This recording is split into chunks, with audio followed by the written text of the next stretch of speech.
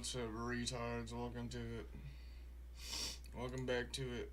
Let's fucking get into it. You already know what the fuck's going on. Don't need to say more. You don't need to do more. You just need to sit back, shut the fuck up. And so and economically powerful and so essential while I watch to this other video on my countries phone. that we could just leave the closest financial union we have and everyone's lives would miraculously be better. Realistically, Brexit is like if Illinois and Michigan left the states. Yeah, sure, it'd make a difference, but realistically, no one gives a fuck and no other state is gonna go out of their way to help them out. And worst of all, now your ass cannot leave Michigan for more than 90 days, despite the clowns who came up with this whole thing all having free passes to move in and out as they please. Nigel Farage's kids have German passports. The guy loves the EU so much he made sure his kids get free movement within the union, something he caused most UK citizens to never have. If you are purebred British, which I thankfully am not, this guy literally took away an integral part of your freedom, a freedom that his kids conveniently get. If that doesn't prove to you it was all just clout-seeking bullshit, I don't know what will. There are obviously some things I don't like about the EU, but they Watch definitely Britain made rejoin more the sense as EU in the financial next partners decade. than the US. Yeah, for anyone who doesn't know, quite a lot of the pro-Brexit rhetoric was based around us ditching our European ties for our better American buddies. Only problem is the EU's there and America is there. Not that this is really anything new. I guess pretty much since the First World War, our two countries' relationships have been a bit like...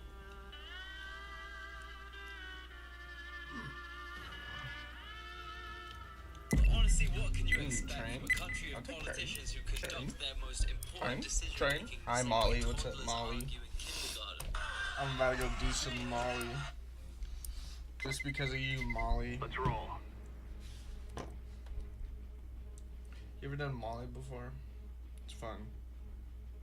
Especially if you do it with your partner. Ooh, that shit's fire.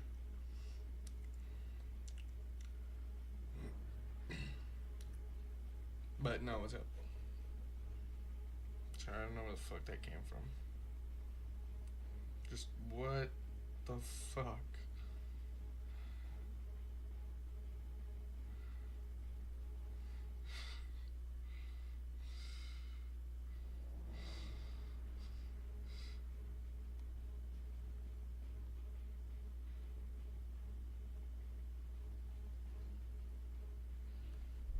What is? But sometimes I question the communities of the games I play. That was wildly unnecessary. Bro, look at them. Oh, shit, with the fucking rain on them, too. Your boy's got some skins. This is easy. We kill them, and then we go home. That's all I'm saying.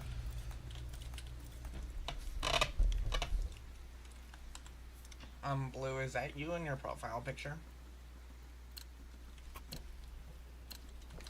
Let's go.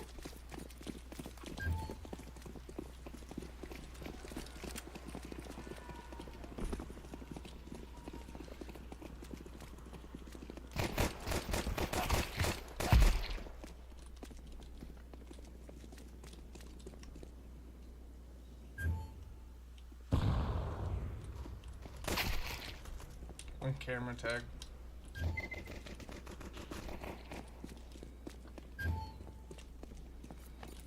Activating the bomb.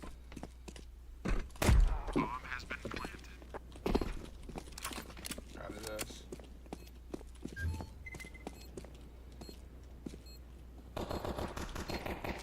Terrorists win. I fear no man. Oh. Reported. Recorded. God, look at this combo. The combo goes so good. These are fact new too. There's no damage anywhere. Move It's it. just some clean fucking knives. Some nice patterns on Don't forget them. the bomb. Blue, is that you in your profile picture? Of course. Is that you in your profile picture? Of course. Yeah.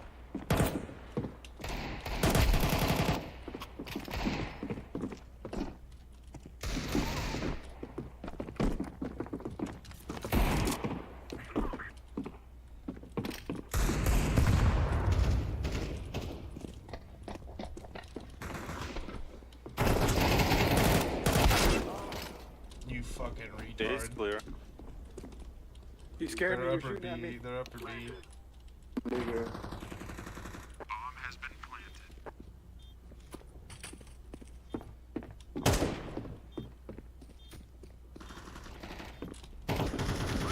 Terrorists win. Yeah, that's how you do it.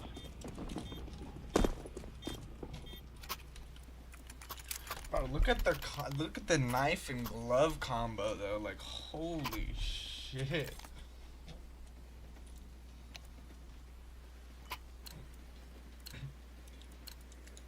Come on, let's go.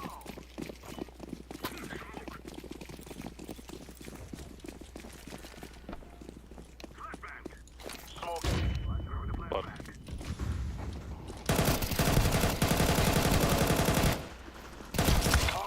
There's two outside E-box.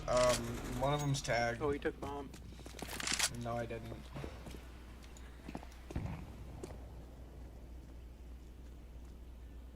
One's going upper B. Yeah, hear him.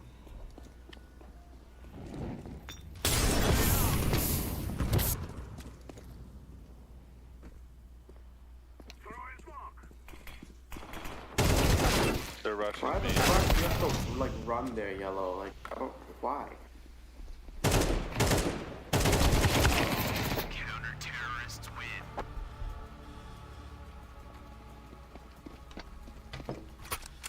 United 6. Y'all are broke. Unfortunate.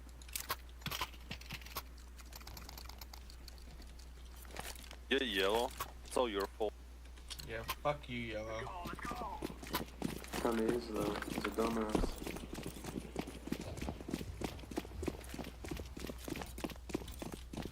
I throw the flashbang.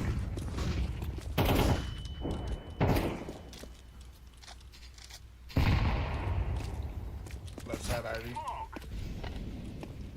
Grenade. Bro, what?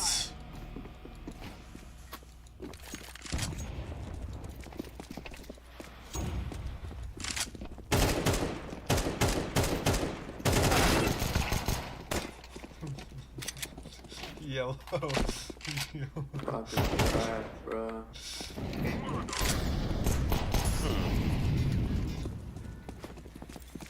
Nice butt plugs in there, shove it up my ass. There's one there. Up top. I will. Alright, bet. I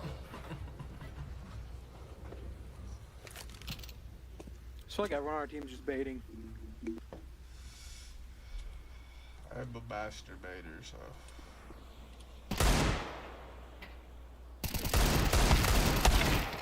Not with the Deagle, bro. Come on. Rid.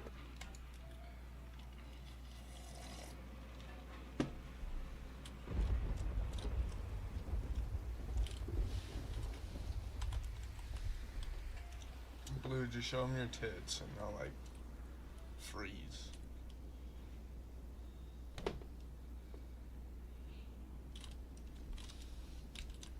Counter-terrorists win.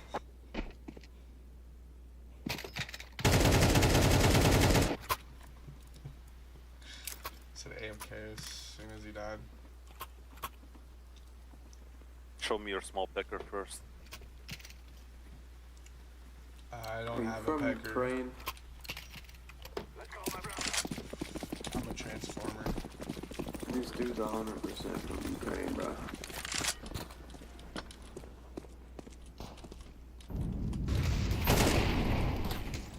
Grenade.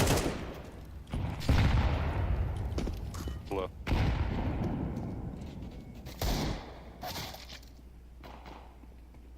And to the right.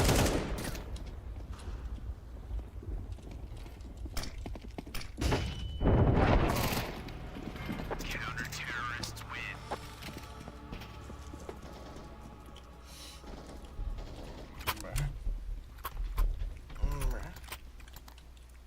How about we all just run out A main?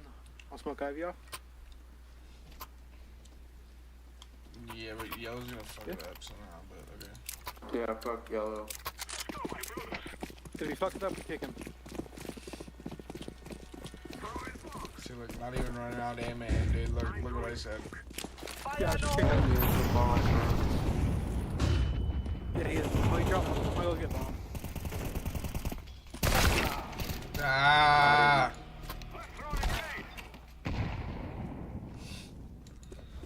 Bro, and now he's coming back.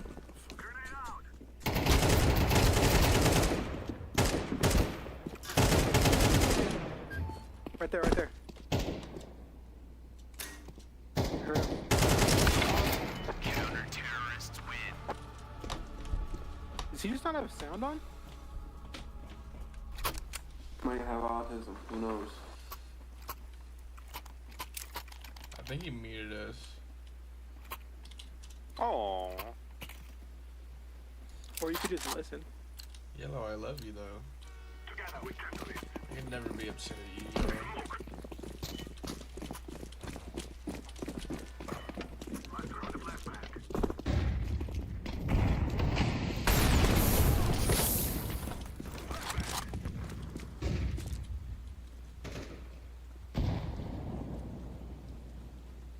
Let's throw in a grenade.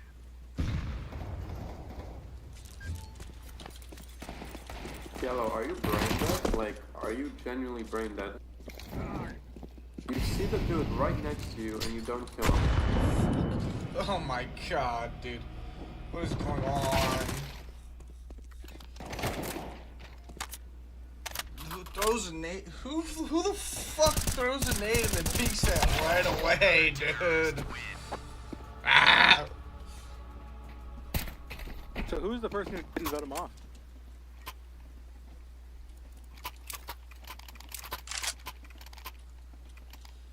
Must be their duo. Yeah, some gay person. By Shmeha. What do you want? I wanna know why Yellow's so gay and retarded. No idea. Throw in the flashbang. 2 Ivy. Flash me in, flash me in.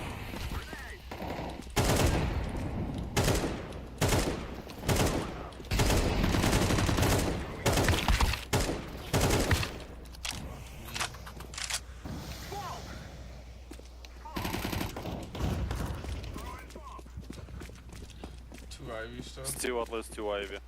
Should be low, hopefully. You said Ivy? Yep. Let's throw in the flashbang. Right there. Oh, dark, Top dark, dark. coming A. Alright, planning it. Last one somewhere. Somewhere. Check up your ass. I will. Just for you. My little pecker. Peek him, Gary, peek him. Terrorists win. We will dance on your grave. Oh my god, we won a round. We won a round? I did nothing? I didn't hit anyone.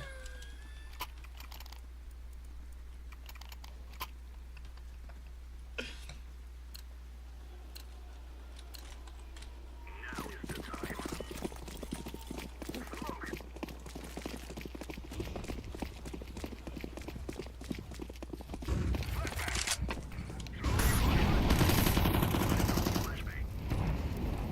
Crazy flash. Fire. Ivy was off.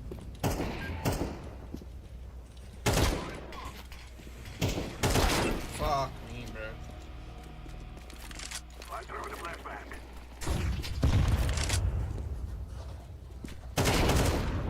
Last lap, Whoa, Gary, yellow. classic. Wow, I gotta kill. Clutch or kick?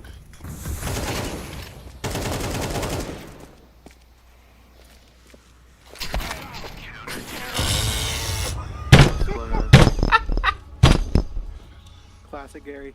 Fucking fucking retard, dude. He had a low taper fade. He's a low taper fan. Has to. Shit. Kill them all.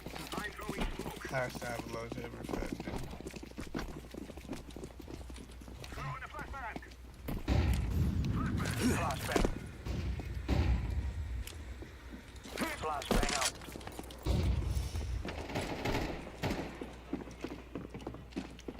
Go B. Go B, yellow, I dare you.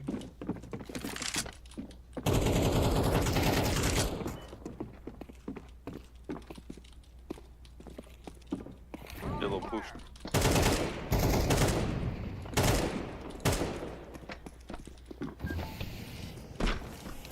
Hold for me. Throwing smoke. Bomb has been planted.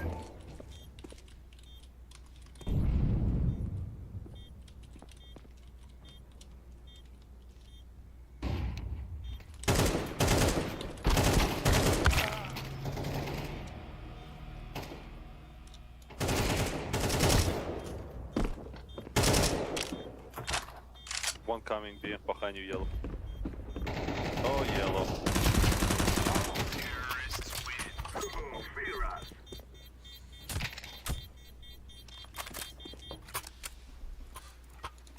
Pass it, Gary. You know, I can't hit shit. I can't hit shit right now, so. Let's go. Smoke. Smoke. I throw the flashbang.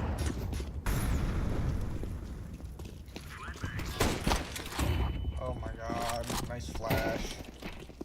Shoot it, shoot it. Oh, there's like at least 3 right.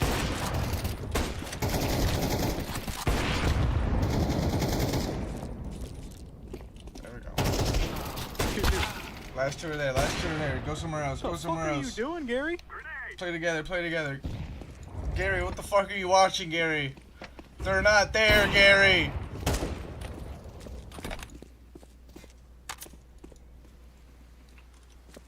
I got their spawn. Gary, One go item. with the fucking green, please. Don't worry, Gary's got ours.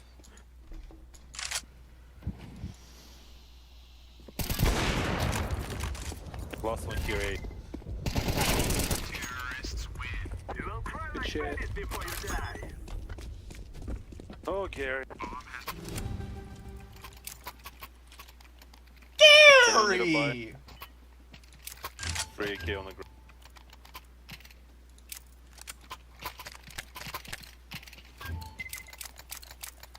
Let's do this.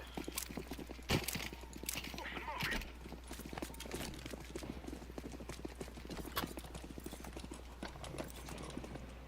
I'm not gonna fall. Enemy fire.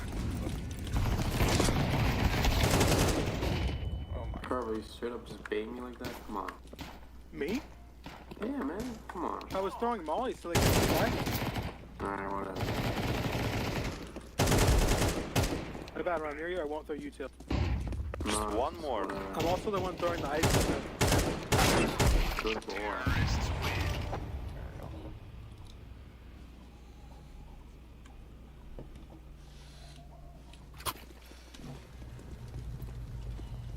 Move out. Gary! Is that a good SpongeBob impression? And you got these ones. Nice fuck too. A little more damage, but it's fine. Still look good. I call Colby on main. Let's give it to them, boys.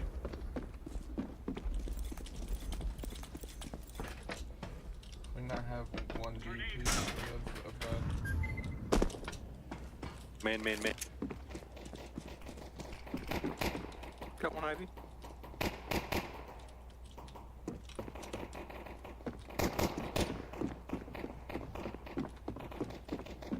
Last 2 on A, orange. I thought they were on B. Mm-hmm.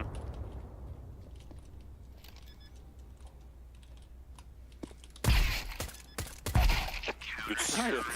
Booyah. At least I know you're not Gary. Thank you. I'm glad I earned that distinction.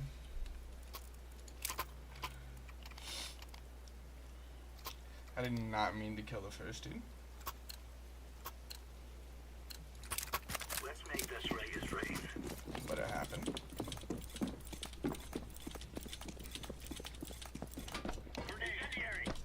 There's no one Ivy. One more remain. Flashbang. Nothing Ivy.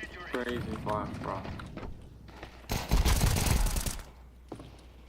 What are you doing on that? Nice job. Got this. Hey, bot.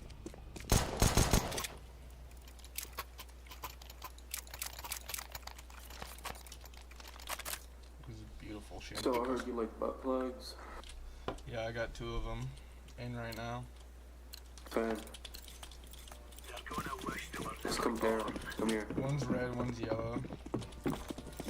Oh hell no. Yellow like Gary. grenade. Yeah, Gary. Throwing They're flashbang. smoking it. Flashbang. Deploying flashbang. Fire in the hole. Incendiary out. Also Ivy. Throwing Nothing fire. upper B. I heard one red train. There was one Ivy. Throwing fire. Grenade out. Wait, A. Bombs A. One electrical. Deploying flashbang. Weak Ivy. Bomb has been planted. Fuck. Terrorists win. Why do you have to jump? Should've I'll just... throw the Gary moment. Yeah, actually Gary was playing for me right there. That's my bad. I had to take a shit. Are you saving this round? Hell no. Got this dude 2K Eagle with Throwing flashbang. the 6 to 9 kills. Flashbang. Throwing Coming flashbang. B, coming B, fast. All coming B.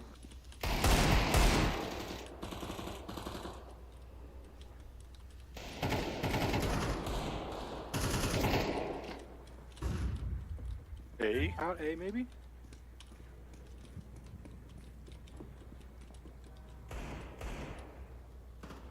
Throwing a grenade.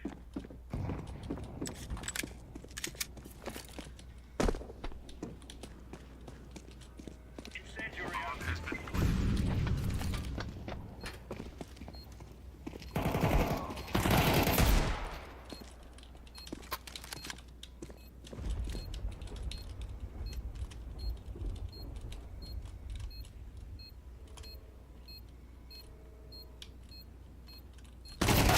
Ah, dude, I was on his head. That's bullshit.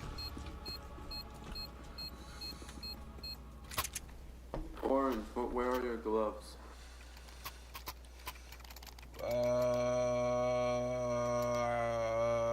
Yeah. Yeah. Fair enough. Okay. Let's move.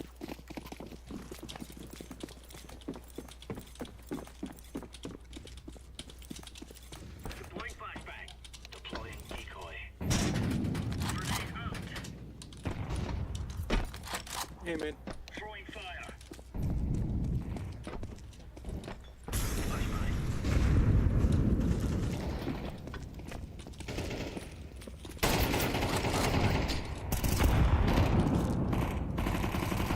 Throwing flashbang. Lansing, move the fuck away. You move, man. Terrorists win. How? Bomb has been planted.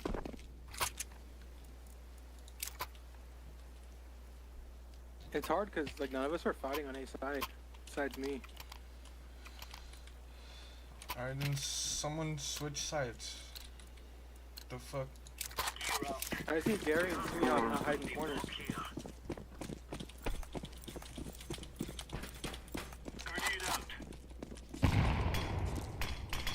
I hear them B and one in main. Here, Ivory. Right here, right here. Hey, orange.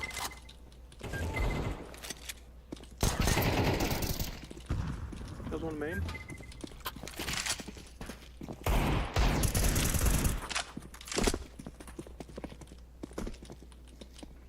Throwing flashbang.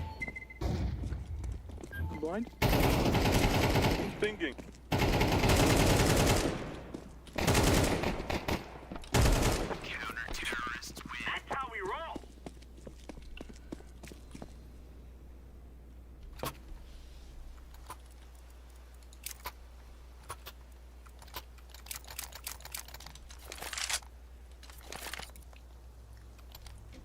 like that. We actually fought. Here, yellow by me. Move it, son. He's saving for aim skills. Lessons. He's better by that dog. Flashing. Grenade. Laying down smoke. Throwing smoke. Nothing, Ivy. Could be B then? Top dog? Gary doesn't calm, so I don't know. Here's the nigga. Main's clear. Incendiary out. Heaven? It's B. There's 3.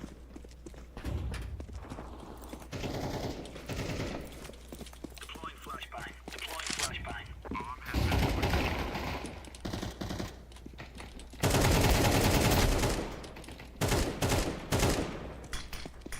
Incendiary. What the fuck?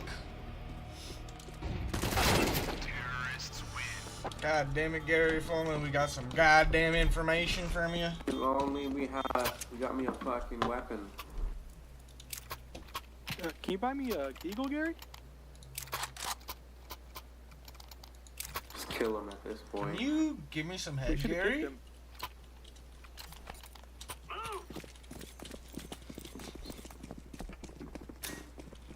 No, let him Who's stop. saying no? Who's his teammate? It's me, huh? No, I pressed F1. Me, huh? It's flash.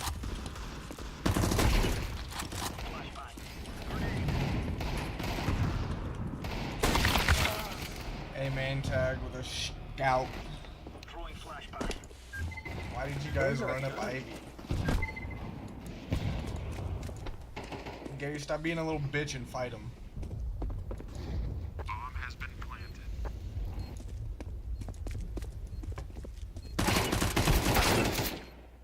Where's the support?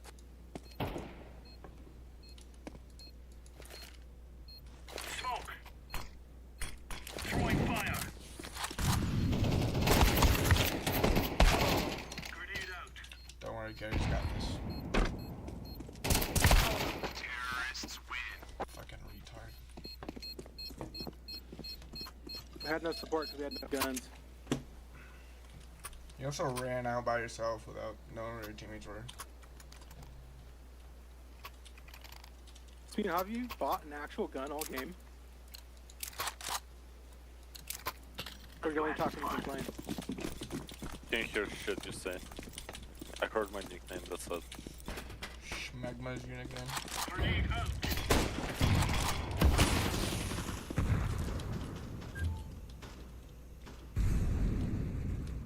There's some B. 4 A main, 4 A main. Oscar. One Hot on dog. You think?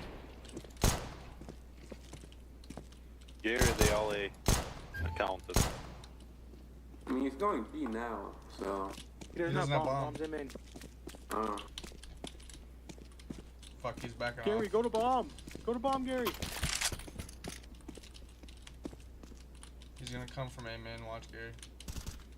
Gary. I got pop dog, Holy Gary. fuck. It's a classic Gary panic mode. It's just Gary all over it. Yeah, stand in the middle and jump, bruh. It'll help definitely. Keep doing, keep doing. Hey, at least he's got a real gun, it's me, huh? I mean, I don't have fucking money for M4.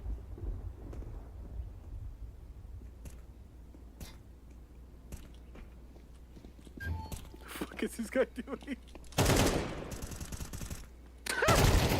Oh, No fuck. shot. I think that my shot. Apparently you didn't. Gary, what the fuck were you Dog shit doing? CS2.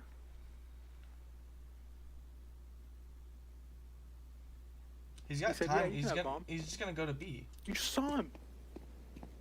You hear him? Oh my god. Jesus, Gary. Holy fuck. Champion. Incendiary out. This can't be real. I mean, you wanna buy me a real gun? You see I how was much talking money I about have? the other 21 How rounds. about when Gary we bought buys the us a same rare bit gun? on the Tell your entire Yeah, time. fucking Gary, give teammates someone to else buy the it. AK, please. Tell He's your not teammates lazy. to buy us the gun. Yeah, he fucking is, bro. Stop fucking lying. Watch, I started the vote. And it passed this time. Wow. Fuck you, I'm not his teammate. I got a weapon for you guys. Right here. I'll take it. Ivy.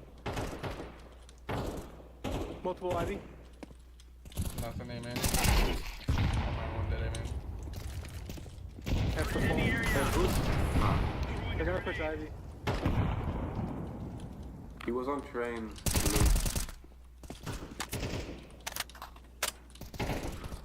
Throwing fire.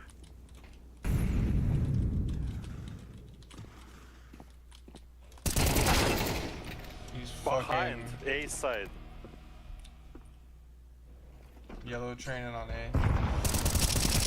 Oh my god, oh my god, oh my god, no! Dog shit. And now we don't have any real guns. Fucking Gary, dude. It's always Gary. I blame Always Smeeha a for not nigga kicking named him out Gary. at the Yeah, beginning that's of what the I'm game. Now. saying. Fuck you, Smia. It's all Smeeha. Fuck you. Decoy. Flashbang. Ivy.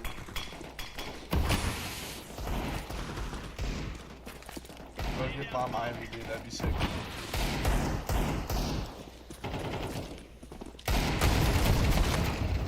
He's up, Ivy. Tag him. Smeeha with his classic gun. Gary moment? Oh, maybe not. See, Gary would have clutched that. I don't know why you kicked him, Smeeha. It's so weird. That's what I'm saying, dude. Smeeha, you need to teach. Oh, he's gone. Alright, fuck. Well, GG, guys.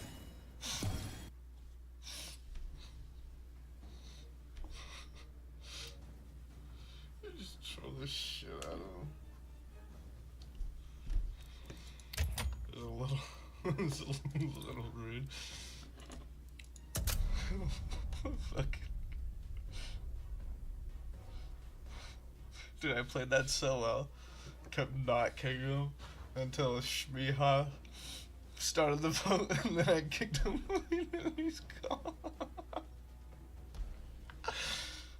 And they're like, oh yeah.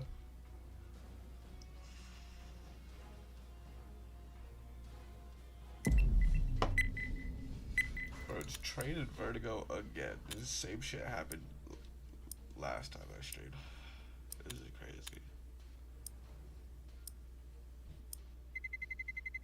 Let's roll. It's the most boring, basic, bitch ass booty hole. Fuck.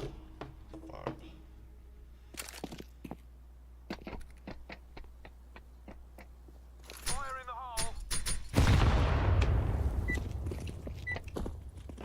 Grenade.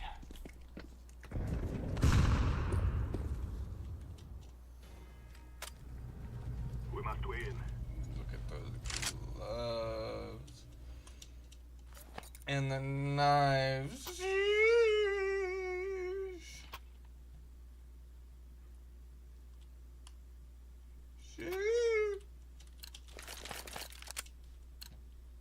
Come on, let's go.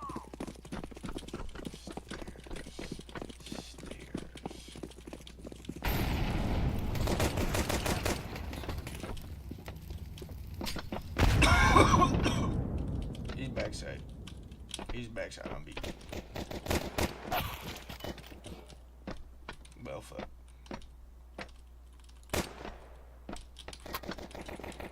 Yellow, stay alive. God damn it, Yellow.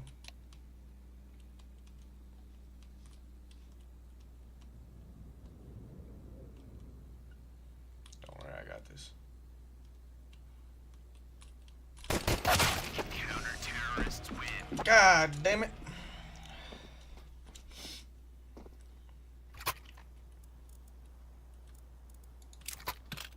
didn't do what he's told. That's his fault. This is like, it's not my fault. How many do I have in this? I got 77 in this. 7. Nico! Move it. I'm looking bad, but somebody gotta do it. I'll put up on the gas, but somebody gotta do it. Turn his TV off. Turn his TV off.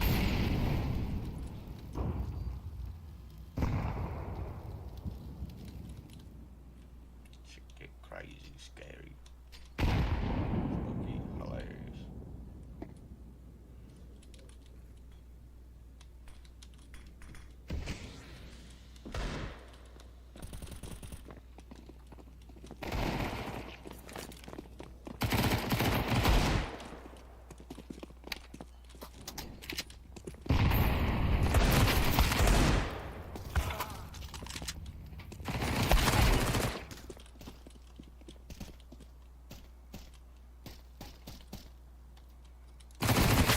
I dinked him too! Fuck!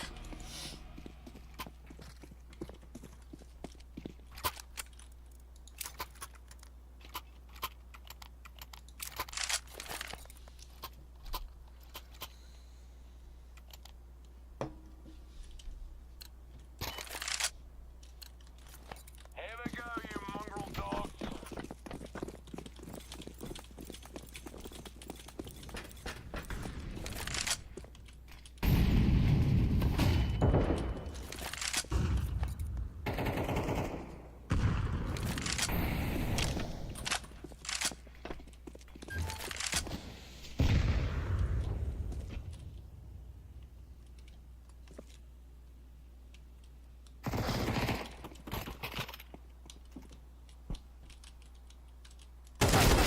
There's no way he gets that, bro. I'm on him. I'm literally on him. Smoking.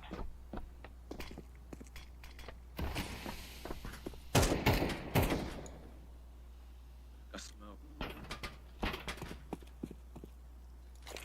This bomb now. Bomb has been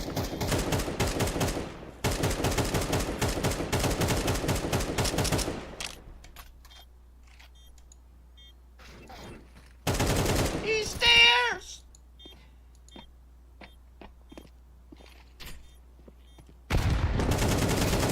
terrorists Fucking win. I fear no man.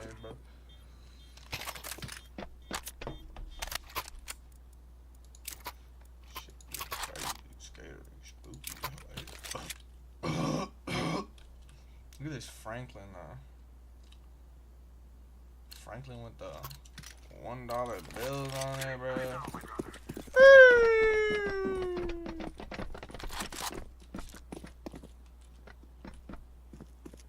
They rush stairs.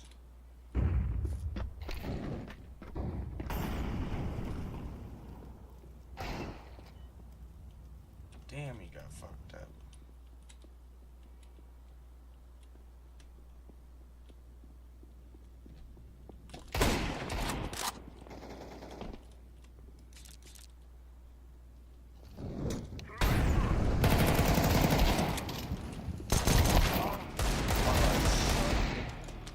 Why do I?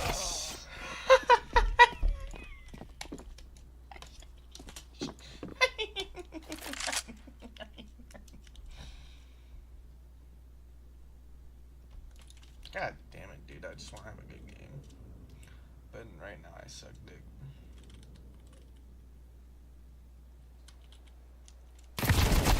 Counter-terrorists win.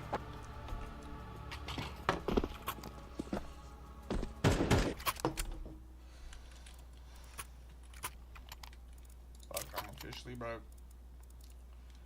You can call me a joke. No, I won't choke. Look, it's simple. And then dick in All my we gotta do throat. is go in there, plant the bomb, get the cash, and get out. Not so bloody hard, is it? Because I need to go.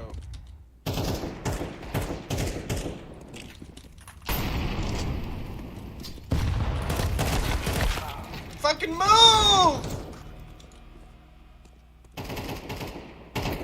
Disaster, dude.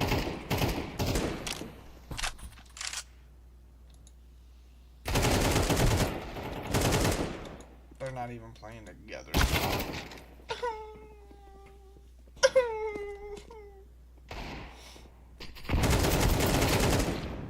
Counter-terrorists win.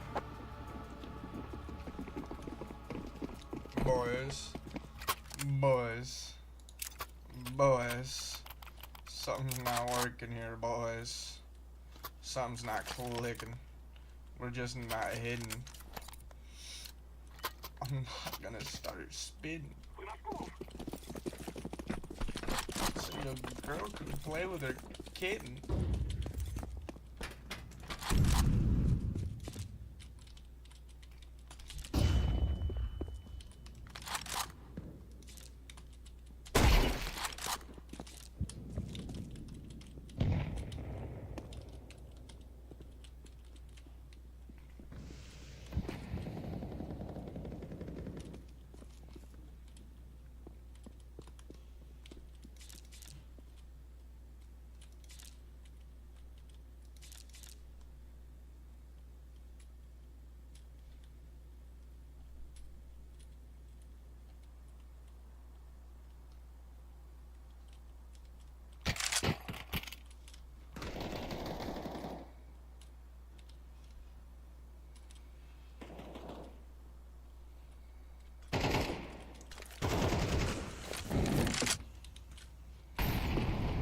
Deploying smoke shield.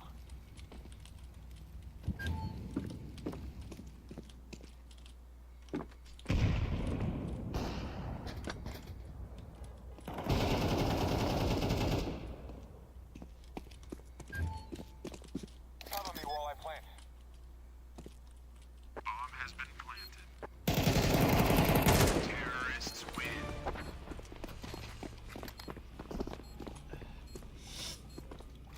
Dude, that one shot on that dude was nasty. That shit was nasty. I'm sorry.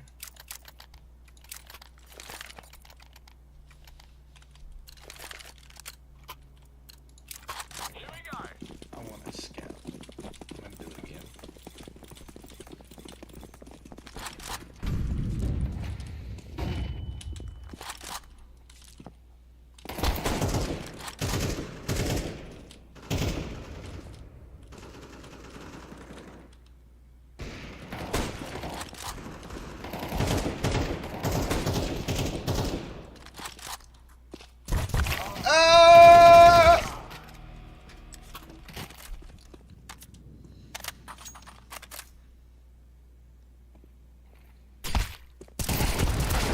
Counter-terrorists win.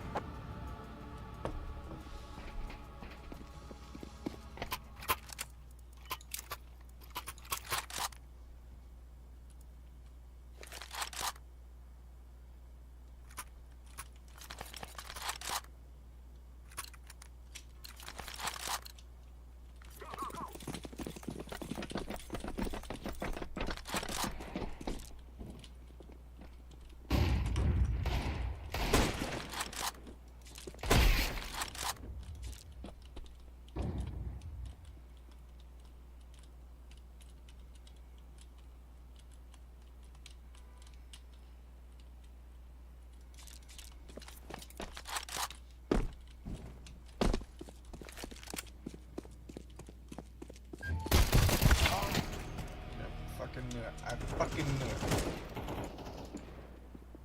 Throwing smoke. Planted. Bomb has been planted.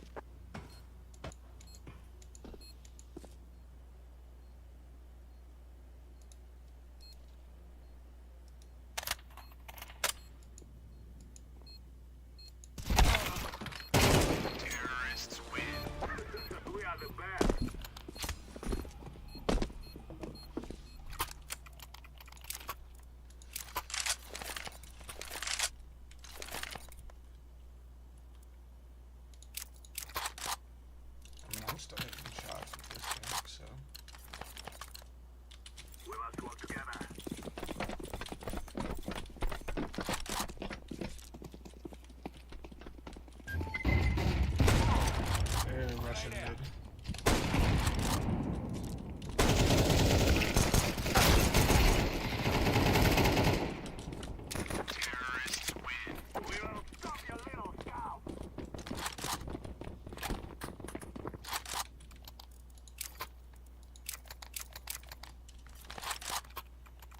Tagged one of them. 2 dinked. Fucking the other one with the P250. Great gun, by the way. Let's do this.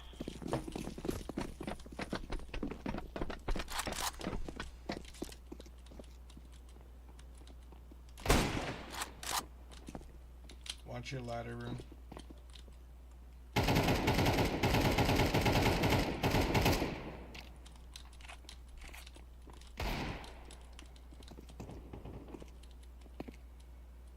Grenade!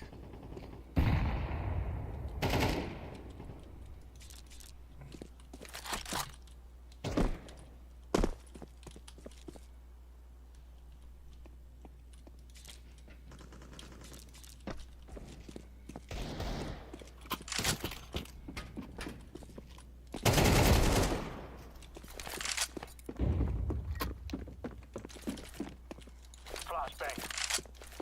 Smoke! Smoke out!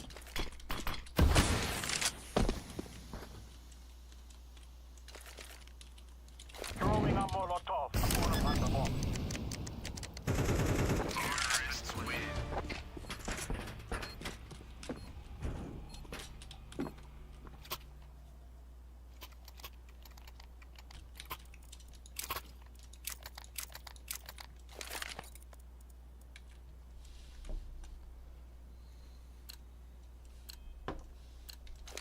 Come on, let's go.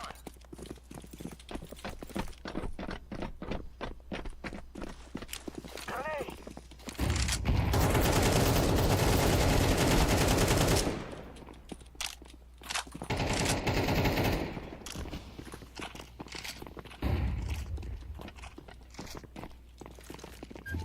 Fire in the hole.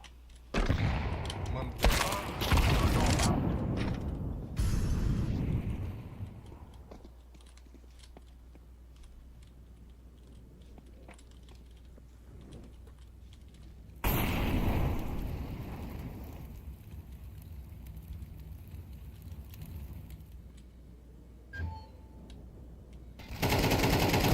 He's laddering my shit.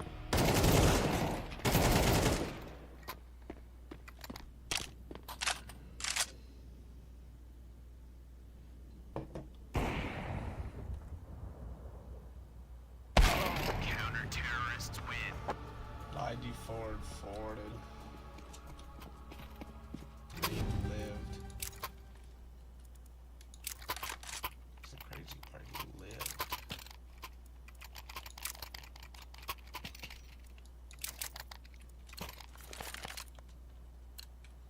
Let's go, let's go! Yes.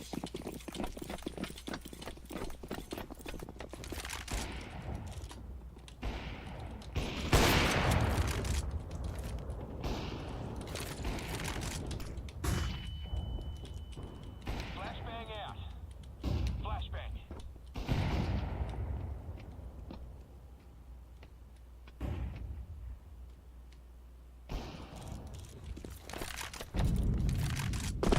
Ooh.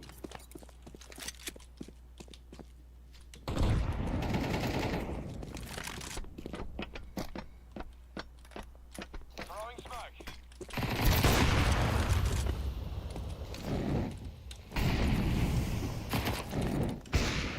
Flashbang out.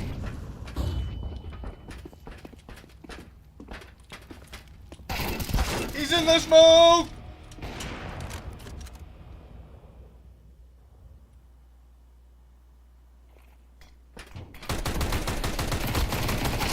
Terrorists win. Fear us.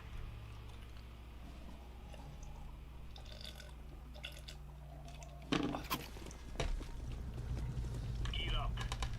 We're going in.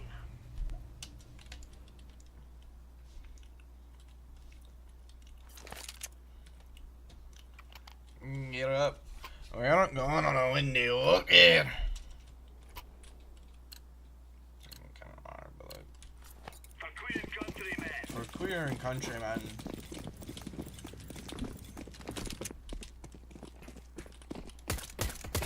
Stairs.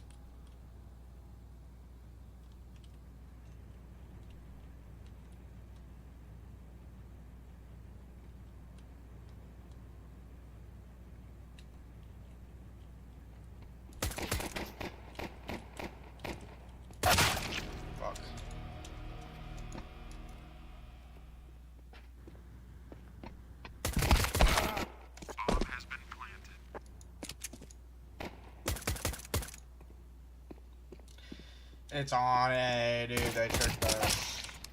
They got you guys.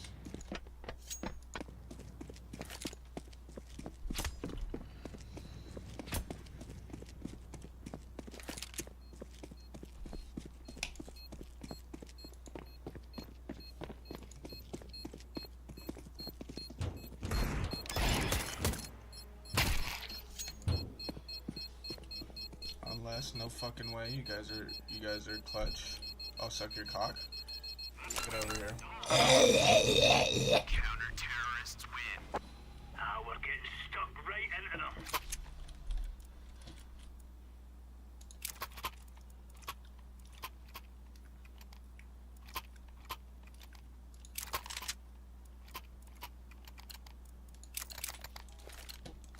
Alright, gentlemen, this is it.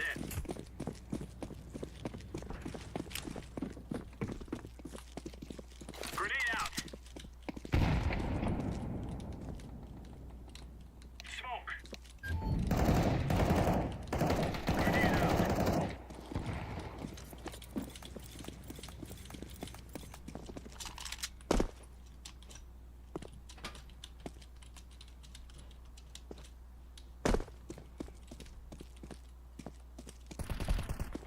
Told you one was there.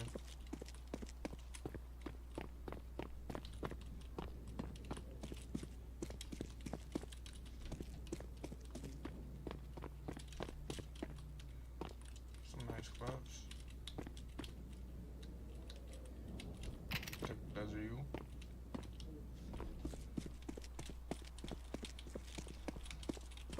Counter-terrorists win. There is no stopping us!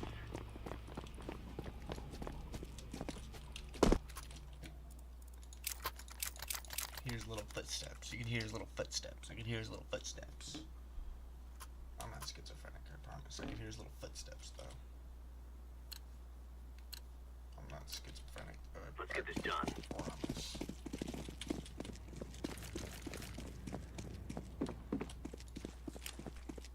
Throwing fire!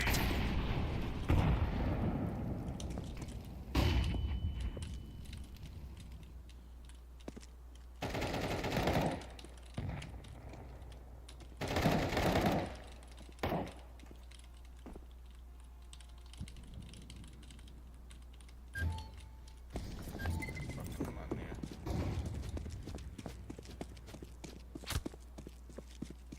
Throwing a grenade! Bomb has been planted.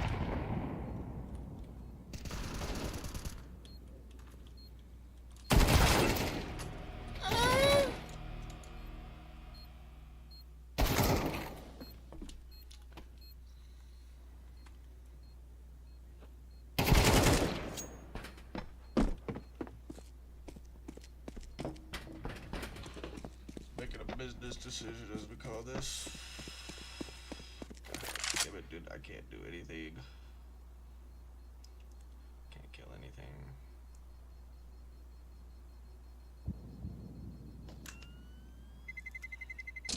Terrorists win.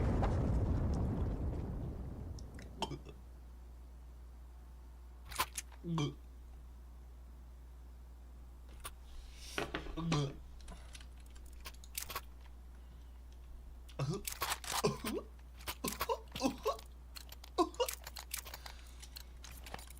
it, son! I'll fucking do it again.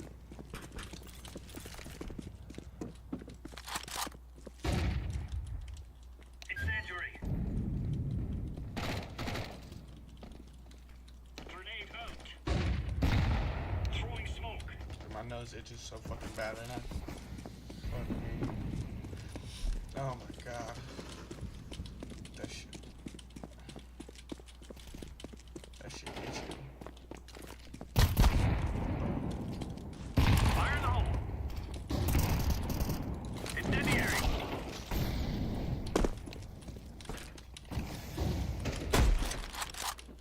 Bomb has been planted. Deploying flashbang.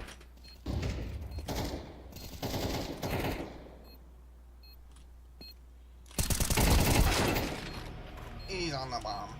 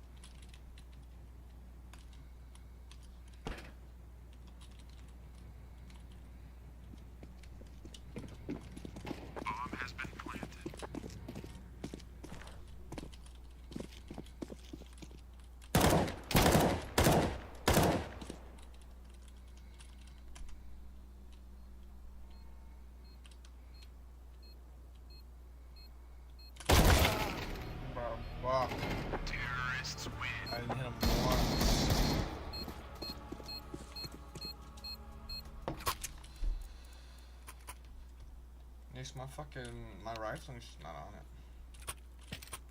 That's a negative.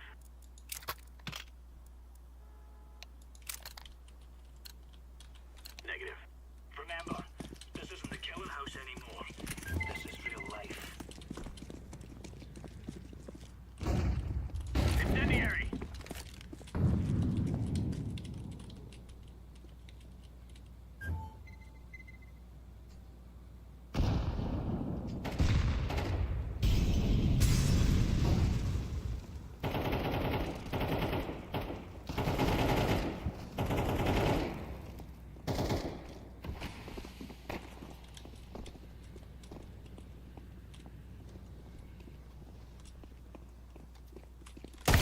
Dude, I was on his head. That's so bullshit.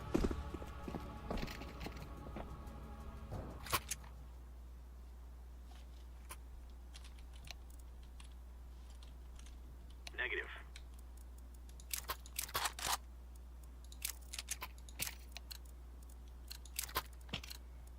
Let's go earn our pay.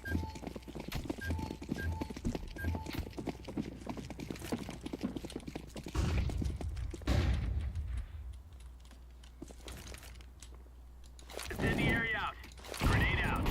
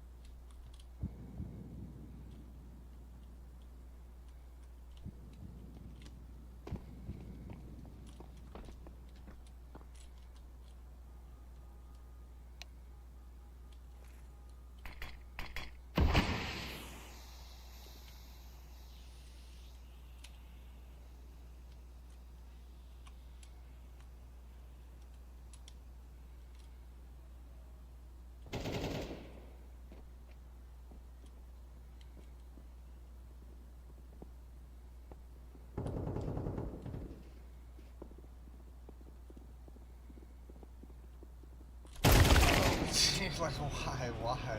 Who the fuck thinks to look there? Who thinks to look there, dude? Like, your whole team's fucking... Who thinks to look there? It's just, it don't make no sense. It don't make no sense. It don't make no sense. It don't make no sense. Let's give it to them, boys. It don't make no sense. Laying down smoke. Throwing fire. Smoke.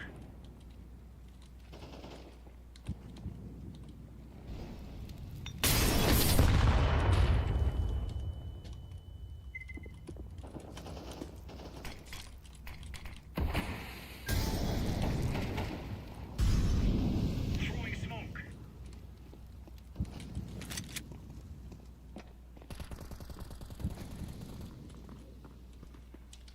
Bomb has been planted.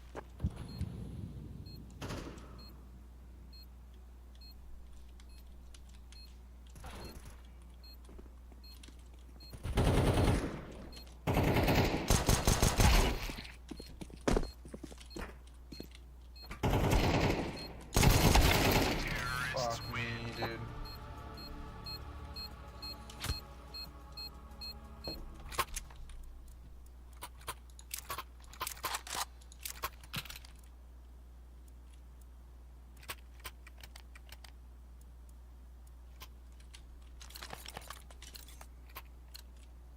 Remove any doubts in your head.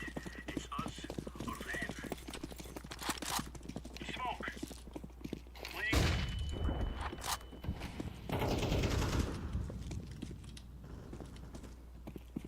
Grenade out.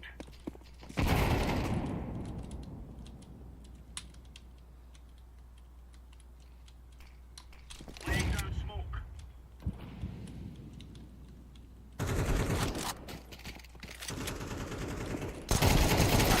Terrorists win. And that motherfucker just push out, dude.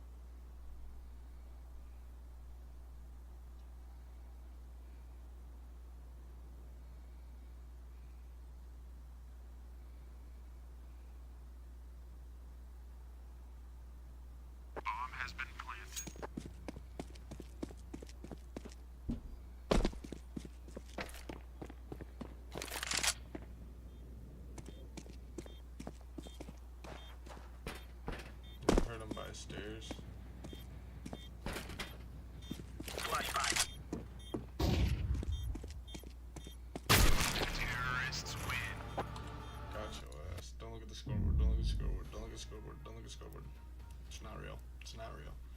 It's not real. It's actually not real. Believe it or not, it is not real. The score you saw there, not real. Actually, not real.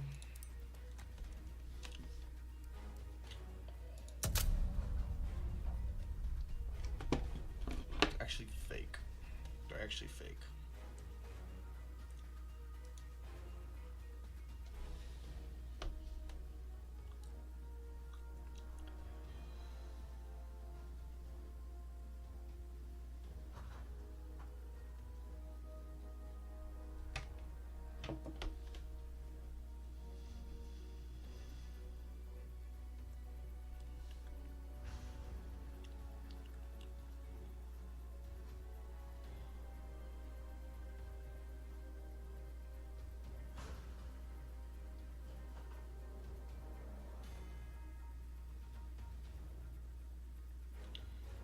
I couldn't imagine shoving a bottle up your pussy, dude.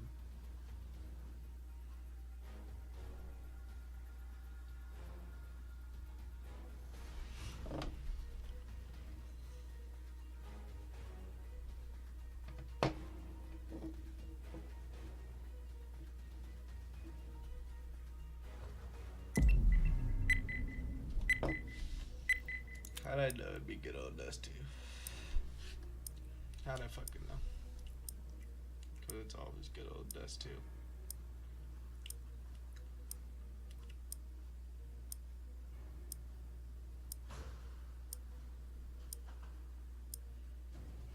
Fuck, it's not Dust too.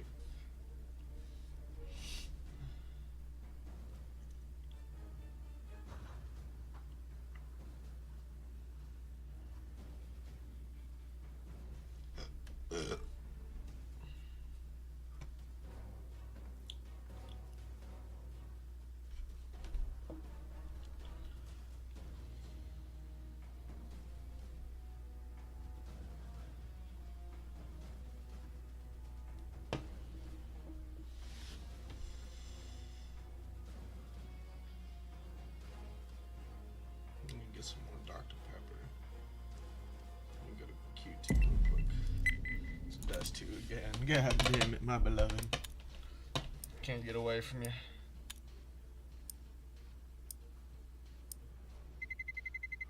Let's roll.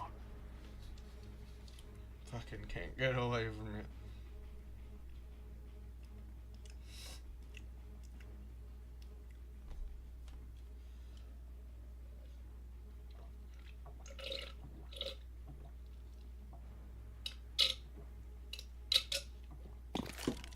Can you guys hear that? I hope not. Actually, I hope so.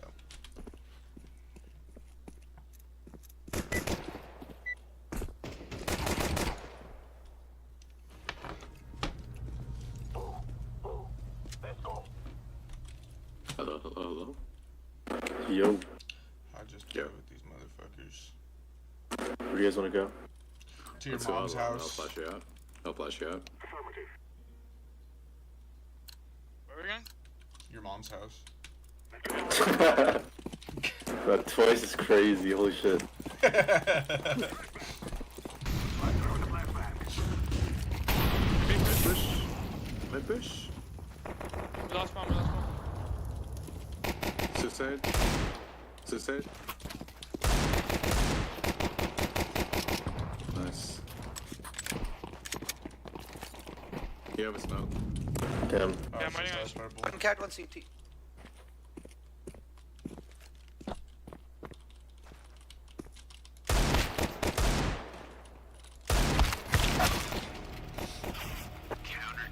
Who gave me that deagle, dude? What the fuck?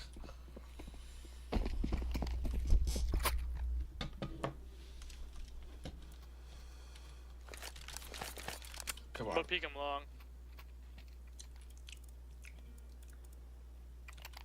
I'll flash.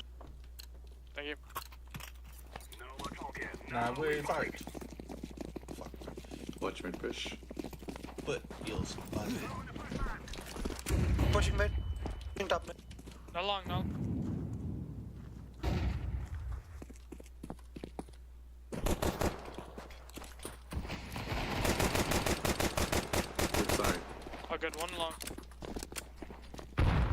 They're coming from behind. One car. One HP, nice. Nice.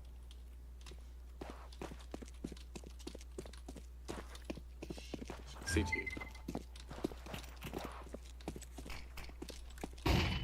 That was a flash, bro.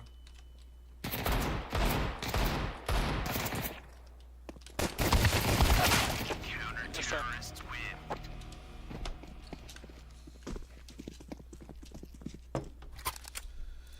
Just stop fucking bouncing, bro. I thought it was a decoy.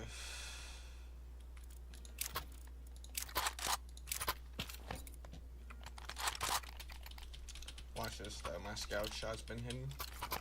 So I'm This gonna is what we have do been this. working for. Smoke! Two cross. Grenade out!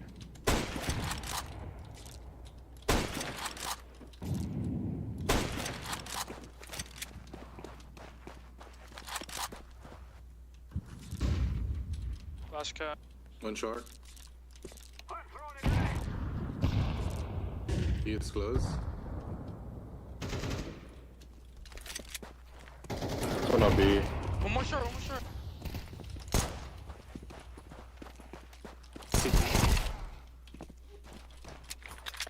Two weapons down on short.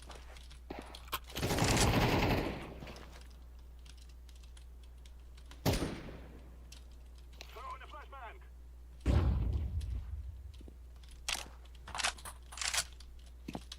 Probably got like B some, maybe. I don't know. There's one on B. B seems clear.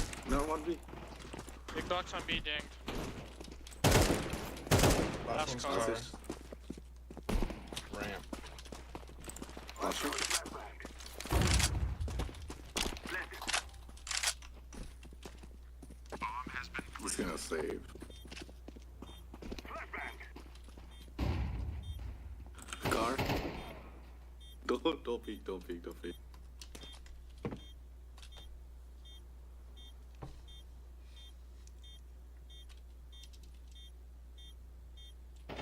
terrorists win. Shit. No one.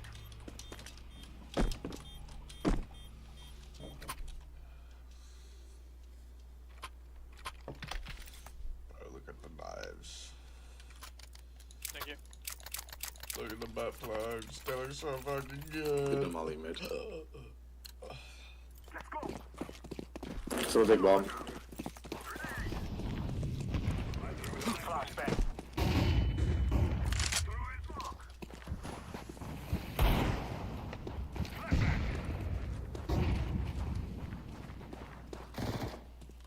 Short.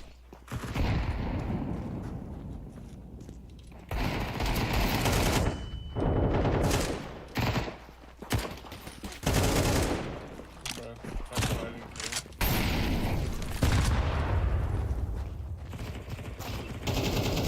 You pushed.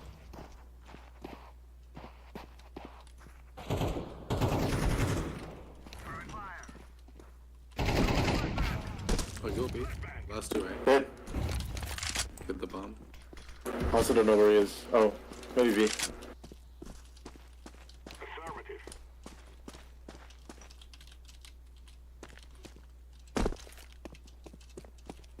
I'm gonna plant the bomb. CT. Mid door. Die. One more right lower. I'm super low. Molotov out.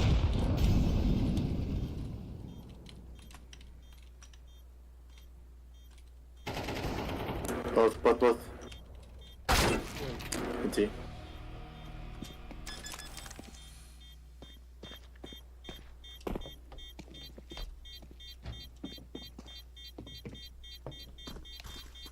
Bomb has been defused. Counter-terrorists win. Didn't even have a chance, but I just fucking.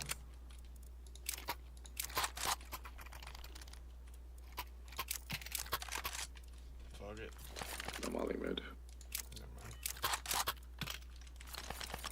mind. So he flashed me out long. Let's go.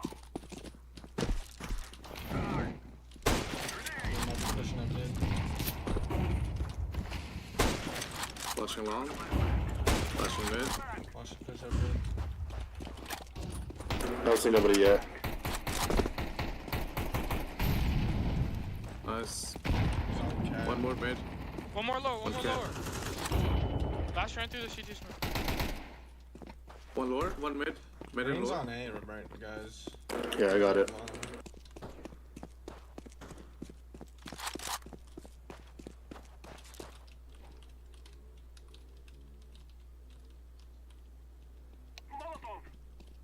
One's B. Both mid. Actually, Just have it. Bomb has been planted. Terrorists win. Nice.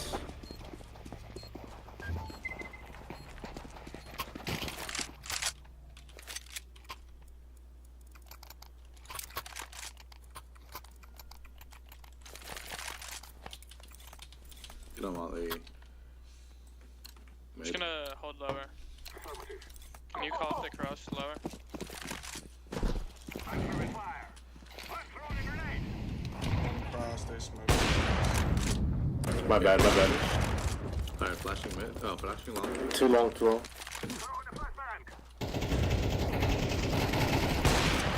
Just a minute. I can't see, I'm smoked off. He's running back there. I could go up cat. That wasn't him, he's still alive somewhere.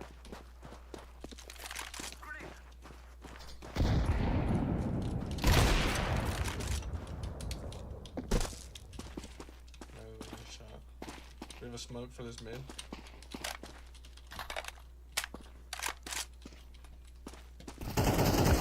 Close CT.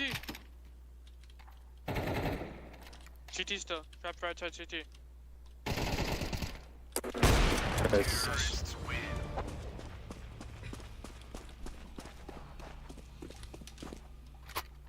Can I get a drop? I can drop someone. Oh, yeah, we do. Thank you. Get on Molly down mid.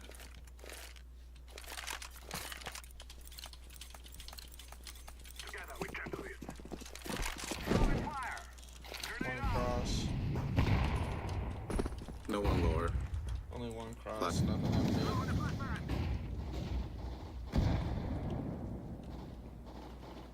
Got B, I got B. I got B, I got B, Doors, close. one close mid doors. Ending bomb. Cat. Should just go B. I'm coming. Yeah, watch your mid doors. 2 mid, 2 mid.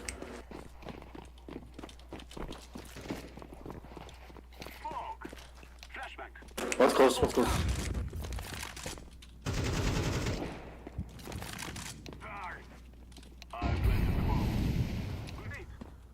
Bomb has been planted.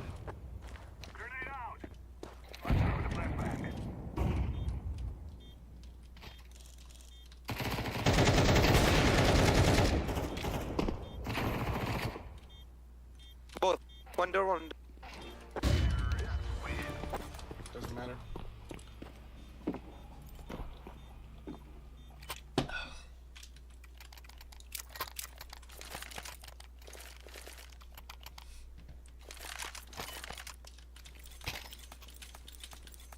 Get on Molly mid.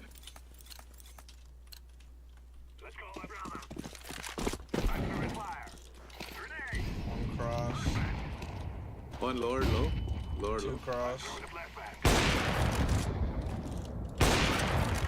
Push lower. Snag. He's in the corner. Fuck. Jesus.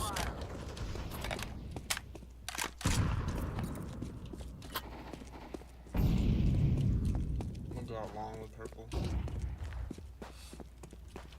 Mid. Wait on you orange to make contact.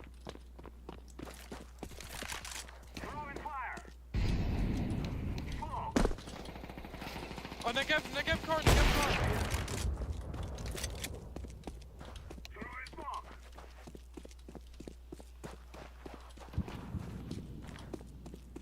Be clear. Terrorists Nice. win. Bomb has been planted.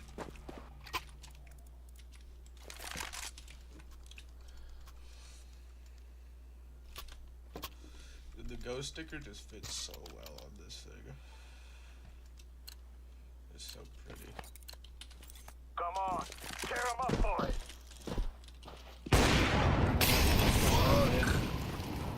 My bad. One cross, one's pushing on mid, watch.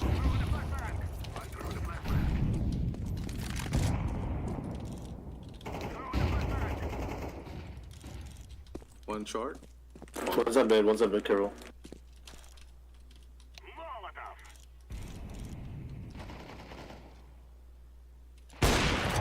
Here's my suicide. One mid. Bro. All good, bro. All good. Long. That's long. Let him come out. He fell back. He's going to say it. Be careful, Orange.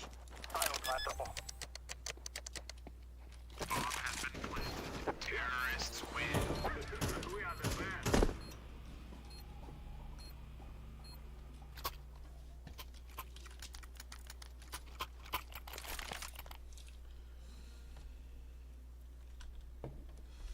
I'm going lower, boys.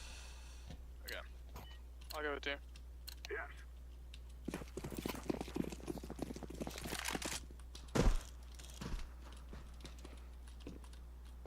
None cross, I don't need. One pushing on mid. Mid. B might be clear, guys. One more. Yellow and I are taking contact. Help. He's low. Outside B low. Outside B. One close doors. B door. Gone out. B doors low. One mid doors, one B doors. Watch They have an my op. window. B doors. Bomb has been planted. They have an op. Last low. Grab that up, please. I'll suck your dick. Alright, green purple. Who on top? Me. You want your sloppy toppy in return? Nah, I'm good. Appreciate it, though. I need you to get a 3K. Yeah, you're asking too much.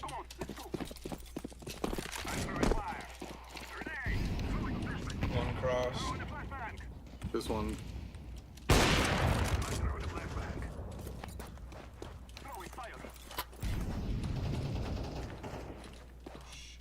Crouched. You guys have 4A. Just go B if you can. Yeah, fuck that. Top mid. One more. Elevator. And Damn. Lisa. Fuck. One short, one A, CT. You wanna re-hit long? Yeah, go for long. Go long. One long. You heard him. Could be close. Behind us!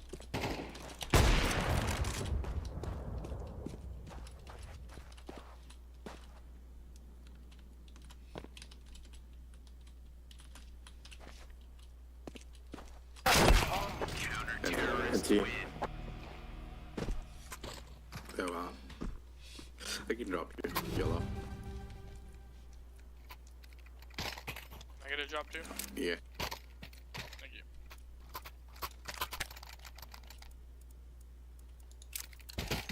Wait. Up there.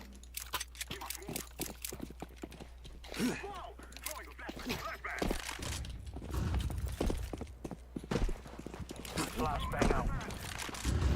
I'm throwing a flashbang. Mid.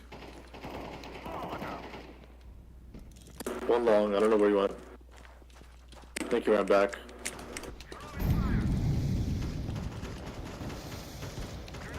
It's two hoppers. Yeah, up on A. Let's go B. Go B. Careful, two hoppers.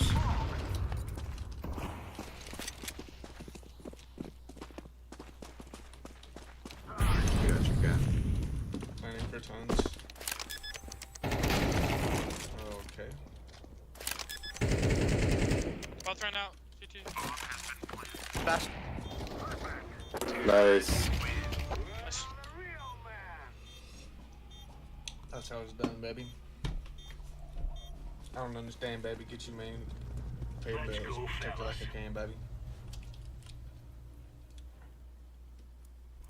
You need you a man, baby. I don't understand, baby. Pay bills, protect it like I can, baby. Get a kit, Green. What's up? Get a kit. Move it, son. Yes, sir. Good boy. One dead mid. Short, maybe? I don't see anything long. Top mid 1. 2. Going up cap. One mid, one mid.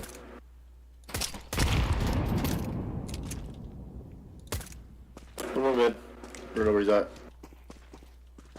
Grenade out. Nice. Last one now. Lower. Last lower. Fell back. Went up tons. Play easy. Watch across on B.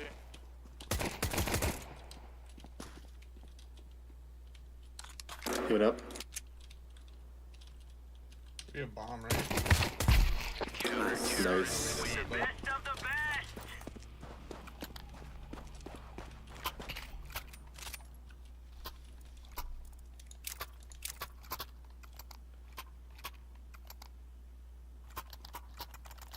I'll come along with you. I'll flash you.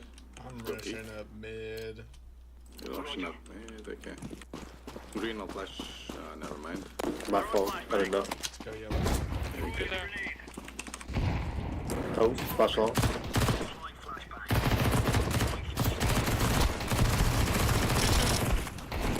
One suicide. Two suicide. Nice. No! He killed his teammate!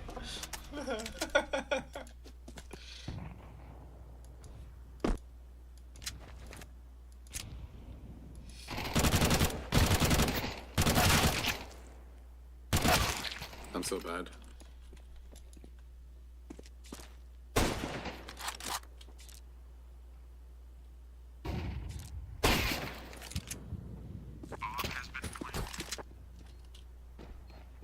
I believe.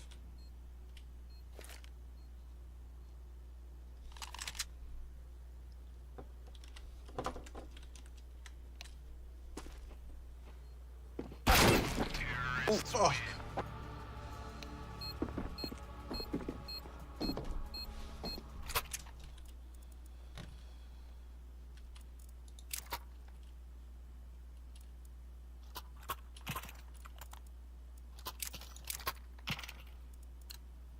Go in lower, boys. Are we rushing in? Or are we going sneaky beaky? Just said. Deploying flashbang. That's long. Watch out, tons. On suicide. Smoke late. Throwing fire.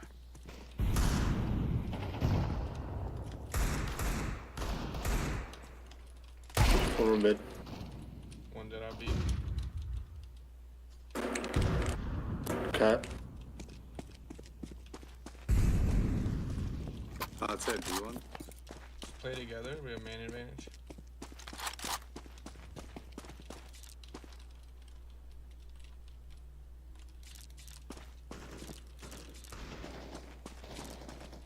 He's low as fuck. Outside D. Don't go, don't go. Stay. I'm gonna watch tons. Stay mid. Did get up cat green? I don't know. He did molly. I don't think so. Short. My fault. Lazy, please. Bomb still not spotted. Probably going long. Both. Cat. Both cat. Wood cat. Nice. So great. AK on him. AK on him. AK short. Nice. That's one way to win a fucking round, goddamn. That headshot on the dude coming out of tons, I'm sorry, man, but I had to. I just had to hit it on you. Move it, It's son. nothing personal. It's like it is what it is sometimes, you know?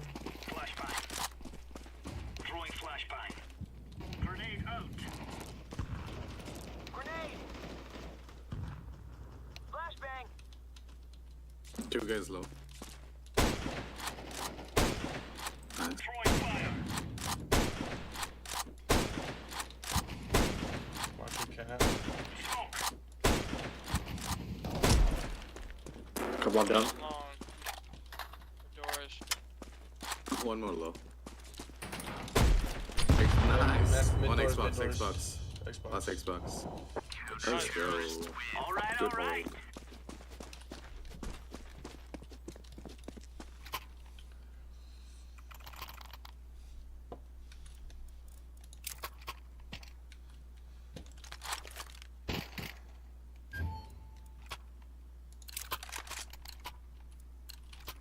Go, go, go.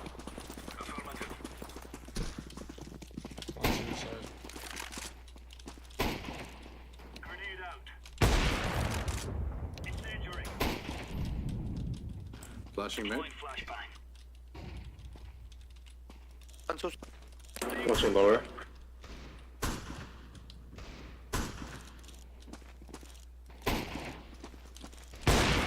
One out tens. On B side. One on B side. He's on plat, I think. You want me to rotate? No, he doesn't have Oh, a yeah. bomb.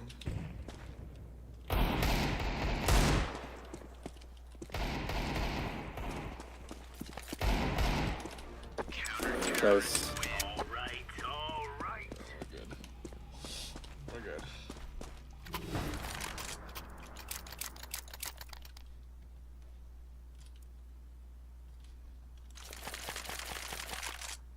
My op capillary with the little chicken sticker on it.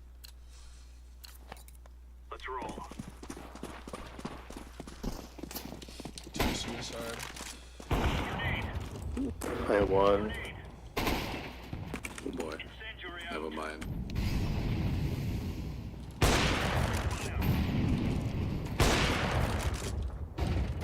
Throwing Might wanna smoke. watch your cat. Up cat, up cat, up cat.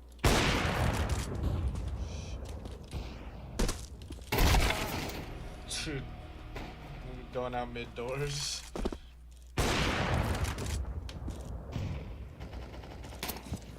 Short. Deploying flashbang.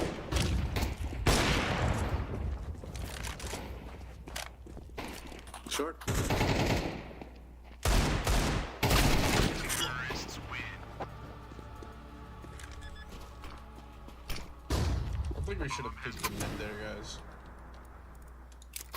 Yeah, I'll just have 4 scopes. It's just that. I can drop. I'm doing this shit again. I'll go long. I'll flash for you. Yeah, I'm gonna nade them Molly. I'll just. One suicide. Throwing flashbang. Throwing a grenade. Lots of volleys. B. 2 volleys B. B, B, B. One.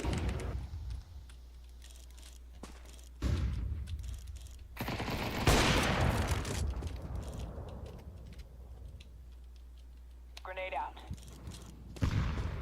Grenade out.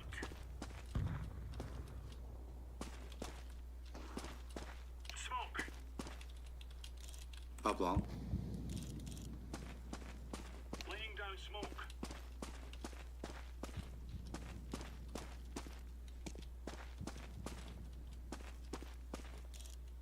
Grenade out.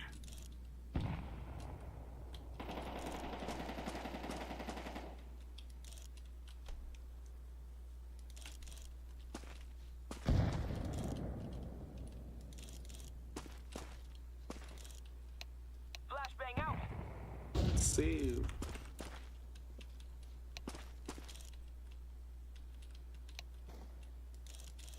One on B. Last 2 on B. The T-spawn, bro. Roger. Both T-spawn. Roger that.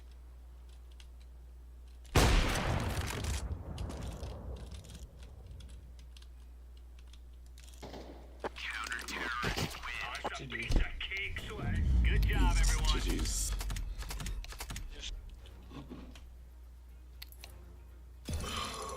It's pretty fucking good, too. It's a pretty easy game. You get carried by blue. carried the other team on train. But whatever. I'll take it. They're going on this weird ass win, lose, win streak. I don't know what the fuck. But I'll take it. I'll take it. My baby's supposed to call me, but she ain't calling. Okay, I'm doing Cyber P Diddy Party and then me and Skreets of Night City. It's not like that, chat.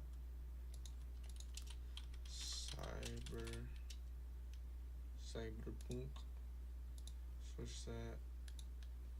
Let me switch the name to on YouTube.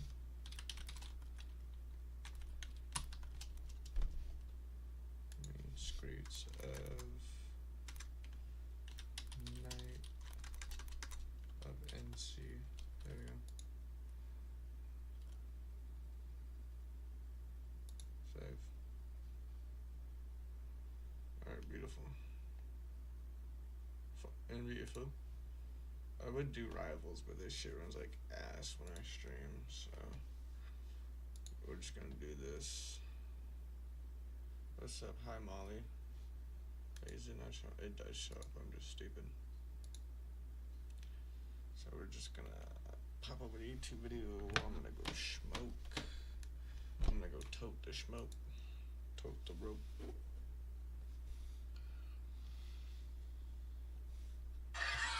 So the big toes.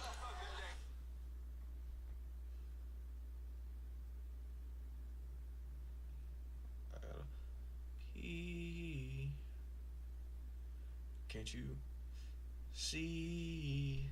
I got it. Here you go. Watch this. And Michael Jordan's career earnings combined. It's bigger than Messi's contract, bigger than Ronaldo's contract. It's 2 times more than the biggest NBA contract ever, and over $300 million more than Patrick Mahomes' contract. Oh my God, is that real? 15 years. That seems like a joke. Juan Soto will essentially make Caitlin Clark's entire 4-year contract in one game. He will get paid more than every single Oakland Athletics and Pittsburgh Pirates player has made in the past 10 years combined. On a guy who in 5 years is going to be a DH. He's a terrible right. He's not a good right fielder. But Juan Soto isn't getting the biggest contract in sports history because he's good at baseball. He's getting it because of these 4 billionaires. All 4 at one point had Soto. 3 of them lost Soto, and 2 of them aren't even alive anymore. But the power dynamics that played out between these 4 created a 1 in a million scenario that somehow led to the biggest contract ever. A contract that began taking shape before Soto was even old enough to drink. During his rookie year, announcer Joe Simpson simply could not comprehend how Juan Soto could only be 19 years old. If he's 19, he has certainly got his man growth. He is big and strong. Hinting that he may have lied about his age. Decades ago, this was common practice in Latin America. If you throw 90 miles per hour at 20 years old, teams might pass on you. But if you throw 90 miles per hour and they think you're 16 years old, you just got a massive contract. In 2001, over 300 players got caught doing this at once. Famous players like Bartolo Colon, Nelson Cruz, Vladimir Guerrero, and more were older than everyone thought they were. And one day, out of nowhere, them and 300 other players' ages changed overnight. This, without a doubt, is much more rare today. It's harder to pull off, but it does occasionally happen. After these comments, the Nationals GM confronted Joe Simpson to his face, telling him how out of line this comment was. And the next game, as Soto hit a opposite field bomb, Simpson apologized as he crossed the plate, saying Soto is 19 and he's a heck of a ball player.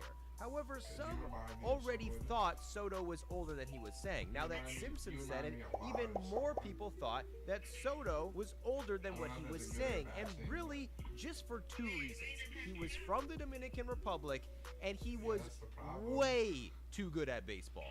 6 months ago, the Nats sent him to the lowest level of minor league baseball after just 5 games in spring training. Soto went off in those 5 games, but at 19, everyone knew him making the major leagues anytime soon was unrealistic. Soto was confident he would. In fact, Soto might be the most confident 19-year-old MLB has ever seen. In the minors, when he had to share a locker with a teammate, he told him, quote, "Don't worry, I won't be here long." A minor league coach once told him he should buy a real mattress to replace the air mattress he was sleeping on. Soto told him, "Don't worry, I won't be here long." Soto was promoted 8 days later. The Nats thought he was too young to play in spring training games. A month and a half later, he was playing in actual MLB games after getting promoted 3 times in just 36 games. Soto entered the league at 19 years old and instantly became the alpha male of MLB. Debuting his Soto Shuffle for the world, Soto made a habit of taking a pitch, then immediately lunging towards the pitcher, staring him down, smiling at them, and even grabbing his crotch, saying this is a form of mental warfare. He randomly did it once in the minors, noticed the pitcher got mad and took it personal, enjoyed the fact that the pitcher took it personal, and hasn't stopped doing it since. Soto likes when pitchers are mad at him. If they throw at him for this, he doesn't care. He says the shuffle makes pitchers scared, and that's why he won't stop doing it.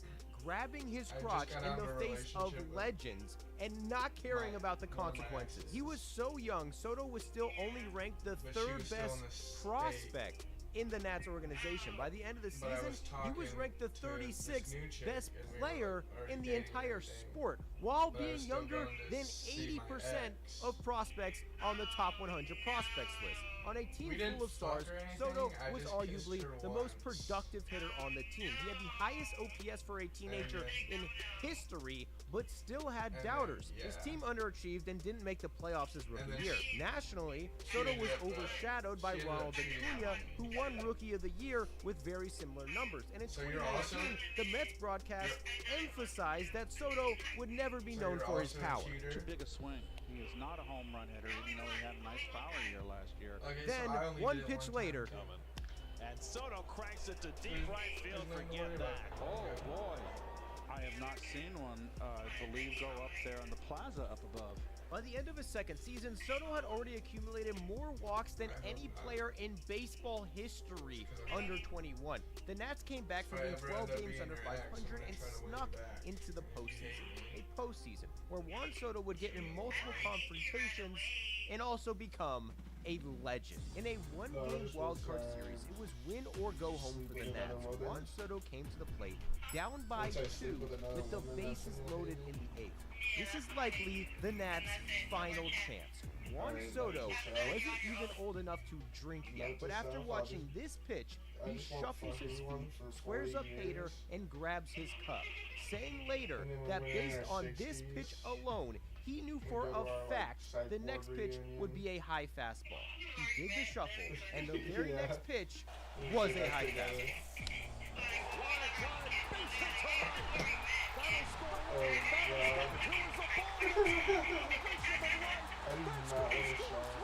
Soto just owned one of the best pitchers in baseball to send the Nats to the NLDS, but he wasn't done yet. Soto was on a mission to own and humiliate every elite pitcher he faced this postseason, and he set his sights on his next victim, Clayton Kershaw. A week later, in Game 5 of the NLDS, the Nationals are in another win-or-go-home game. Down by 2 in the 6th, it looks like the season may be ending. According to Soto, this is when he noticed Kershaw warming up. While in left field, he makes eye contact with Kershaw and noticed Kershaw stopped his motion halfway through his delivery. According to Soto, this is when he knew Kershaw was scared of him and he was going to take him deep to tie the game. A few minutes later, Anthony Rendon hits a homer to put the Nats within 1, then Juan Soto comes to the plate to face Kershaw. and on the very first pitch he sees, he swings and belts one deep right. Way back. Wait, who told? This would send the game into extras where the Nats shock the Dodgers, an upset that sends them to the NLCS where things got a little contentious. Soto not only had 2 of the clutchest hits so far this postseason, they were off 2 of the best pitchers in the league. He's batting 4th on a potential World Series team and is only 20 years old. He is feeling himself, and to start the series in St. Louis, he takes 2 pitches and shuffles towards Miles Michaelis, eventually striking out swinging. The next at bat, he shuffles again, but once again is retired. However, he comes up to face Michaelis for a 3rd time. This time, the bases are loaded. Soto says he does the shuffle when he senses the pitcher is scared of him and is in trouble. And after the very first pitch he sees, he pulls off one of the most aggressive shuffles we've ever seen. Lunges at him, grabs his junk, stares at him, and literally licks his lips. Michaelis misses with the curve again. Soto does an equally aggressive shuffle and won't stop staring into Michaelis' soul. Soto has never been more confident he's about to take a pitcher deep. Michaelis is annoyed with these antics. Down by 1 with the bases loaded, this is the biggest at-bat of the game. He needs to get this out. He throws a hanging curve, which Soto misses it and rolls over. And as Michaelis is walking off the field, he turns to Soto and grabs his junk while staring him down. As the Cardinals bench yells at Soto to get off the field. At least publicly, both Michaelis and Soto chalk this up to gamesmanship. However, Soto got booed throughout the series. In Game 3, after multiple shuffles, Jack Flaherty struck him out and stared him down while telling him to go back to the dugout. The Nats swept this series, but Soto was human, only going 3 for 16. I don't want to see it in the conversation. Rubbing his opponents the wrong way. I just want you to be able to click on it, acknowledge it, even and be his like, own manager seemed to have some qualms about a rookie doing stuff like this. And in Game 2, Soto had stopped the shuffle altogether when facing veteran Adam Wainwright. Going into a World Series against possibly the strongest 3-man rotation ever assembled, it looked like a humbled Juan Soto would tone down his antics. In reality, the opposite was true, and the Astros were not happy about it. His first test was Garrett Cole, hands down the best pitcher in baseball. This legendary graphic shows that since May 27th, he was 19-0. He averaged 1.5 strikeouts per inning. He's the only starter in MLB history to do that, and in his first 3 playoff starts, he only gave up 1 run. But when he faced 20-year-old Juan Soto in the 4th, you gotta give me a fact checker.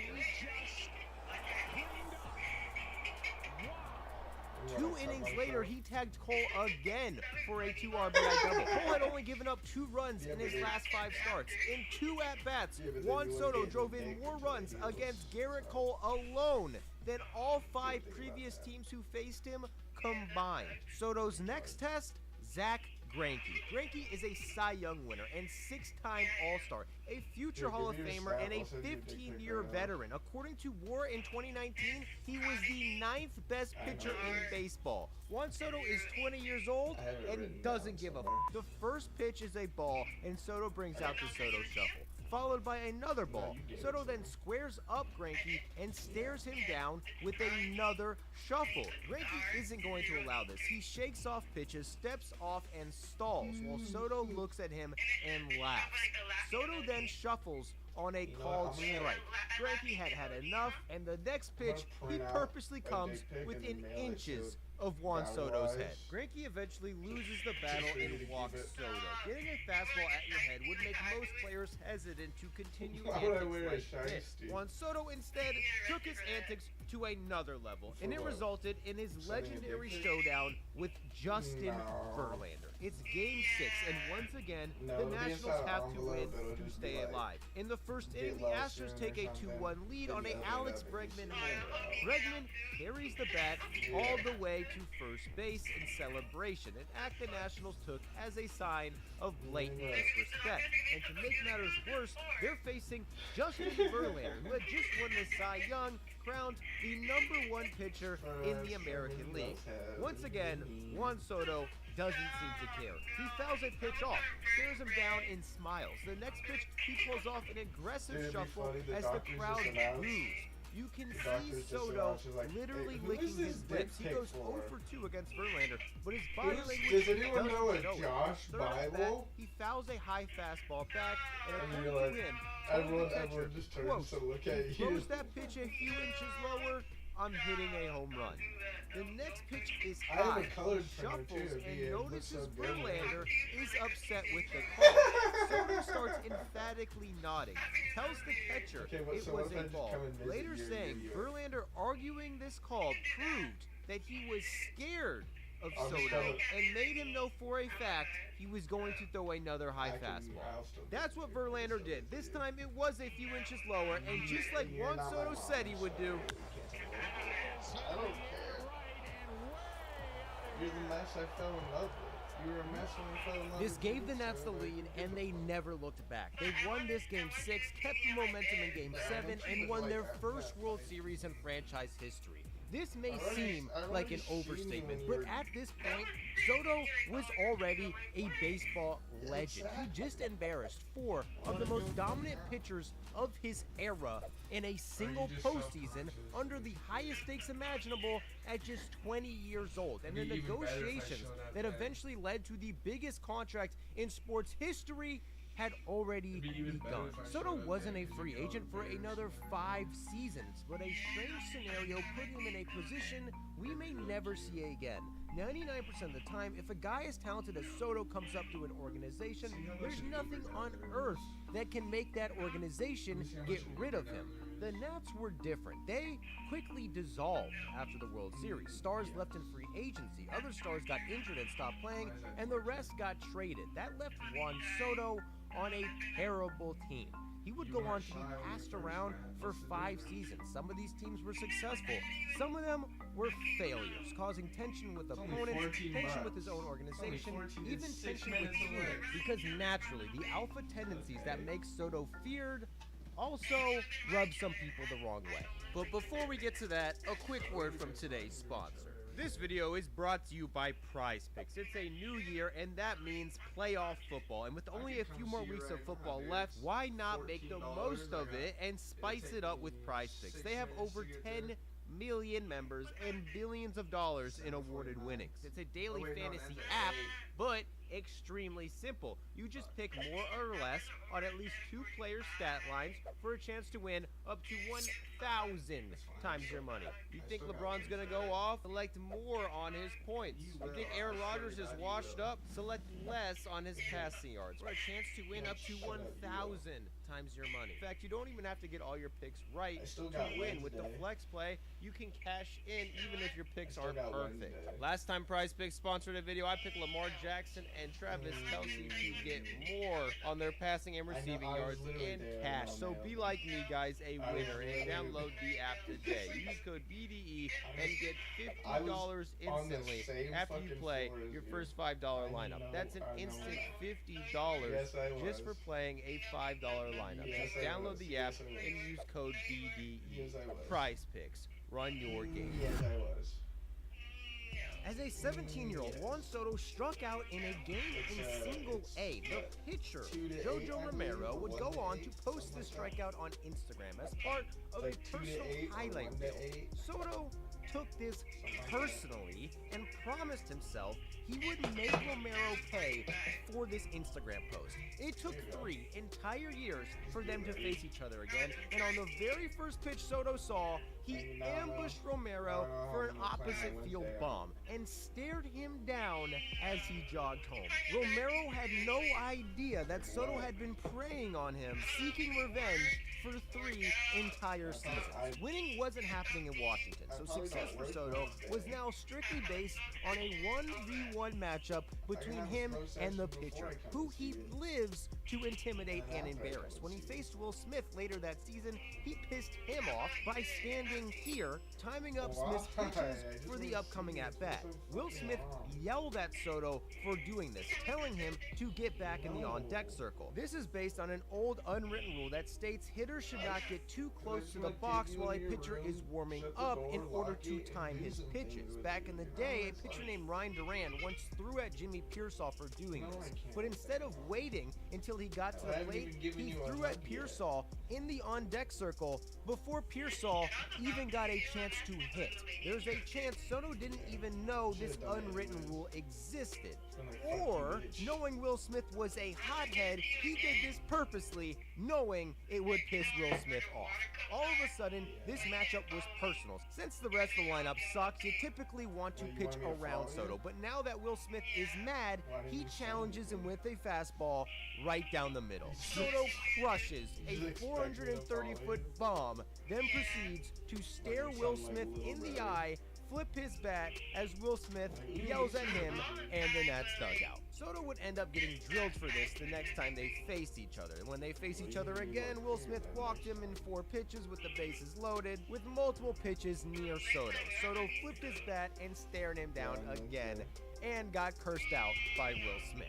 Soto makes a living antagonizing egotistical men, so they challenge him, then makes them pay for it. And that may be why the negotiations with the Nationals weren't going well. After the World Series, Soto put up the best numbers in the league in 2020. The next year, he had the highest WAR in the NL and finished second in MVP voting. The Nats, desperate to keep Soto around long-term, offered him a 13-year, $350 million contract extension. That would be the 3rd biggest contract in baseball history. Soto basically laughed at it, stating publicly he's not planning to sign any deal until he's a free agent in 4 seasons, but emphasized that he wanted to stay with the team that he came up with. And if Soto came up with any other franchise in baseball, that's what would have happened. Nobody gets rid of a player as good as Soto, but the Nationals were owned by Ted Lerner, a billionaire real estate developer who purchased and brought the team to DC in 2005. The 6th largest market in America, in theory, this should have been an extremely rich and profitable franchise, but based on a TV rights dispute with their neighbors, the Orioles, the Nationals' franchise value has been massively deflated. Ted Lerner was 97 years old. His family was operating the club, and going into the 2022 season, they announced they were going to sell the Nationals. However, the only valuable asset they had was Juan Soto, which is why shortly after they announced the team was for sale, they offered Soto a 15-year, $440 million contract. At the time, the biggest contract in baseball history. Soto not only said no to this, he was pissed about it. Many thought he was crazy. After saying he wanted to be a National, he just turned down the biggest contract in history from the Nationals. His teammates reportedly questioned him. Even his own family questioned how he could turn this offer down. Soto reportedly cried shortly after getting this offer, but not because of the offer, but because the Nationals made it public. The Nats likely not only knew Soto wouldn't accept this deal, they may have not even wanted him to accept this deal. The franchise was for sale. The man offering this deal wasn't even going to be the one who had to pay it. But selling a franchise to someone who knows they'll have to pay one single player $440 million over the next 15 years is hard. It's much easier to sell a team with a bunch of prospects who are cheap and have a ton of potential, convincing the buyer they're buying a team who will only get better and more valuable in the future. And luckily for the Nats, they just so happen to have likely the best trade piece in baseball history. Star players usually only get traded when their contract is about to expire. Whoever trades for him only gets him for a season, sometimes even less. Soto's contract wasn't expiring, meaning whoever traded for him would get him for nearly 3 entire seasons. No team in history has ever even thought of trading a player as good as Soto, who had 3 more years on his contract, but the Nats were for sale, and this was way too tempting for them to ignore. By making the $440 million offer public, the Nats were basically telling their fans, we tried to sign him, don't get mad at us when we trade him. And a week later, that's exactly what they did. For Juan Soto and Josh Bell, the Nats got 5 prospects. 4 out of the 5 were in the top 100. 3 of the 5 were first-round draft picks, including the 8th best prospect in baseball. The other 2 included a guy who now ranks 4th in the Nats organization, and James Wood, who at the time was only the 88th ranked prospect, but now is the top prospect in baseball as of July 2024. In what likely is the biggest trade package ever, Soto went to the Padres. However, unbeknownst to the public, the Padres owner Peter Seidler was battling a deadly illness, which may have sent him on a spending tear. He spent over $1 billion signing players like Fernando Tatis Jr., Manny Machado, Yu Darvish, Xander Bogaerts, Mike Clevenger, Blake Snell, and more. Even after sending all these prospects to Washington for Soto, he sent even more prospects to get top closer Josh Hader that same week. Many looked at this spending as unsustainable and insane, but to Seidler, money and prospects did not matter. Although it's never been 100% confirmed, it seems like Seidler knew he could be dying and a World Series was on his bucket list, spending whatever it took to build a team that could compete with anyone. However, quickly after Soto arrived, things took a turn. First, Fernando Tatis Jr. was suspended for PEDs and would miss the rest of the season. Josh Hader was so bad, he was briefly taken out of the closer role altogether, and Soto, who was struggling to his standards on the Nationals, came to San Diego and got worse, basically turning into a league average hitter for most of the season. The team won less than 90 games and didn't even clinch a playoff spot until the very last week of the season. By this time, nobody had high hopes for the Padres. But after upsetting the Mets, they faced the Dodgers and shocked them. They were the best team in baseball. They were their bitter rivals. They had beaten the Padres 14 times in 19 games this season, but in what could be the most pivotal series in Padres history, they beat the Dodgers in 4 games. The Padres lost to the Phillies the next series, and after giving up all these prospects to get Soto, he went missing for most of the postseason. But this win over the Dodgers earned him some grace. Only a few games away from making the World Series, the narrative around the team and the trade was still positive. But in 2023, that all changed. In what can only be described as a complete disaster, the Padres entered the year favored to win the division over the Dodgers and didn't even make the playoffs. Despite having the 4th best run differential in the NL, they went 0-11 in extra inning games and 6-22 in one-run games. According to Soto, quote, "The team just gives up." Report after report gave the impression that the clubhouse was in shambles. One former staffer came out saying the Padres were extremely toxic. Another anonymous source says the manager and GM's relationship is unfixable, and according to one report, players thought the team hired a spy to gather information from players and relay it to the front office. We've seen arguments caught on camera in San Diego in the past, most famously Manny Machado scolding Fernando Tatis Jr. in 2021. In 2022, Machado pressed Jurickson Profar over his outfield play. Machado, like Soto, is known for purposely getting under people's skin and enjoying it, so it's no surprise that these two alphas didn't always get along in the Padres locker room. An MLB insider in 2024 said that either Soto didn't like Machado or vice versa because, quote, "It was obvious that something was going on there and that the two butted heads." Even Soto himself reportedly acknowledged that him and Machado's relationship had been difficult in San Diego when talking to teams in free agency. But despite the distractions, Soto returned to his dominant form this season, was by far the team's most productive hitter, and finished 6th in MVP voting. Reports throughout the season rumored that Soto and the Padres had been working on a massive contract extension, but by the end of this disappointing season, that seemed to be out the window.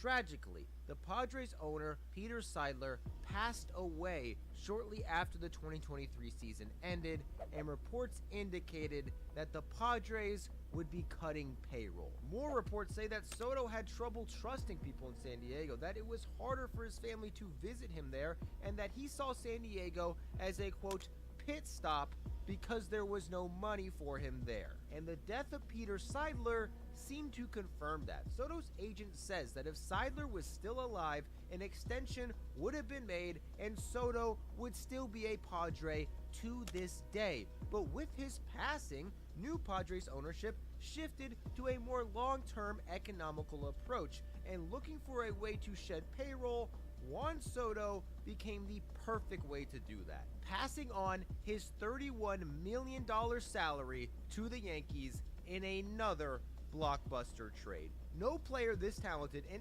MLB history has been on 3 different teams by age 25, but with only 1 more year before free agency, Soto was set on a completely different milestone, becoming the richest baseball player in history. Traditionally, the Yankees would have been the best place on earth to do that. In the 90s, George Steinbrenner broke spending records, created a dynasty of the highest paid stars, but now his son was in charge. His spending approach is way more conservative, even saying this past year, quote, payrolls at the levels we're at now are simply not sustainable for us financially. This is not how the Yankees usually talk. They're the 4th most valuable sports team in the world, but unlike his father, the new Yankees owner, Hale Steinbrenner, is worried about being economical. 20 years ago, Soto likely would have signed a record-breaking deal with the Yankees days after this trade, because no owner on earth could match George Steinbrenner's spending. But with Hale Steinbrenner in charge, Soto went without an extension, telling the media, quote, any contract stuff, they know where to call and who to talk to, referring to his agent, Scott Boras. 3 days after this trade, Shohei Ohtani broke the brains of everyone everywhere by signing a $700 million contract. It was nearly double the second biggest contract in baseball history. According to a source close to Soto, when he saw this signing, quote, his eyes lit up, saying he thinks Soto's new goal was to surpass Shohei's $700 million contract, but without deferrals. Speculation at this time predicted that Soto might get close to $500 million, meaning with only a year until free agency, if he wanted to get anywhere close to Shohei, he'd have to go off in 2024. And that's exactly what he did. He went 9 for 17, got an RBI in 4 straight games, won a game with an outfield assist, and won Player of the Week in his first week as a Yankee. By May, he already had 8 home runs. Statistically, he was the best hitter in the American League, and with Aaron Judge slumping and Garrett Cole out, the Soto trade was the sole reason the Yankees found themselves in first. Fans pleaded with him and the Yankees to sign a deal to keep him in the Bronx for good. But when potential contracts came up in May, he said, quote, all doors are open.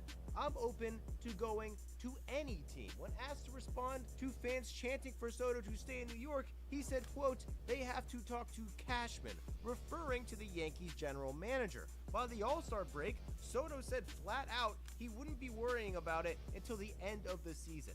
Soto knew whatever the Yankees were willing to offer him during the season wouldn't come close to what they would offer him in the offseason when they had to bid against other teams. Knowing if he kept playing at an MVP level, this bidding war could become historic, which he did. The only AL hitter who put up better numbers than Soto was his teammate, Aaron Judge. They finished first and second in OBP, wins probability added, OPS, and WRC+. Soto had his most productive season ever, finished third in MVP voting, was back on a contender, and went off in the postseason. Tied in the 10th against one of the best relievers in baseball, Soto had a chance to send the team to the World Series. He shuffled, stared down the pitcher, licked his lips, and nodded emphatically. Soto knew Gaddis had no chance, and on the 7th pitch of the at-bat, steals Soto, a high fly ball to center. It's backing up, Thomas at the track, and Juan Soto!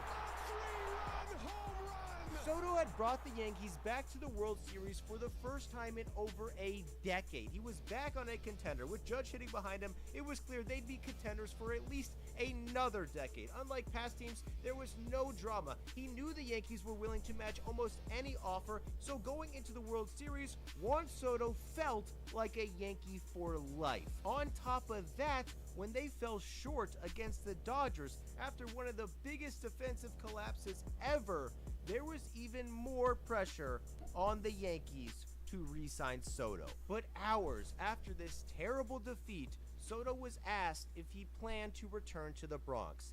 He said he was going to, quote, hear every team's offer. Before the season, analysts were curious if Soto could get a deal worth $500 million. Now the season was over, and 9 analysts on ESPN predicted he would make over $600 million. His 2024 was so dominant, it made him over $100 million.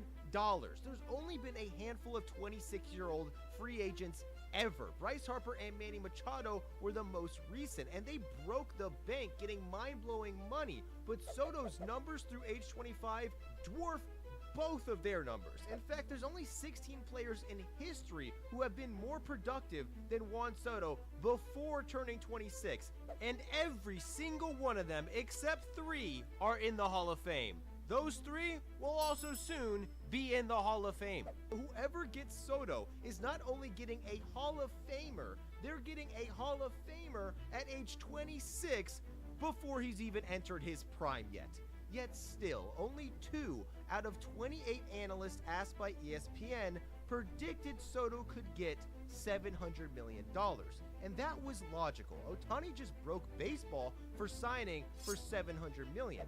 Even without pitching or playing defense, Ohtani was more productive than Soto was in 2024. When he does pitch, he's arguably the most productive player ever. And he's a global superstar that reportedly made the Dodgers $120 million in 1 year just in off-the-field money, like sponsorship, ticket sales, merchandise, etc.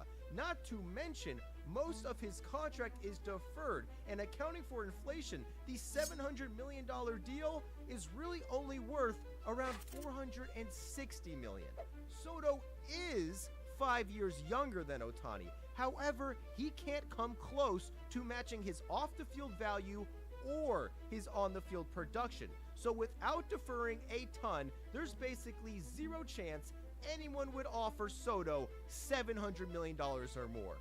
Until this guy got involved. Billionaire hedge fund manager Steve Cohen is the richest owner in baseball. In fact, he's the 5th richest owner in all of sports. He bought the Mets in 2020 and has been on a mission to blow as much money as possible, giving fortunes to Francisco Lindor, Max Scherzer, Justin Verlander, and more. Steve Cohen has spent so much money in 4 years, MLB had to create a Steve Cohen tax to prevent owners like Cohen from outspending everyone.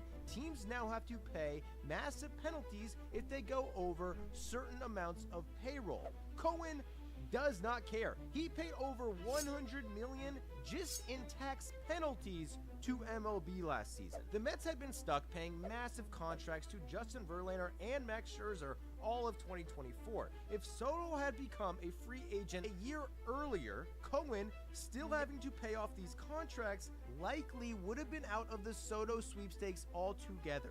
Without the Mets bidding, Soto would have been lucky to make $600 million. But the simple fact that Verlander and Scherzer's contracts just so happened to expire right before Juan Soto became a free agent made the Mets bidders and probably added close to $200 million to his contract. With these contracts off the books, Cohen was ready to spend almost anything on Soto, but so was everybody else. On November 14th, a report stated that Soto had a meeting with the Red Sox. The next day, he went on a meeting with the Blue Jays, then the Dodgers, even the Phillies entered the sweepstakes and met with Soto. By December, it was said that the Blue Jays were actually the ones offering Soto the most amounts of money. All these interested teams drew the price up significantly. However, in reality, it all came down to the Yankees and the Mets. At the beginning of the season, analysts predicted he'd make $500 million. By the end of the season, they predicted he'd get $600 million. A month later, reports were now saying whoever signed Soto would have to pay $700 million. The biggest factor was Cohen's ability to outspend everyone. His $21 billion net worth is twice as much as any other owner in the league. But even so, popular belief still favored the Yankees. They had a better roster, a way bigger brand. Soto just had the best season of his life there. He was beloved there and loved his time there. So as long as the Yankees could come close to Cohen's final offer, logic would lead you to believe Soto would choose the Yankees. However, later reports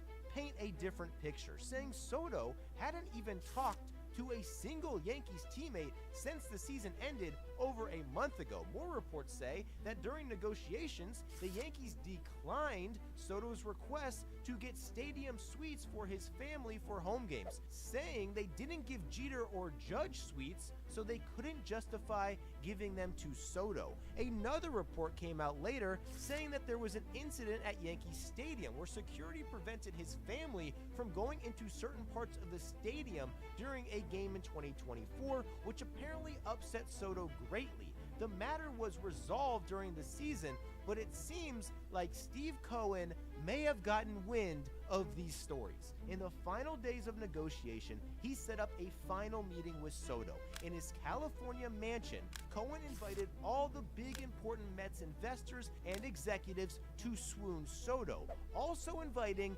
someone traditionally a little less important, the traveling secretary, the person in charge of logistics, transportation, lodging, and food for players. Cohen had the traveling secretary come to the meeting and tell Soto all about the perks the Mets would give him and his family, which included a full luxury suite for every home game for 15 years, as well as full security for his family at every home and away game. Things the Yankees weren't willing to do. Shortly after this meeting, the Mets offered Soto a 15-year, $765 million contract. $325 million more than the Nats offered 3 years ago. $265 million more than what was predicted at the beginning of the season. $165 million more than what was predicted after the season, and over $60 million more than what the industry predicted just a week prior. The Yankees countered with a slightly smaller 16-year, $760 million offer. And despite only a $5 million difference, Soto chose Steve Cohen and the Mets. During the 18-minute introductory press conference, Soto mentioned the word family 9 times. The sports world lost their minds. People blamed Hale Steinbrenner's cheapness, refusing to spend $1 million to get his family a suite cost them the biggest free agent ever. Soto has since come out trying to dispel this narrative, saying the Yankees treated him well and that he just preferred the Mets as an organization. But forever, people will not only question why Cohen would give Soto the biggest contract in sports history, they'll also question why Soto accepted it and left the Yankees for just $5 million more dollars.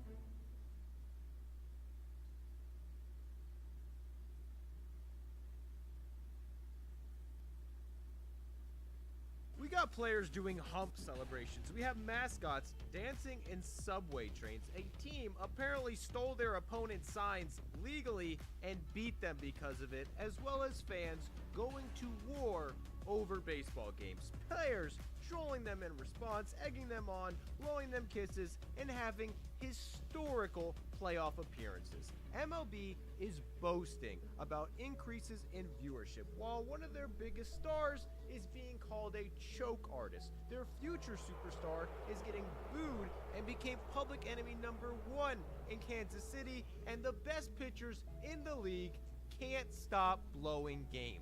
The 2024 MLB playoffs have already taken 100 twists and turns, and it all started with 4 series between 8 teams whose entire seasons would be decided in just 3 days. And for some, they ended in the most disappointing ways possible. The Braves were projected to win more games than any other team in baseball. Then, the entire roster basically got hurt. They snuck in the playoffs on the last day of the season and immediately found out that their star pitcher was also hurt. They had to start a guy who pitched 1 game in MLB all season. He got shelled. They pitched Max Fried the next day. He also got hurt, and the Braves got swept by the Padres. The Orioles had similar expectations. Over the past 2 years, they've had the best record in the AL. They won the division last year in over 100 games, went the entire season without getting swept 1 time, then went to the playoffs and instantly got swept.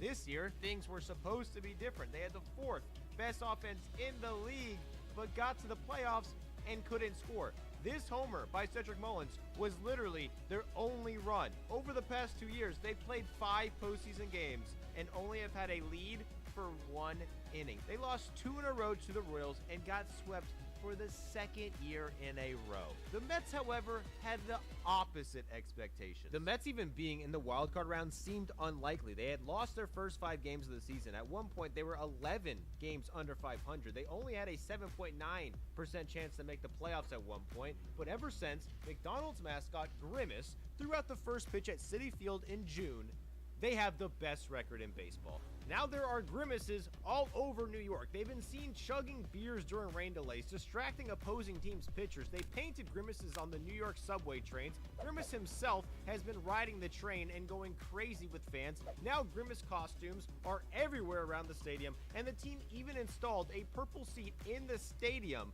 as a tribute to Grimace. This team was on the brink of elimination on the last day of the regular season, and after blowing a lead against the Braves, the Mets looked screwed. Another fucking collapse!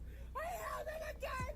It fucking happened again! But down to their last 2 outs, their star shortstop came to the plate, and on the very first pitch he saw, And Lindor gets under one to center field. Harris going back near the wall, and it's out of here! and now the Mets can't stop pulling off miracles. This earned them a matchup with the Brewers, a team that's been beefing with them all season. In the very first series of the season, Rhys Hoskins slid into Jeff McNeil to break up this double play. McNeil screamed at him and stuck a finger in his face. McNeil called Hoskins the dirtiest player he's ever seen, and Hoskins kept calling him a crybaby. As the 2 teams argued on the field, things got worse. The next day, Hoskins went off, got 3 hits, including a bomb, and the very next time he came to the plate, this pitch was thrown behind him. Hoskins got upset. The pitcher was suspended 3 games. Then the Brewers swept the Mets and told them to be quiet after recording the last out. Fast forward to the last series of the season. Jesse Winker comes to the plate. He used to play for the Brewers, but hated it. He had a terrible season and was even booed by Brewers fans in his final game. There's speculation that Winker didn't get along with the Brewers while he was in Milwaukee. So when the Brewers got the chance, they nailed him with a pitch. Well, that was on purpose, you think? Yes, 100%. And only a week after this, these 2 teams matched up again in the playoffs. The Mets barely squeaked in. They had played a doubleheader across the country the day before, gave up multiple runs in the first inning without even getting an out, and once again looked screwed. But almost immediately, they struck back. Jesse Winker came up in the second and hit a triple, started staring down Willy Adames while he was rounding the bases, tied the game, started talking about the Brewers to his own dugout, then got in a screaming match with Adames in the middle of the game. Adames told Winker to meet him outside after the game. The Mets ended up taking game 1, and according to Adames, he waited in the parking lot for Winker, but Winker never showed up. In the meantime, the tides turned for the Mets. They squandered a lead in Game 2. On the back of multiple homers by Jackson Chirios, the Brewers evened up the series. Then, in the winner-take-all game, they were shutting the Mets down. After striking out 8 times in 8 innings and only getting 2 hits the entire game, the Mets were served a death punch in the 7th. Back-to-back home runs had Milwaukee going crazy. Going into the 9th, the Brewers had a 93% chance to win and eliminate the Mets, as they put in arguably the best closer in baseball. But according to some, this actually helped the Mets. Devin Williams has 2 pitches, a fastball and arguably the best changeup in baseball. However, video of this appearance shows that Williams was subconsciously changing his glove position every time he threw a changeup. His glove was slightly flatter when he threw his changeup and more vertical when he threw his fastball. Williams was likely tipping his pitches. It may not seem like a big difference at all, but MLB players are trained to watch for things like this. Teams have employees whose entire job is just to watch for things like this. The Mets, likely knowing Williams did this before the game, probably watched his glove and knew every single pitch that was coming before he threw it. Francisco Lindor led off with a walk. Then Brandon Nimmo got a hit, bringing up Pete Alonso to the plate, and down by 2 runs, down to their final 2 outs on a 3-1 count. Swinging a fly ball to right field, pretty well hit, reel it back at the wall, he jumps, it's gone, he did it, he did it. Devin Williams had faced the Mets 7 times in his career and only gave up 1 hit. He's only given up 3 runs all year and has only allowed 1 home run all season. But in this game, he allowed 3 hits, 4 runs, and a homer in 1 inning. To make matters worse, Jesse Winker got hit by a pitch, stole second, scored, and slammed his helmet to put a dagger in the Brewers season. The Mets somehow advanced, setting up a matchup with their rivals, the Phillies, while the Brewers season ends with their best pitcher blowing a game when it matters most. And that has been a theme this postseason. Closers can't stop blowing games. In the first 23 postseason games, there was a game-tying or go-ahead home run hit in the 7th inning or later 7 different times. Last year, in twice as many games, this only happened 5 times. Teams keep losing in the most heartbreaking way, like the Astros, who paid their closer $95 million. Facing the Tigers, they had 4 separate players on their team who made more than the entire Tigers roster combined. In the past 7 years, they've been to the ALCS 7 times, won the AL 4 times, and won the World Series twice. They are a juggernaut. The Tigers haven't been in the playoffs in a decade. They only have 2 starting pitchers on the roster. Were so bad this year, they traded away their best players, knowing they had no chance. At one point, only had a 0.2% chance to make the playoffs, and somehow got in, taking the final spot. And despite having the worst record in the postseason, the worst run differential, and the lowest payroll, they shocked the Astros in Game 1. In doing so, however, they used their only reliable starter. So in Game 2, the Astros felt good. The Tigers didn't have a pitcher get more than 5 outs the entire game, but somehow held the Astros scoreless through 6 innings. Then, facing a guy who only pitched in 2 MLB games his entire life, they scored twice and took the lead.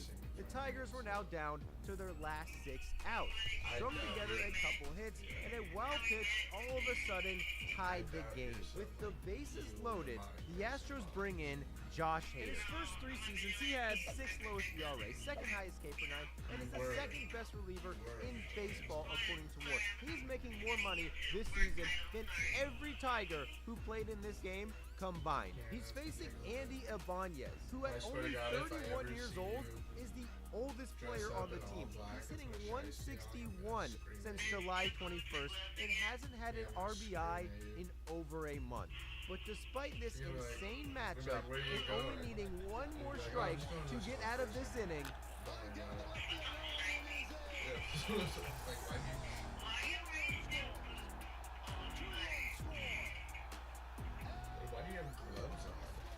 Andy Ibanez shocks the Astros and the Tigers move on. This is essentially a team filled with nobodies that you've never heard of, and the best pitcher in baseball. Most teams have 5 starting pitchers. The Tigers have Tarek Skubal. That's basically it. Practically everyone else isn't a starter or a reliever. They do both.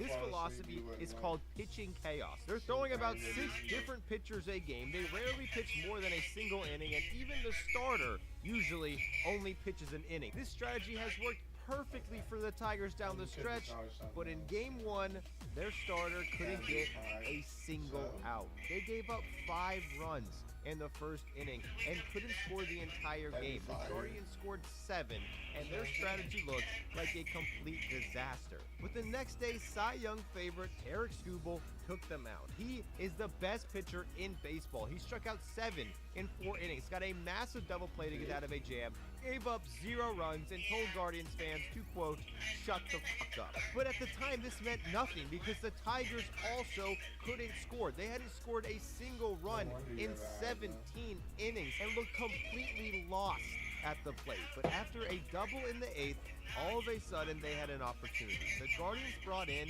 the best closer in baseball. He throws a 96-mile-per-hour slider, has the 2nd most saves, and the lowest ERA in MLB. Facing a 24-year-old rookie who's batting .242. After 2 strikes, he looks completely outmatched. But on a 1-2 count,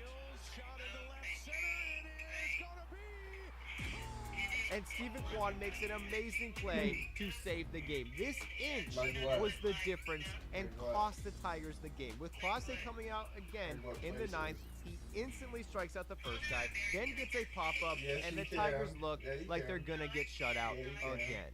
But with 2 outs, Jake Rogers gets a single. Trey Seaton then gets a hit. And now the Tigers' entire season is up to Kerry Carpenter. He is 2 for 12 in the playoffs and didn't even start the game. Clase throws a 100-mile-per-hour cutter, then a nasty slider. He just needs 1 more strike and decides he's going to throw a slider again. Hitters only hit 145 against this pitch. He hasn't given up a homer on this pitch in 2 seasons. Against lefties, he hasn't given up a homer on any pitch all year. But on a 2-2 count,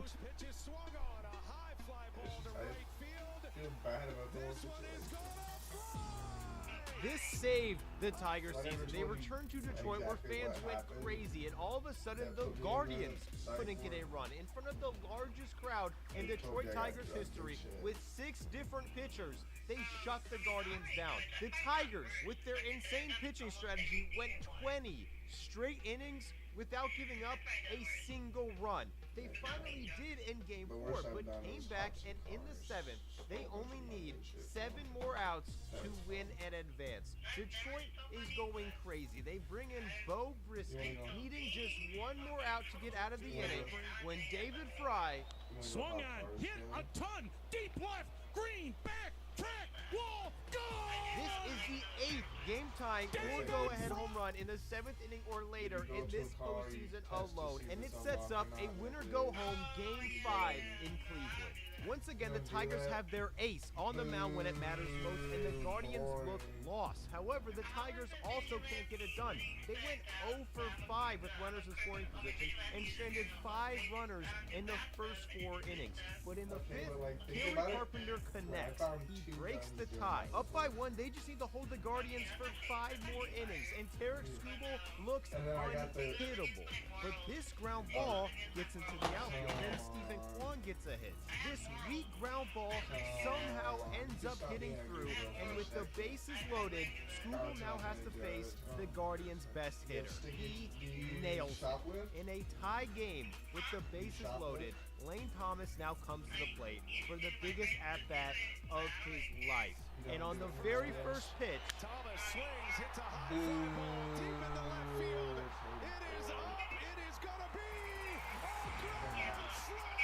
Tarek Skubal hadn't given up a run in 28 innings and just gave up 5 in 1 inning. The Guardians hold off the Tigers for the rest of the game, and just needing 1 more win to advance, the Tigers combined to go 2 for 25 with runners in scoring position in their last 2 games, ending their magical run. The Guardians are set to face the winner between the Royals and the Yankees, a series that predictably got extremely heated. But before we get to that, a quick word from Geology. I partnered with Geology because I know you guys want clear skin. I know you want beautiful hair, but I also know there's trillions of products all saying they're the best, and nobody has the time to do the research required to actually find the products that will work best for you. Luckily, Geology already did that. Their secret is their products are personalized. You just take their 60-second quiz, tell them your goals, and whether it's acne, dark under the eyes, aging, wrinkles, or just overall skin health, they develop a derm-grade personalized routine specifically for you and deliver it directly to your door. This includes skin, hair, and body. They even have body wash and deodorant. Basically, all of your bathroom needs can be covered by Geology, and all of them are tailored specifically for you. They already have over 10,000 5-star reviews and have won over 35 awards, and now is the best time to try it. Geology is doing an insane deal where they're giving you 70% off your trial set. All you have to do is use code BASEBALL70. On top of that, they also have 50% off add-ons waiting for you. Just use my link in the description, use code BASEBALL70, and you get 70% off your personalized skincare trial set. Do it right now. The Yankees finished with the best record in the AL. They had the second highest payroll in the league, a Cy Young winner, Juan Soto, who's about to become the highest paid position player ever, and Aaron Judge, the best hitter in baseball. But this series, he went missing. Judge went 2 for 13. In game 1, he was 0 for 4 with 3 strikeouts. As people began pointing out, he has a higher strikeout rate than any other player in postseason history. He came up in game 1 with a chance to take the lead and struck out. The Royals were about to take the lead, but Juan Soto threw them out. The game went back and forth all game. In the 7th, it was tied. Jazz Chisholm gets on base, then steals. He is safe, but not everyone is convinced. The Royals challenge, and some slow motion replays and screenshots make it look like Chisholm's foot wasn't on the bag, but after review, the call stands. Chisholm then immediately scores on an Alex Verdugo hit. The Yankees take the lead and win game 1, all because of this controversial call. Royals fans were not happy, and things got even more contentious. In game 2, Juan Soto gets walked, flips his bat, and stares down Cole Reagans. He returned the favor by striking out Soto and staring him down. Yankees starter Carlos Rodon came out hot, struck out the side in the first, screamed and stuck his tongue out after each strikeout. But Rodon ended up struggling and couldn't make it out of the 4th. The Royals rallied and won, and after the game, Miguel Garcia, who had 4 hits, quoted this tweet and said, quote, "Don't celebrate too early." Jazz Chisholm also had words. He had a bomb this game, and after the loss said, quote, "We're still gonna win it. The Royals just got lucky." And in Kansas City, they did not like this. Chisholm was introduced and got booed. When he came to the plate, he got booed even more. Rounded out, and Royals fans went crazy. When he struck out in the 6th, they went insane. The Royals ended up going on a rally late and got a big hit to score a run. And a few batters later, with a chance to tie the game, Michael Mazzei rips one to right. Right on the nose, Soto in pursuit, dives and gets fired. Juan Soto can't catch it, and the game is tied. Giancarlo Stanton braced the tie with a homer of his own, but the Royals instantly responded. They got their leadoff man on, and then Vinny Pasquantino lines one to center. Line drive base hit to center field. It was smothered out there. I don't know if it was caught. It was caught. Oh my God. But despite the announcer saying it was a hit, this wasn't a hit. The Royals couldn't score and lose. And the next game, facing elimination, things got even more chippy. After Jazz Chisholm's comments, Miguel Garcia went to Twitter, told the Yankees not to celebrate early, and said he doesn't fear anybody. Then, in the 6th inning of Game 4, he slides into second. The slide is a little late, and shortstop Anthony Volpe makes a little more contact afterwards. Jazz Chisholm was not a fan of this slide. Him and Garrett Cole confront Miguel Garcia Garcia, and the bench is clear. After the game, Chisholm said he felt like Garcia, quote, tried to injure Volpe, was talking a lot on social media, and was a sore loser. Miguel Garcia responded with clown emojis. But after this skirmish, the Royals were still down 3 runs. With only 4 innings to go, their season hangs in the balance. Vinny Pasquantino hits a double that scores a run and wakes up the crowd. Tommy Pham then gets a single in the 7th, bringing the tying run to the plate. The Yankees decide to keep Garrett Cole in to face Kyle Isbell. And on a 1-0 count, Sends this one to deep right. Back goes Soto by the bullpen.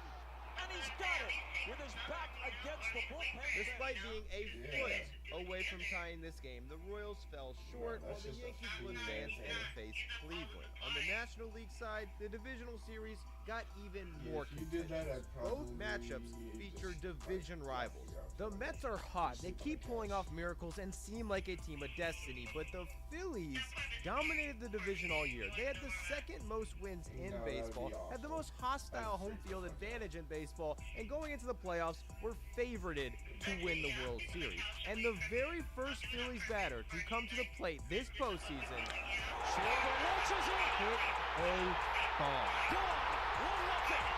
The dangerously lineup looked like it was about to explode on the Mets, but other than Kyle Schwarber, the Phillies didn't end up getting another hit until the 8th inning. With Zach Wheeler on the mound, the Mets also had no chance. He struck out 9, set a postseason record with 30 swings and misses, and only gave up 1 hit. But in the 8th, the Phillies went to their bullpen, and all hell broke loose. They gave up a combined 7 hits and 6 runs in just 2 innings. The Mets took this momentum in the game 2, took a 2-0 lead, and the Phillies offense looked dead. Their season looked over, and fans got impatient. Nicholas Castellanos had chased a few bad pitches already in this series, came up and swung and missed at a ball, swung and missed at another ball, and got booed. The next pitch, he didn't swing and miss at a ball, and Phillies fans started sarcastically cheering him. Castellanos seemed annoyed by this, and according to Lip Readers Online, mouthed, quote, "these people." He then grounded out on the next pitch and got booed even more. The Phillies, one of the best offenses in baseball, are getting shut down at home. A loss basically ends the series, and down by 3, the Mets have an 89% chance to win this game. Then Bryce Harper comes to the plate and goes yard. And before the crowd could even calm down, Nicholas Castellanos comes up and also hits a bomb. But just when momentum looked like it had gone to the Phillies, Brandon Nimmo silences the crowd with a go-ahead homer of his own. The Phillies then refused to quit, responding with 3 runs of their own, taking the lead, only needing 3 more outs to win this game, when the Phillies bullpen blows it again. A game that looked over is now tied, and unless the Phillies can score, this is going into extras. The leadoff man strikes out. Kyle Schwarber pops out, and the inning looks dead. But Trey Turner takes a walk. Then Bryce Harper gets walked. And with 2 outs, it all comes down to Nicholas Castellanos. Just 5 innings after getting booed, he's down to his last strike when on a 1-2 count, into left field, down the line, it's a fair ball, and the Phillies have tied the series. the series went to New York, where Mets fans were just as hyped to see their team win. And all you did the entire game was use inappropriate language, inappropriate gestures. Oh my God! There were grimaces all over the city, on subway cars before the game even started, and at concerts in the parking lot. Just 6 months ago, this is what their stadium looked like. The opening of the ballpark. That's fine. You like the Suicide Boys Hitless too, through so 7. in terms of your Feels music like rock opinion, bottom. But for game 1, it was electric as they watched Pete Alonso hit his 3rd home run this postseason to give them the lead. They did not look back and smoke the Phillies at home. Now, just 1 win away from going to the NLCS, the Mets had a chance early, but struck out twice with the bases loaded in the 2nd. The next inning, they had another chance, and squandered it again. In the fourth, they made an error and allowed the Phillies to score. They squandered another opportunity in the fifth. But in the sixth, the Mets had another chance. Down by one, Francisco Lindor came up with the bases loaded. The Phillies brought in Carlos Estevez. He throws Lindor a fastball, and Lindor throws right center field. This one is back. It is gone. crushing the Phillies season. A team that had a bullpen ERA of 11.37 in the playoffs. That's the fifth worst bullpen ERA in playoff history. They blew 3 leads to lose this series 3-1 as the Mets wait to play the winner between the Padres and the Dodgers. A series that got violent, and this was a long time coming. Since 2017, Dave Roberts basically attacked a Padres manager. The Padres pissed off the Dodgers by staring at home runs too long, getting in a screaming match. The Dodgers rocked them in the 2020 playoffs, threw their gloves, threw their hats, made the Padres mad, and told them to go home. Fernando Tatis picked like 4 homers off the Dodgers in one series, was accused of cheating by Dodgers pitcher Trevor Bauer, only to tell Bauer that he was his father. Plus, these fans fought each other in the stands, then these guys fought each other in the stands, then this guy went viral for flicking off a Dodgers fan. The Padres then shocked the Dodgers and eliminated them from the 2022 playoffs. Even more fans fought in the stands. The Padres put up a picture of Clayton Kershaw crying after beating them in San Diego. More fans fought in the stands. And this year, Will Smith called Jurickson Profar irrelevant. He then hit a game-winning double against them the next day and went crazy. And that leads us all the way to this year's playoffs, where hit the fan immediately. The Padres made a statement, instantly going up 3-0, but 2 innings later, the best player alive came to the plate. Was there any doubt? Shohei Ohtani. This clutch homer ties it and puts the Dodgers right back in the game. These two teams go back and forth all game, but the Dodgers squeak out a 2-run win to go up 1-0. This makes Game 2 a must-win for the Padres, and before they could even blink, Mookie Betts hits a first-inning bomb. He puts his fist up and starts rounding the bases, then realizes this wasn't a home run. Jurickson Profar somehow robbed this home run, then celebrated in the face of fans who were also trying to catch it. The Padres got out to a lead thanks to this bomb by Fernando Tatis Jr., but a few innings later, he got nailed by a pitch. The Padres think this was on purpose. Manny Machado starts saying something to Jack Flaherty. So when he strikes out Machado moments later, he tells him to sit the down. Then, in between innings, Manny Machado threw this ball at the Dodgers dugout. They instantly reacted, and Machado and Flaherty kept screaming at each other into the next inning. But with a 3-0 lead, the Padres felt good. Jurickson Profar, trolling the fan who he robbed from getting a home run ball earlier in the game, went back to him and handed him a ball to make it up to him. This fan then throws the ball back on the field, and moments later, more balls come flying on the field. Profar becomes irate, yells at the bleachers. Umpire and security has to come out on the field. Beer cans were thrown at Fernando Tatis Jr. as he just eggs them on more while more things are thrown on the field. The Padres bullpen also had objects thrown at them as they started beefing with fans as well. This causes a 10-minute delay as Dodger Stadium is going insane. In between innings, Manny Machado gives his team a speech to refocus them, and it works. The Padres hit 6 home runs in this game, tying a record for most home runs by one team in postseason history. Fernando Tatis wouldn't stop egging on fans. He gave them fake tears, stuck his tongue out at them, blew them kisses, and hit his second bomb of the game, tying the series at 1. After the game, tensions escalated further. Dodgers manager Dave Roberts said the problem started with Machado, who threw this ball at the Dodgers dugout, said Machado had intent behind this throw, said it was intended at Dave Roberts, and called it, quote, unsettling. Footage of this play became public and was sent to MLB to investigate it, but they decided no punishment was necessary. This series went back to San Diego, and as if it couldn't get any crazier, news broke that Dodgers Game 3 starter Walker Buehler had gotten robbed for his $100,000 watch that weekend at a horse track. Buehler makes the start anyway and gets rocked by the Padres, who go up 6-1 in the second inning. The Dodgers look dead, but a grand slam makes this game close. However, the Padres hold them off and seal the deal. Facing the hottest offense in the world, the Dodgers now need to win 2 in a row or they're done.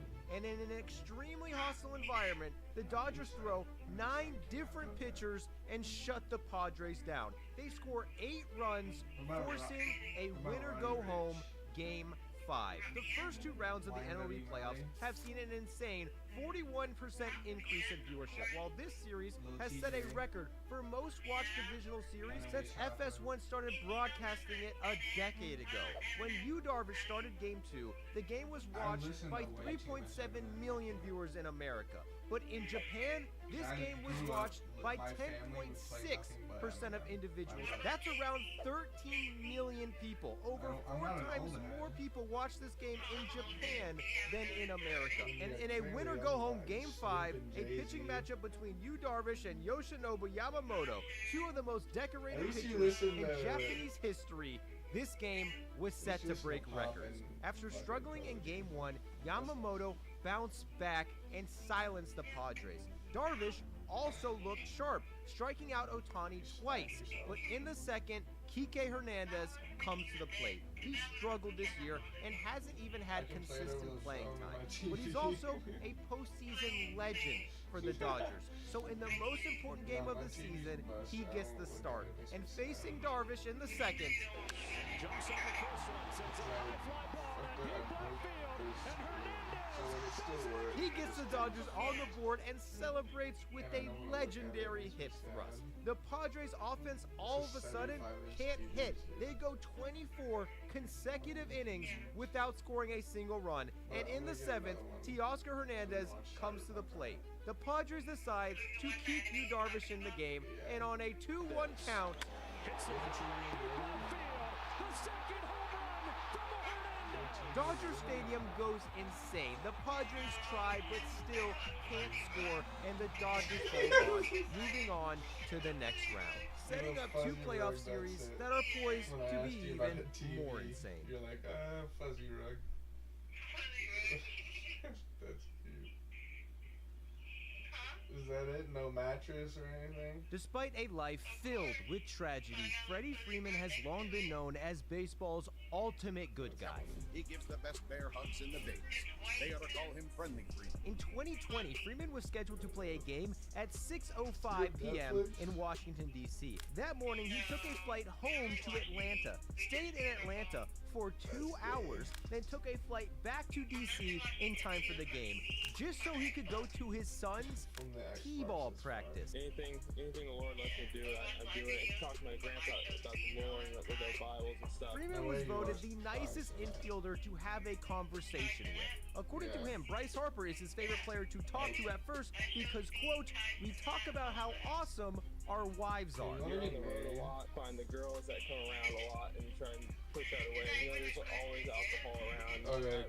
I don't do that. There's only one thing on earth this guy loves more than his wife. That's his kids. He lets his kids pick his walk-up music. He engraves each of their names on a different bat, then rotates between all 3 bats so they all feel included. He plays baseball with them and hits bombs off them.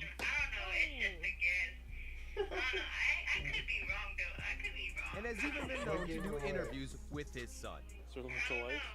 What do you mean you don't know? Water usage. Yeah. Yeah, bobbleheads. Yeah. I just look like someone who watches them. Yeah, I have lots of them back there. Fair enough. But we waited a year for it. That was a huge 2-run Grow homer. up watching YouTube or no? Yeah, that was Mr. Michael striking someone out. But yeah. I mean, You did, yeah. Oh, lots of microphones, huh?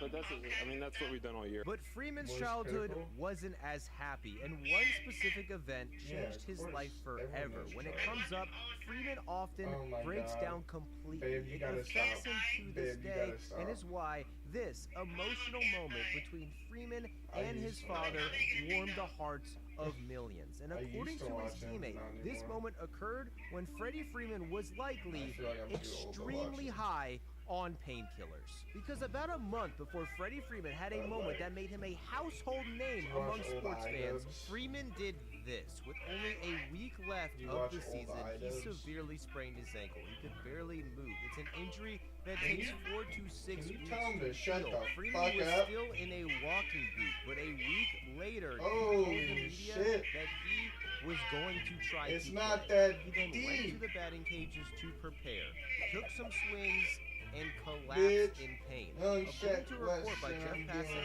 he couldn't even get himself off the floor. He was taken in to get x-rays and found out he had broken the cartilage in his rib, an injury that typically sidelines players for months. Doctors told the Dodgers Freeman had a 1% chance to play, but a day later, with a broken rib and a sprained ankle, he played anyway. On an ankle he wasn't even supposed to walk on. Freeman ripped his first inning single. When he came up again in the third, he got another single. Then, against all orders, without an ankle, Freeman stole second base. This made things even worse. The next game, he couldn't even make it past 2 at-bats before he had to leave the game early.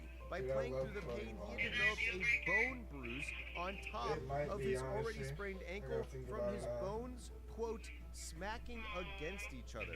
Freeman started taping his ankle over his cleat. Even this simple play almost ruined him. He could barely move and still got a hit against one of the best relievers in the league. In Game 5, this semi-routine play was so painful for Freeman that the team literally had to do a mound visit just to give him a break. In their next game, he scored from second on a hit and almost collapsed in Mookie Betts' arms. According to his teammate Miguel Rojas, Freeman was forced to take painkiller shots in his ankle and butt every 25 minutes throughout the playoffs. And through the first 2 series, he had 7 hits in 7 games. However, not one of them was an extra base hit. His power was completely gone. His OPS was a terrible 461. His manager had forced Freeman to sit out multiple games due to this injury, and there were questions on whether or not he should even be on the roster going into the World Series. But come Game 1, Freddie was in the game, and in his very first at-bat, he roped a triple. He then went 0 for 3 in his next 3 at-bats as the Dodgers fell behind. And going into the 10th, they needed to score at least 1 to stay alive. The Yankees just need 1 more out to win this game. They decide to walk Mookie Betts on purpose so they can instead face an injured Freddie Freeman. And on the very first pitch of the at-bat, if we do hang out all day,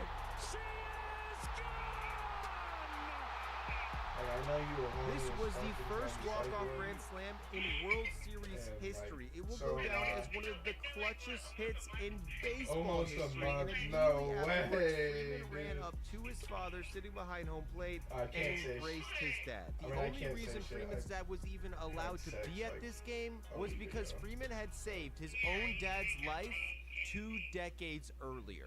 Freeman was just 12 years old at the time and had already gone through a life-altering treatment. When he was 5 years old, his mother was diagnosed with skin cancer. At first, it was just a scare. Cancer went away and Freeman's life went back to normal. 5 years later, the cancer returned. Freeman temporarily quit baseball. His whole life became dedicated to spending time with his mother, but after several months of treatment, she tragically passed away. He was just 10 years old at the time, and to this day, almost everything he does is to honor his mom. He wears long sleeves to honor her fight against skin cancer. He wears a necklace with a piece of her hair during each game. He even elects to play for Team Canada instead of Team USA, just to honor what do you his mean? mother, who was proudly from a city right outside of Toronto. It took Freddie you were talking about you 6 doing stuff months to yourself. after his mother's death to play Hey, baseball again. But when he did, he instantly fell back in love, quickly becoming one of the best players in the area. But at age 12, more tragedy struck. One night, his dad began you feeling are lightheaded gay, and though, weak. so- Freeman didn't like what he saw. Already are crushed by gay, the death though, of his so, mother, he forced his dad to go to the hospital immediately. There they learned that Freeman's dad not only had congestive heart failure, but that if he would have waited and gone to That was a sleep good that night answer. like he had planned, he would have likely passed away that night in his sleep. At 12 years old, Freeman was this close to becoming parentless.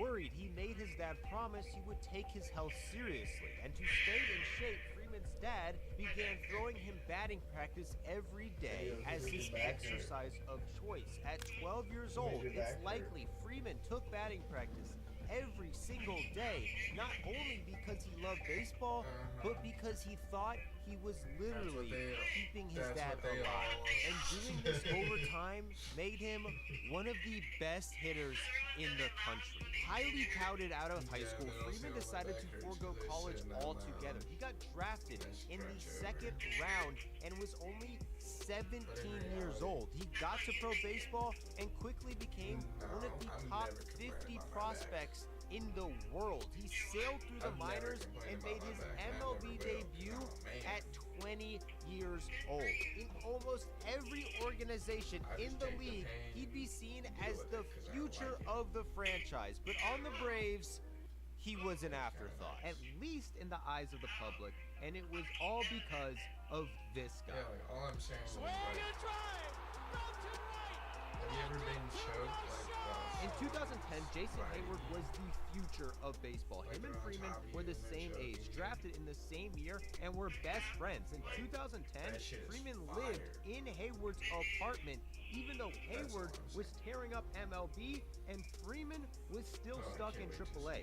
Hayward was being called the second coming of Hank Aaron. He was ranked the #1 prospect in baseball. In spring training, the Braves had to put up tents in the parking lot because Hayward kept breaking car windows with home runs. This story spread and added to the lore. Then, in his very first MLB at bat, he hit a bomb, went on to be an all-star, won Rookie of the Year, and even got MVP votes. Freeman, on the other hand, was only allowed to play 20 MLB games this season.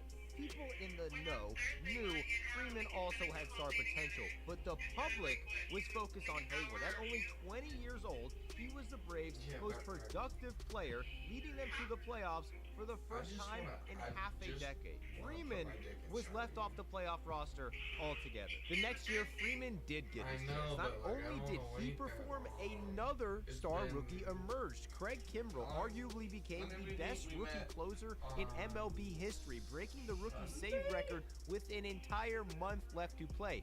Kimbrell was first in Rookie of the Year voting.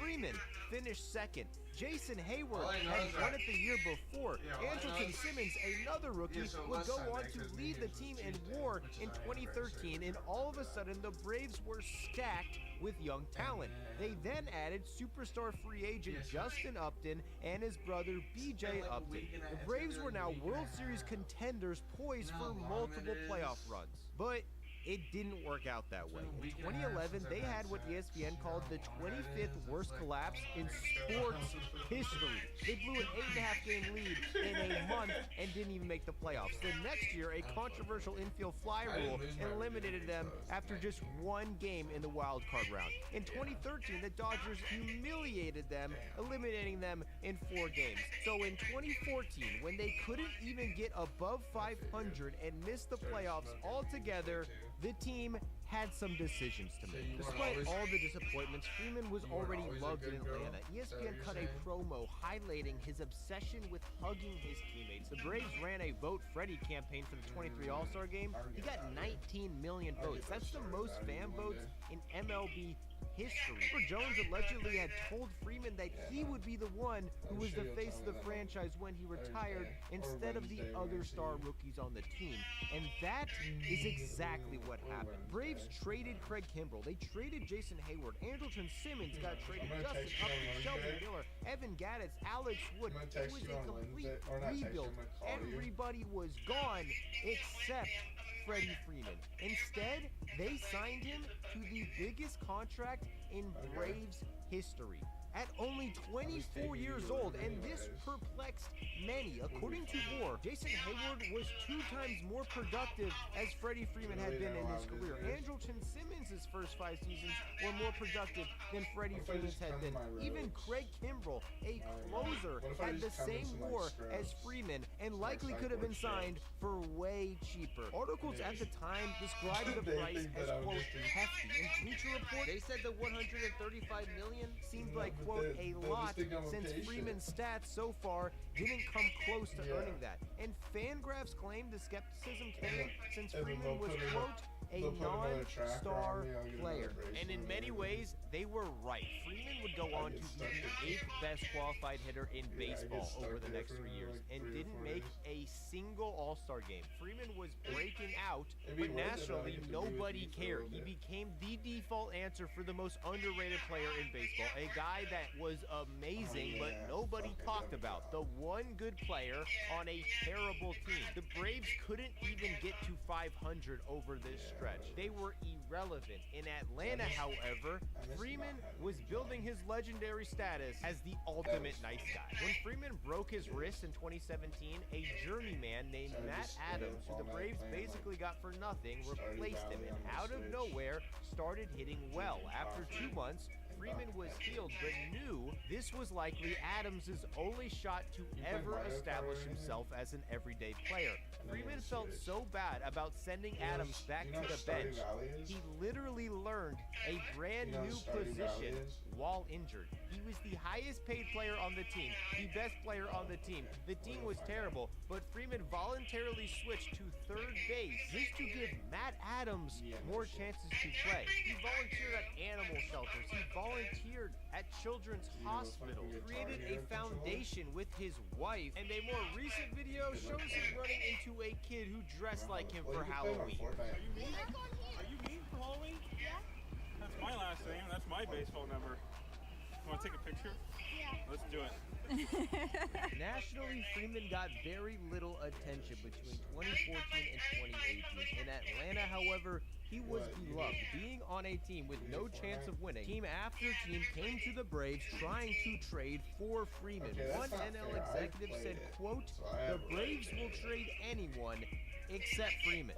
The Braves GM agreed, saying when teams try to trade for Freeman, we listen, but we, quote, don't really listen. When he got fired and subsequently banned from baseball after making illegal contract offers to amateur Latin players, the Braves' new GM came in and said the exact same thing. Quote, "We hope he's here his entire career." Freeman was clear he wanted to be a Brave forever, which is very loyal because up to this point, the Braves had either disappointed or been flat out terrible every single year of his career. But in 2018, all of that changed.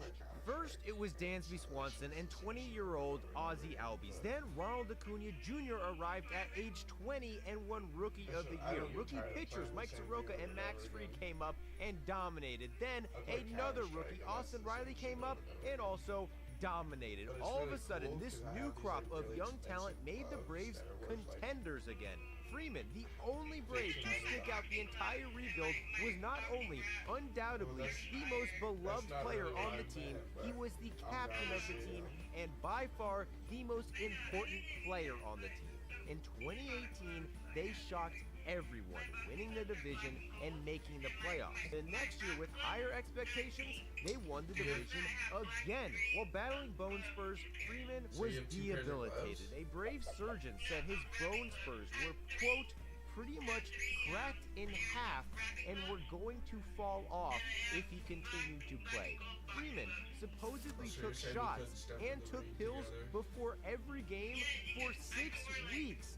leading up and into the playoffs. In their divisional series matchup against the Cardinals, he gutted through the paint and knocked 2 hits with a homer in Game 1. But after that, Freeman went 2 for 16 in their final 4 games, losing another heartbreaking playoff series. The next year, things got even more dire. A pandemic delayed the season, and as the league was finally ready to start an abbreviated year, Freeman got an extreme case of COVID, with a fever reaching 104.5 degrees one night, saying that he legitimately thought he could die. He missed most of the shortened spring training, only had 5 days to prepare for the season, dealt with significant weight loss from the sickness, and started the season with just 2 hits in his first 20 plate appearances. In only a 60-game season, a down year for Freeman looked inevitable. Turns out, he was the best player in the league. After getting 4 hits in his next game, Freeman couldn't stop hitting. He led the league in runs, doubles, had an OPS well over 1,000, and a batting average close to 350. Freeman easily won his first MVP award. He had evolved from the token, most underrated player in the league to a legitimate star on one of the best teams in the league. That season, they won their first playoff series in 2 decades. They stomped the Marlins next, then faced LA and started stomping them.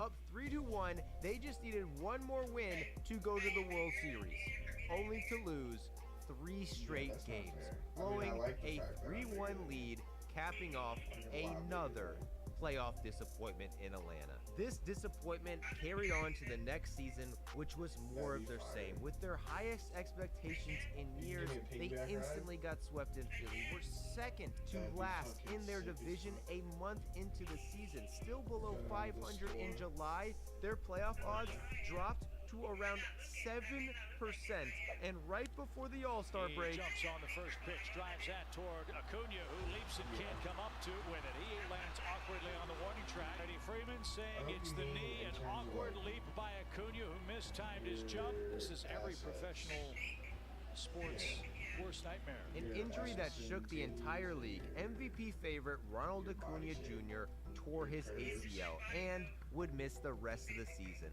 This was the nail in the coffin. The Braves were completely dead. But while no one was paying attention, several under-the-radar trades once again changed everything. They acquired Jock Peterson, Jorge Soler, and Eddie Rosario for essentially nothing. They went on a tear. They went 16-2 over a 3-week stretch. Their playoff odds increased 54% in 9 days. Their odds to win the division went from 6% to 88% in less than a month. They ended up winning the NL East, but in reality, this in large part was due to the Phillies and Mets being equally disappointing. They both collapsed down the stretch, giving the division to the Braves. Record-wise, the Braves were the worst team in the playoffs by far. Both the Blue Jays and the Mariners had more wins and didn't even make the playoffs. The Braves lost Game 1 and once again looked done. But the next game, Freddie Freeman hit a go-ahead RBI to get them 1 win. Then, trade acquisition, Jock Peterson hit a pitch-hit missile to win them Game 3. And in Game 4, in a tie game, Josh Hader, arguably the best closer in the league, comes in to face Freeman. As a lefty, this matchup is perfect for Hader. The Braves had already used 5 of their best bullpen arms. They're down to their last out in the 8th, and there's no one on base. But on the very first pitch, Fly ball, deep center, going back Kane at the wall, that is good! this momentum carried on. Against LA, the Braves continued to roll. Eddie Rosario, another trade acquisition, went off as Freddie Freeman himself hit home runs in back-to-back games. In Game 6, he took 4 walks against the Dodgers, setting up Eddie Rosario perfectly to make the finishing blow, taking the Dodgers down in 6 games. Somehow, someway, the Braves found themselves in their first World Series in 22 years. Facing the most dominant team of the decade, they shouldn't have much of a chance, But they win game one, came back home with the series tied, and squeaked out 2 extremely close games. Up 3-1, they just need one more win to win it all. Freeman gives the Braves the lead with a 460-foot bomb. However, the Braves end up squandering this lead and lose. The next night, however, this at-bat changed everything. Jorge Soler, another Braves trade acquisition, hits the biggest home run of the series. He would go on to win series MVP. Freddie Freeman himself would put a cherry on top with another homer late in this game, his 5th of the playoffs, more than any other player in the league that season. After catching the final out of the World Series, Freeman was officially a Braves legend. At 20 years old, he helped turn the franchise around. He endured the disappointments of the 2010s, stuck through a rebuild when the team was absolutely terrible, then helped mentor an entire new crop of talent while making 5 All-Star teams, winning 3 Silver Sluggers, a Gold Glove, finished top 10 in MVP voting 6 times, won an MVP, and now helped the team to a World Series. But in reality, the second he caught this final out, Freddie Freeman technically was no longer an Atlanta Brave. His 6-year contract was up. Freeman is now a free agent. But it didn't feel that way. He was seen everywhere in a Braves uniform. He was on TV, at the parade, giving speeches, giving interviews. A deal to keep him in Atlanta seemed inevitable. The Braves themselves said they wanted to resign him. Freddie himself gave up potential leverage by publicly saying over and over that he wanted to stay a Brave. At the parade, his teammate Dansby Swanson even used his time to speak to say the obvious.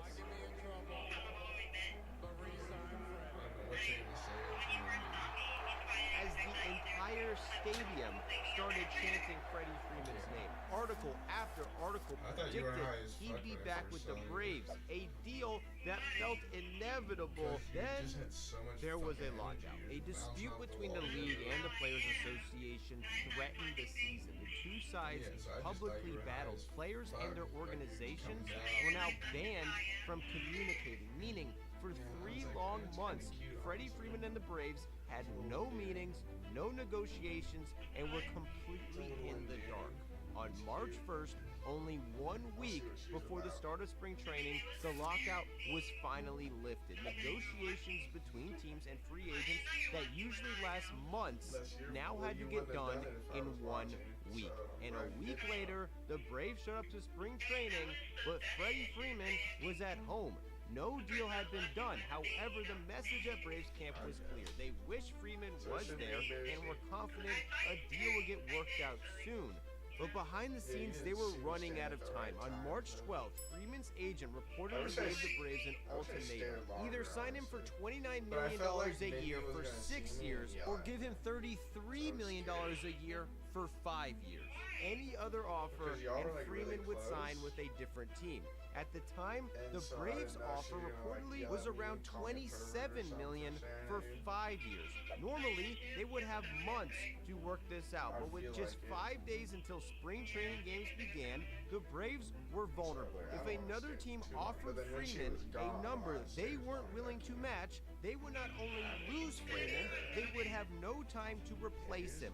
The other talented first baseman had already signed. They would risk going from MVP level production at first to replacement level production at first base. So on March 15th, the Braves shocked everyone. ESPN reporting Atlanta and Oakland are in agreement on a trade that will send star first baseman Matt Olson to the Braves. Sources familiar with the deal tell ESPN. The Braves sent prospects to the Athletics for all-star first baseman Matt Olson. He was younger than Freeman, coming off a better season than Freeman, and was cheaper than Freeman, signing for $21 million a year over 8 years. The Braves made it clear that Freeman would not be returning, and a macho pursuit.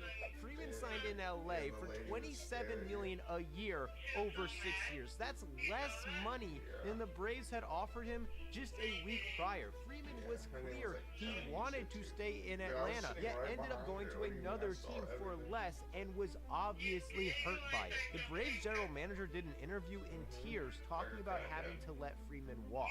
Freeman responded by saying he saw the interview and that he would, quote, just leave it at that, inferring that he didn't believe these tears were genuine. In Atlanta, there was mixed emotions. Players hated to see Freeman leave, but at the same time, Matt Olson was a huge signing and arguably an upgrade. To make matters worse, the Braves' biggest player actually seemed happy that Freddie Freeman was gone. But before we get to that, a quick word from today's sponsor. This video is brought to you by PrizePicks, the most fun and exciting way to get in on all the action on sports. You can finally put your money where your mouth is on all those hot takes you had. You think Aaron Judge is going to go off in a big game? Select more on his hits. You think Ohtani is trash under the pressure? Select less on his hitting stats. Think your QB is going to go off this week? Select more on his total yards. That's what I'm doing with Lamar Jackson this week, going more than 230 passing yards, along with Travis Kelce getting more than 70 receiving yards. You can win up to 100 times your money with as little as just 4 correct picks. With the flex pay option, you can even win if you get a pick or 2 wrong. And with injury insurance, you don't have to worry about a late scratch. If your pick leaves in the first half and doesn't return, PrizePicks keeps your lineup live. The best part about PrizePicks for me is taking advantage of all the promos they do regularly. This week for Thanksgiving, they're setting Tyreek Hill's receiving yards at 0.5 yards.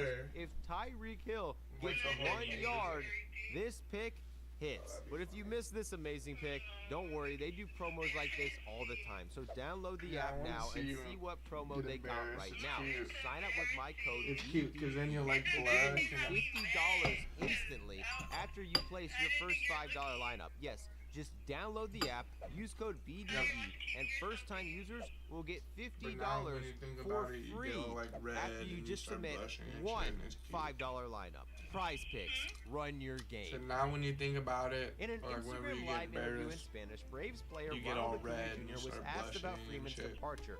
His answer was translated and posted on Twitter, claiming Acuna said, quote, "I won't miss Freddie Freeman," that they had friction, that he was overbearing and wasn't someone he could all talk I needed to. was those 2 days with you, and I saw He everything. never said that, but more and more translations confirm he said things along those lines. He said him and Freeman had a lot of clashes. He said Freeman and other veterans apparently wiped the eye blacks off Acuna's face because there was too much of it and wouldn't let him wear sunglasses on the top of his hat because it blocked the Braves logo. Freeman responded to these comments and said that he loved Ronald, that there was no tension, and that these were just organizational rules he had to enforce. Acuna would later say his comments weren't meant to be disrespectful to Freeman, but didn't regret saying them, saying that Freeman signed with another team. What should I miss about somebody on another team? And all of a sudden, a part of the Braves fan base detested Freddie Freeman. Guadalupe Virgin Mary showed him in a negative light as reports came out claiming his agent offered the Braves an ultimatum a week before spring training and that he'd end up making less with LA. Many blamed Freeman and his camp for not getting the deal done. A few weeks ago, Freeman was one of the most beloved players in Braves history. Now, with his highly anticipated return to Atlanta for a series in June, there were legitimate questions on whether or not he would get booed. I know people are gonna said some harsh things for me, you know, but or beautiful, or gorgeous. Not the nickname. On June 24th, Freeman and the Dodgers returned to Atlanta. Before a pregame press conference, Freeman couldn't even contain his emotions enough to speak. I love you more. After collecting himself, he did a 15-minute press conference and broke down several times. Before the game, a tribute video was shown as Freeman couldn't even watch in the dugout. He was then called to the field, was given his World Series ring, and addressed the fans in Atlanta. from the bottom of my heart, my family's heart, thank you for the support that you've shown my family and I for the last 12 years.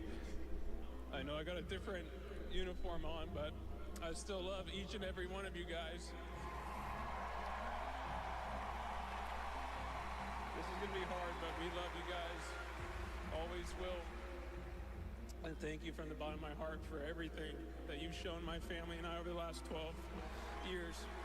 When he came to the plate in the first inning, Freeman got a massive standing ovation and broke down in the box. Freeman ended up having a great series, going 4 for 12 with 3 walks. But with clips of him looking depressed in the dugout, all the speeches and emotions, many began to question how much Freeman wanted to be in Los Angeles. After this series, more speculation spread. Roquib TV, thanks for the follow, G. I appreciate why. However, many assume it's due to him. Although I'm not back, chat. I need to go get some Dr. Pepper. So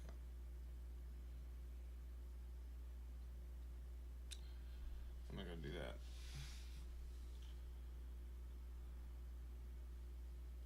I mean, do I? But I want to. But it's like $10.99. It's expensive.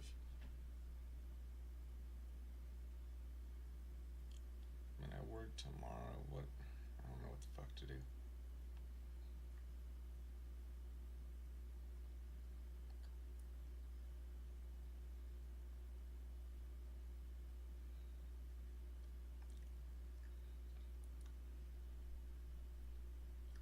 Fuck, sorry, chat, give me a sec. Sorry if y'all heard all that. I was just on the phone with my baby.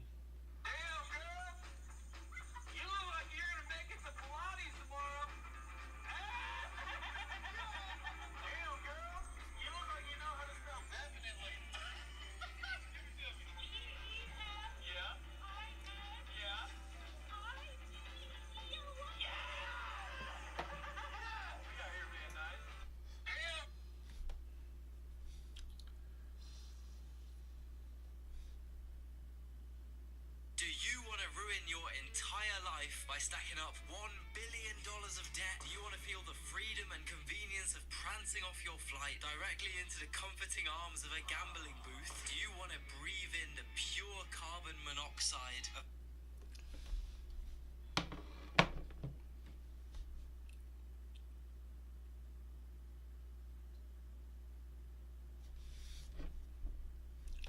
How much do I have?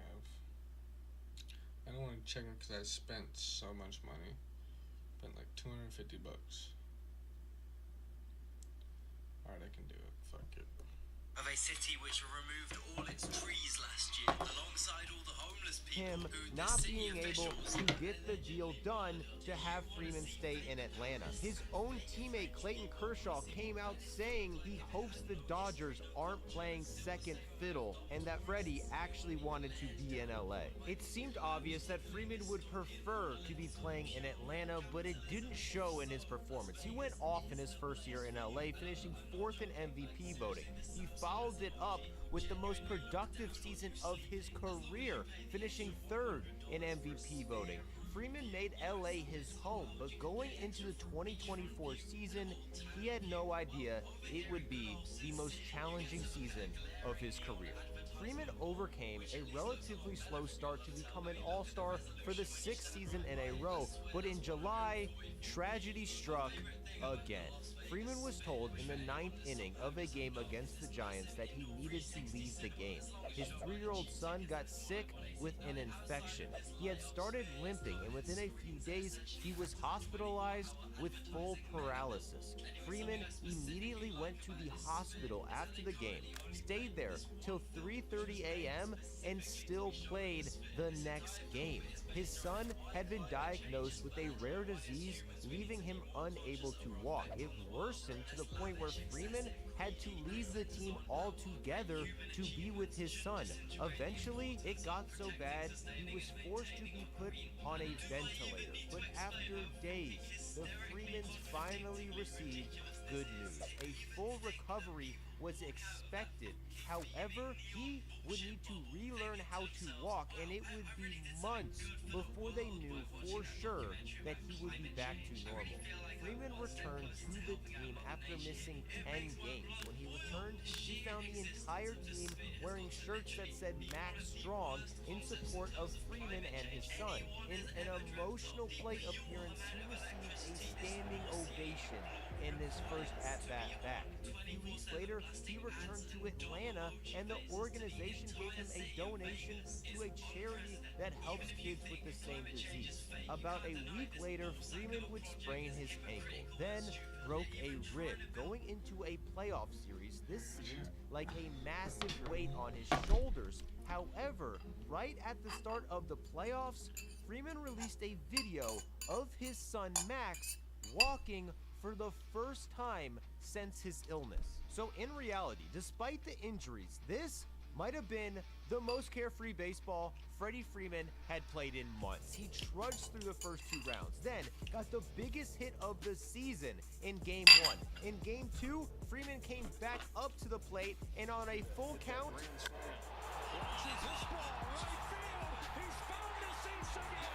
when Freeman came up to the plate for the first time in the next game, it is a fastball. It's ripped down the line. It is gone. Then, on the very next day, in his very first at-bat, again, Freeman cracks one deep to right field. And gone again. This was Freddie's 4th home run of the series. It was the 6th World Series game in a row that he homered in. That's an MLB record. He would go on to bat 300, slug 1,000, and drive in 12 runs in this series. The Dodgers would end up winning in 5 games, and as hands down the most productive player on the team, Freddie Freeman won World Series MVP. And to celebrate this insane achievement, Freddie Freeman adopted a kitten for his family because that's what his kids wanted.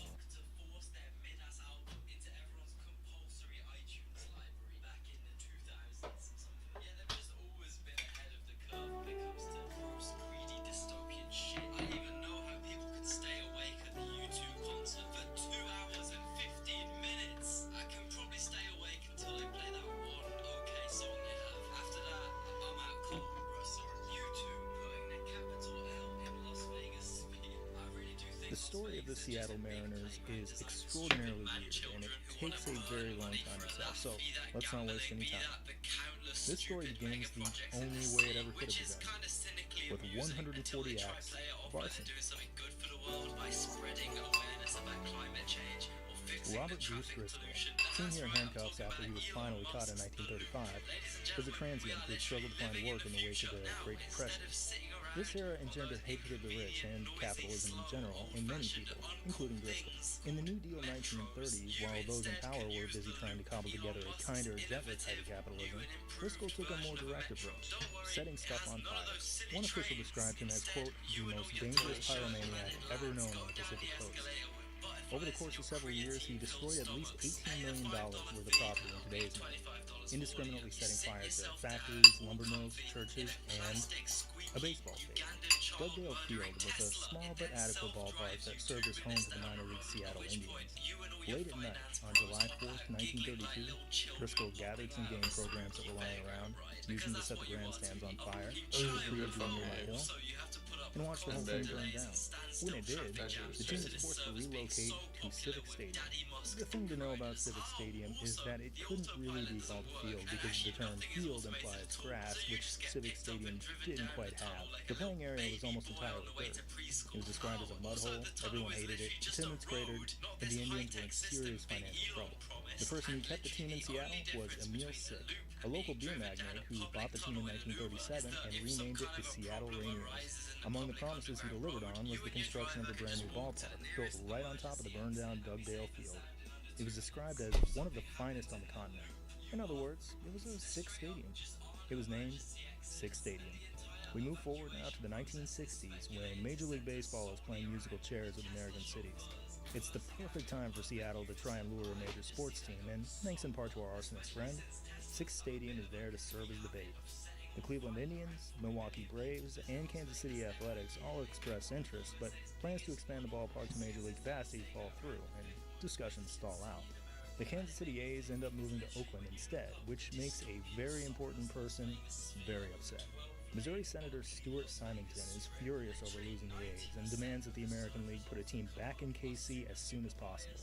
In 1960, he lost the Democratic presidential primary to JFK, and it's been alleged that Kennedy was all set to pick Symington as his running mate until Lyndon Johnson, again, allegedly, blackmailed his way into the position.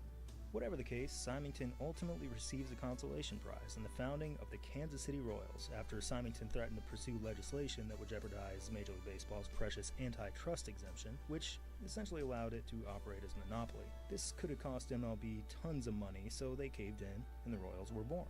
Now, the Royals were scheduled to begin play in 1971. Since the American League wanted to expand in pairs, they awarded a second expansion franchise to Seattle, with the estimation that 3 years and change was enough time to renovate Sick's Stadium into a Major League park. But Symington raised hell. He didn't want to wait 3 years for the Kansas City Royals. He wanted them now. Desperate to escape his wrath, AL owners met in the middle of the night and bumped up the Royals' opening day by 2 years. And the same applied for Seattle's new team. In the strangest way, it had all happened. A serial arsonist necessitated the construction of a new stadium that, decades later, served as the bargaining chip necessary for Seattle to land a Major League Baseball team. In 1969, the Seattle Pilots were born.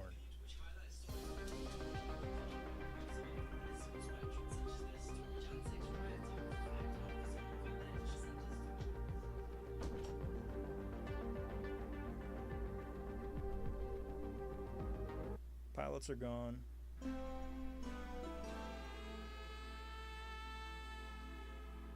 So, after their maiden voyage in the Pacific Northwest, the pilots took off and headed east to Milwaukee to become the Brewers, which is completely asinine and nearly unprecedented in the 4 major American professional sports leagues. But not completely unprecedented, and in fact, ironically enough, the lone other instance of an MLB team up and leaving their original city after a single year also involved an organization known as the Milwaukee Brewers. They were MLB's worst team, struggled to draw fans, and incurred massive debt. So they were sold for $40 grand and moved to St. Louis for a while before eventually settling in as the Baltimore Orioles. Over in pro football, the Chargers spent their debut season in Los Angeles in 1960 and simply couldn't generate enough fan interest as the LA Coliseum was generally about 90% empty for their games. When San Diego swooped in and offered a temporary place to play for free, the Chargers packed their bags and headed 2 hours south to forever make moot the issue of no one in LA caring about them. Meanwhile, the Dallas Texans won a championship in just their 3rd year of existence in 1962, but hated sharing a market with the Cowboys so much that they still bailed immediately after that to Kansas City and renamed the Chiefs. The closest anyone came in the NBA was when the team now known as the Washington Wizards kicked off their first couple years in Chicago before relocating to Baltimore and adopting the Bullets moniker, while the Rockets only made it 4 years in San Diego before shoddy attendance resulted in a sale that had them Houston-bound in 1971, which, given their astronomical name, I could have called from day one. The Tri-Cities Blackhawks did move to Milwaukee after 2 years in the NBA, but they'd been around for a few years prior in a league known as the NBL. And in the NHL, after just 2 seasons, the Kansas City Scouts were hemorrhaging money, which led to their sale and move to Colorado before ultimately becoming the New Jersey Devils. So the Seattle Pilots becoming the Milwaukee Brewers joined just the Chargers and Milwaukee Brewers as truly changing markets after their initial season. They were the last ones to do it, and now more than a half century removed, it's hard to imagine they won't remain that way forever. The reason they left really wasn't that complicated. As a minor league park, Sick's Stadium was fine. If they'd had enough time to prepare, they probably could have built it into a serviceable major league stadium. They did not have enough time, and Sick's Stadium was an absolute hellhole. Thanks to Senator Symington's impatience and a rough winter, the renovation project derailed. They'd managed to slap together some bleachers, but builders were still scrambling to put them together on opening day. Fans were lined up waiting to get in, and once they finished building a row of bleachers, they let a few more of them through. The visitors' press box had an obstructed view of left field, and whenever a ball was hit there, announcers had to turn around and watch the game through a mirror. There was nowhere for photographers to set up, so they had to take all their photos while sitting way up on the grandstand roof, which probably explains why there are so few photos of Seattle Pilots home games.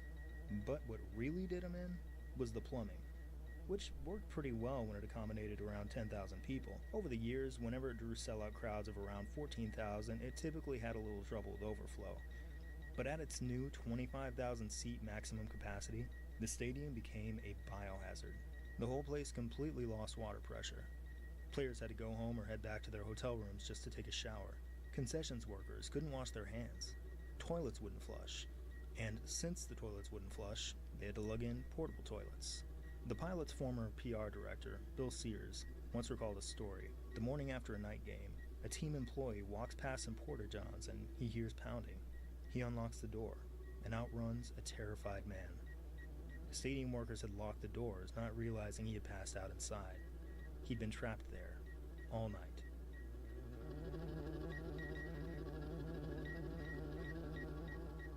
Six Stadium was torn down just a decade later, and the place where it once stood is now occupied by a Lowe's. Out front, near the loading area, there's an unceremonious little monument to the Pilots. A stand-up of a batter propped up next to the original location of home plate, holding eternal watch over a flock of lumber carts. It's so obviously in everybody's way. It's got to be a matter of time before some fed-up employee rips it out and throws it in storage. But for the moment, it's here, and it's all that remains of the one and only season of the Seattle Pilots, one of the worst ideas in the history of Major League Baseball. Let's take one last moment to appreciate that this stadium is literally named Six Stadium, and then close the door on this chapter forever. As quickly as the Seattle Pilots came, they were gone. However, anticipating the arrival of the Pilots, the city had, in the late 60s, already allocated funding for a brand new stadium. Seattle was so determined to land a baseball team and an NFL team that they broke ground on the site before the city was promised either one. The Kingdome was a cavernous, all-purpose indoor arena with about 3 times as many seats as Six Stadium ever had. It wasn't blind faith, though. A lawsuit, first threatened in 1970 as a means of keeping baseball in Seattle, had spent all decade looming over the American League. It finally went to court in 1976, and for the second time in 10 years, the league responded to a lawsuit with a resounding, fine, whatever, and granted Seattle a brand new baseball team.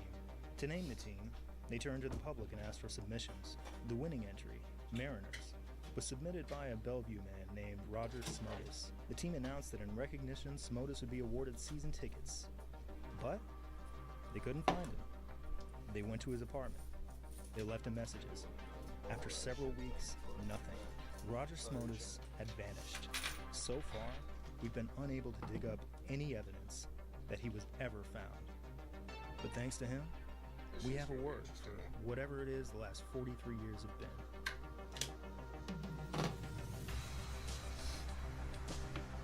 This team was delivered to us through arson, political strong-arming, poopy toilets, a lawsuit, and a missing person.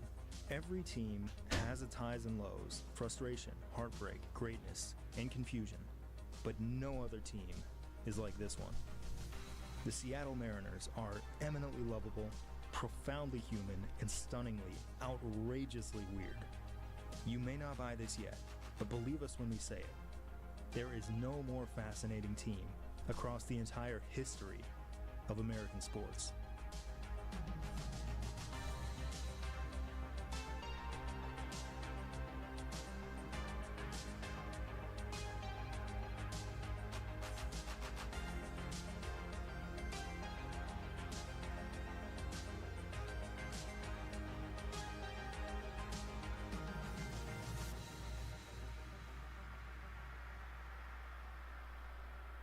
Those Mariners began play in 1977, and I love their first year so much. Here, we see their game-by-game timeline. In game number 5, they fell to a losing record and never again made it back to 500. and thanks to a late season slide, they finished their first campaign with a 64-98 record. But my favorite part about it is how often they just laid down for their opponent. On 9 different occasions, they lost by double-digit runs when no one else in MLB that year outside Atlanta absorbed even half as many bludgeonings. 5 of those 9 Seattle disasters came in August, too, meaning they accomplished within a single calendar month what 24 of the other 25 teams didn't throughout the entire season. A season that set the tone for their first decade of existence, which, by the way, featured 40 such whoopings. They lost at least 95 games in 6 of their first 10 seasons, and were on pace for a 7th were it not for a strike-shortened 1981 season. Altogether, they lost 924 games in that period, over 60 more than anyone else. A look at run differential is an even scarier sight. Powered by 5 dead last in MLB finishes in their first 10 seasons, they allowed nearly 1,400 more runs than they scored in that time, which is over 70% worse than the second worst team. Needless to say, they never even sniffed the top of the AL West to gain entry into the postseason. This green bar indicates the record of the division winner that season. In other words, the number of wins the Mariners would have needed to reach the playoffs. Excluding the strike campaign, they finished an average of 26.7 games out of playoff position each time the curtain closed on a season. Year after year, their September games were about as meaningful as the human appendix. Even worse, whereas plenty of teams at least have some star power or reasons for excitement, the first era of Mariner baseball lacked in all that. In none of those 10 seasons did the Mariners have a starting pitcher with an ERA under 3. They didn't have a player reach even 30 homers in a season until year 9, when Gorman Thomas hit 32. The very best players that had come through their organization were pretty anonymous names that would have been merely run-of-the-mill players on virtually any other team. Their top pitchers were guys like Floyd Bannister and Jim Beattie. Their best bats during this time were perhaps Bruce Bochy and, even though he didn't even peak for them until later on, Alvin Davis. If you're familiar with them, you know they weren't exactly folks that put asses in seats. If you're not familiar with them, well, they weren't exactly folks that put asses in seats. So, why in the world would anyone watch this team? If you choose to appreciate sports simply in terms of winning and losing, there is nothing for you here. If it's meaningful drama you want, you're out of luck. Even if all you're after is a narrative arc of any kind, I'm sorry, we're sold out. All the early Mariners have to offer is a scattering of bizarre stories, most of which involve some form or another of fraud.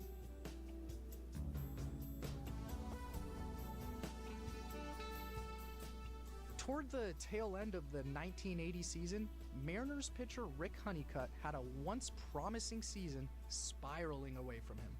Through 10 starts that year, he was one of the league's best pitchers, had an ERA under 2.5, but then by late September, he was reeling. His ERA had ballooned to nearly 5 across starts 11 through 29, leading up to a ball game in Kansas City. In the third inning of that one, Royals left fielder Willie Wilson tripled off him, and while standing on third base, noticed some happenings on the mound that smelled fishier than a stroll through Pike Place Market. Wilson urged the umpire to check out both the ball and Honeycutt's hand. Sure enough, in an effort to combat his recent struggles, he was discovered to have taped a dang thumbtack against his finger to cut the baseball. That's gotta be one of the stupidest, most obvious ways to cheat, just even in a vacuum. But Honeycutt made it worse. So much worse. Honeycutt somehow just totally forgot about the presence of said thumbtack, rubbed his face, and in the process lacerated his forehead, almost poking his eye out and leading to a 10-game suspension. Naturally, once his playing days were done, Honeycutt would eventually go on to have a lengthy second career as a pitching coach. The next Mariners season, the strike-shortened 1981, is one of the dumbest seasons imaginable. At first, they're managed by Maury Wills, who has parlayed an excellent career as a shortstop into one of the most disastrous managerial careers in the history of baseball.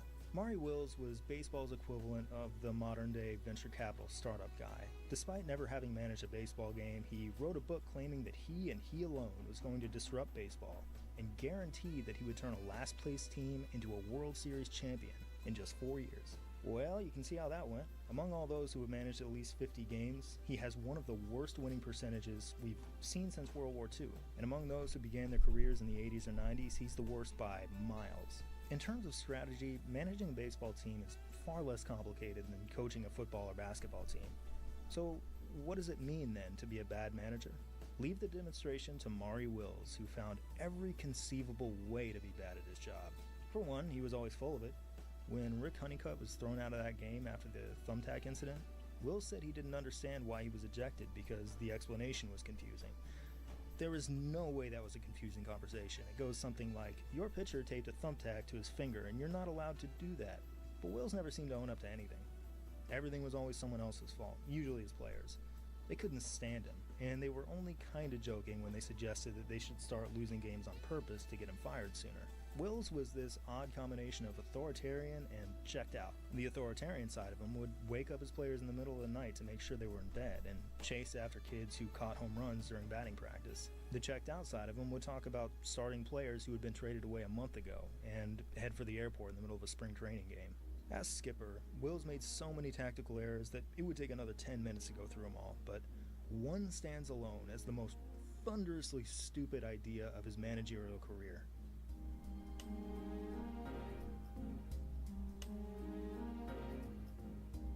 Prior to a home game against the Oakland A's on April 25th, Wills pulls aside the team's groundskeeper and tells him to illegally paint the batter's boxes longer than the rulebook specifies. It now sticks an extra foot toward the field. The alleged benefit is that one of Wills' hitters, Tom Paciorek, will get a little extra room to step forward as he swings. The drawback is that during a baseball game, there is a person whose job it is to stand right here and stare at the field. He's known as an umpire, and he's been standing here for 3 hours a day for many, many years. If anything looks different, he will immediately recognize it. So, in Will's desperate effort to keep the Mariners from getting caught for something, he 100% guarantees they will get caught for something else. When they do, and he's suspended, he says he's shocked and dumbfounded. Yeah, man, me too. I thought that was going to work for sure. He's fired a few weeks later, ending one of the funniest managerial stints ever. He's dumb, says Brad Golden, the Mariners' journeyman catcher, who, by the way, is traded to the Yankees shortly thereafter. Golden ended up in Seattle in the first place because the Yankees traded him there for a player to be named later, which is a fairly common practice in baseball. It turns out the player to be named later is Brad Golden, who returns to the Yankees and becomes the second player in baseball history to be traded for himself. Also in that 81 season, more fun stuff in a Mariners-Royals game. In the 6th inning of their May 27th affair, KC's center fielder Amos Otis hit this little dribbler up the third base line. Then, Seattle third baseman and part-time stand-up comic Lenny Randle did something you don't see every day. Something completely awesome. That's good. That's good. Oh, it was on just chatting the whole time. It wasn't, so you guys just heard the video. I'm high. I'm sorry. Anyways. So I said I was gonna I said I was gonna do some Cyberpunk, but I wanna play some Rivals.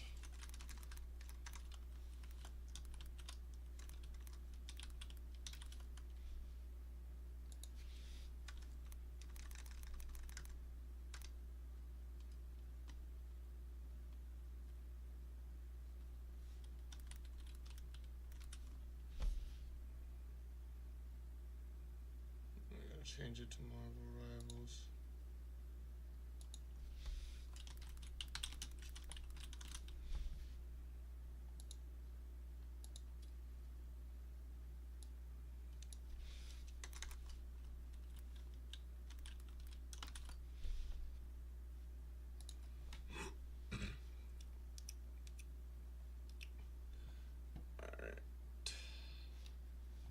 Alrighty Let's launch this. This little shortcut right here. Bada bing, bada boom. Yeah, you can have access. Sure. I don't give a fuck. Go ahead. I have to stream from the desktop though. Or maybe this time it'll like capture it. I don't know. We'll see. Just leave it like this for right now. I'll eat some of these Oreos.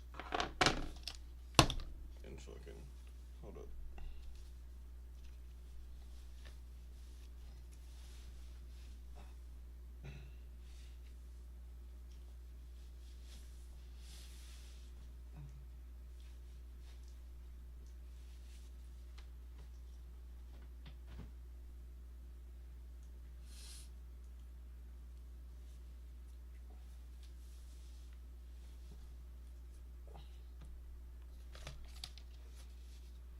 Hi Luna. Wanna fuck? I ain't gonna talk, baby. I don't wanna fight. I'm done spending an obscene amount of money. Fresh, never frozen meal. Ooh, I Greece. never asked. To Bosnia. To Slovenia. To Serbia. To Bulgaria. To Turkey. The Balkans are an extremely diverse group of mountainous countries in southeastern Europe, with countless political, religious, and cultural divides. Drive 2 minutes down the road, you've gone from Sunni Islamic Albanian cartel bosses to ultra-Orthodox Christian, overweight Greek granddads. Then walk 2 minutes over a hill, and all of a sudden, they speak alien gibberish, also known as Macedonian. The thing is, Balkaners will genuinely start catastrophic wars over their difference in haircuts, or something that insignificant, you know? Balkaners usually only operate within 2 modes: brutal, vicious war crimes, or complete laziness with the occasional petty argument. Yeah, apart from in this region, there is a lot of sleeping and arguing going on in the Balkans right now. And for a region of the world that takes their cultural differences so seriously, yeah, I mean really, really seriously, I thought, what else could I do but evaluate the stereotypes the world assigns to each one of these countries, and rate each country's stereotypes on a scale from 1 to 10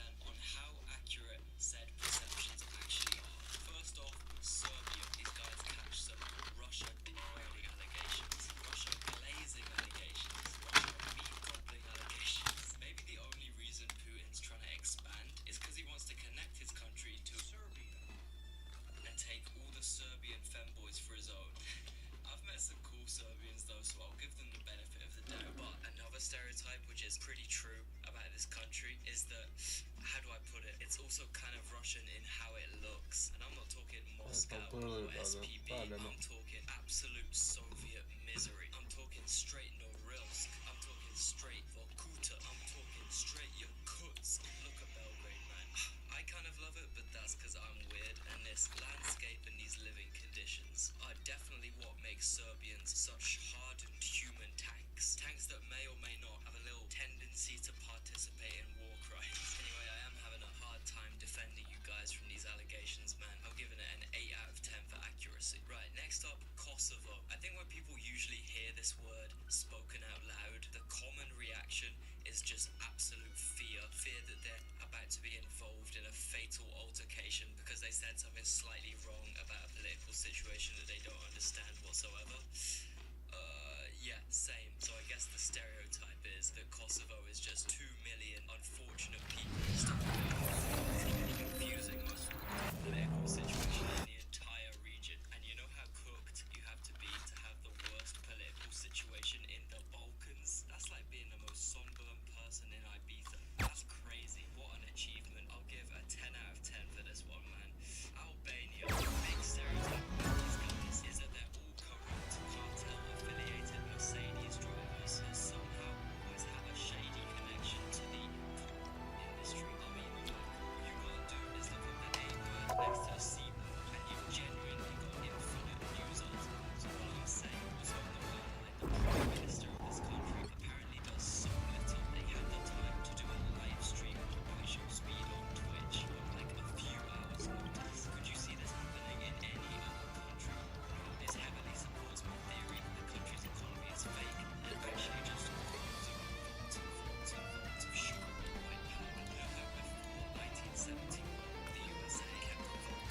Full screen now.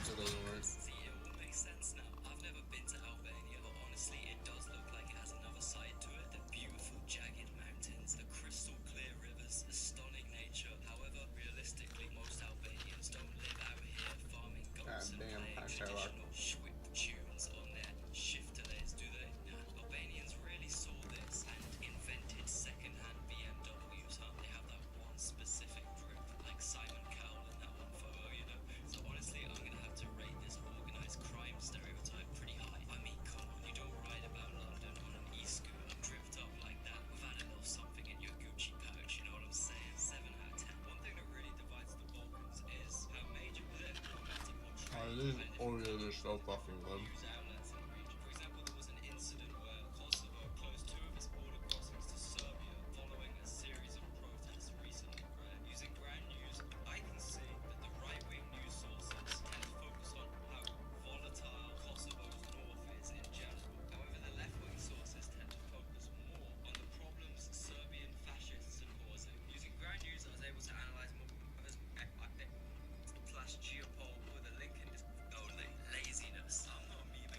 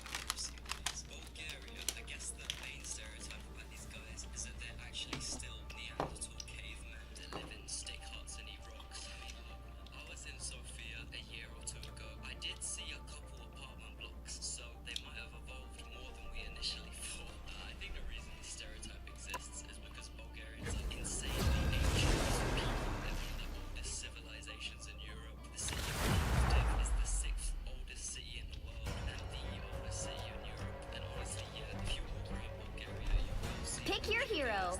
Or villain, I'm not judging.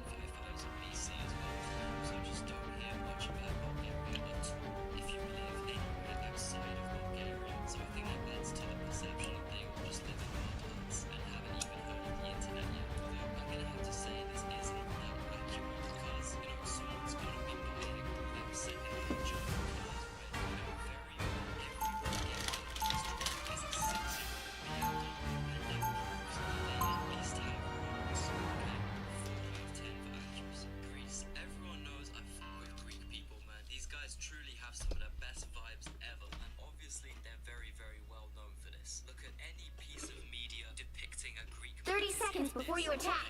Get ready. second dude, but I'm sure this guy is very lovely as well. I think it's an incredible achievement to live within such a fucked up economic, political, everything system. A country that's practically falling apart and be so laid back, so chill in its hilariously overindulgent The battle starts in 5, 4, 3, 2, 1.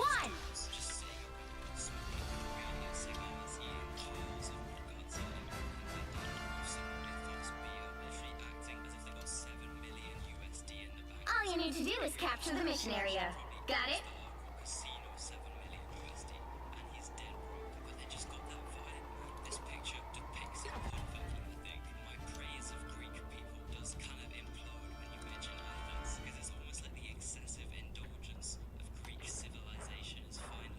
Looks like the mission area is yours to capture now. I like the My brother Loki imperils not just Asgard, but all the realms.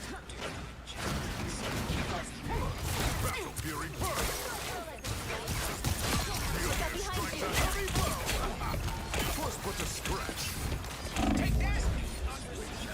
Seriously? Another hit for the mission area is yours!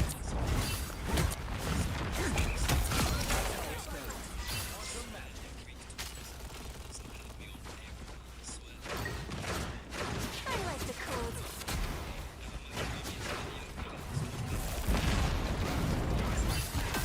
Ambush! They're behind us!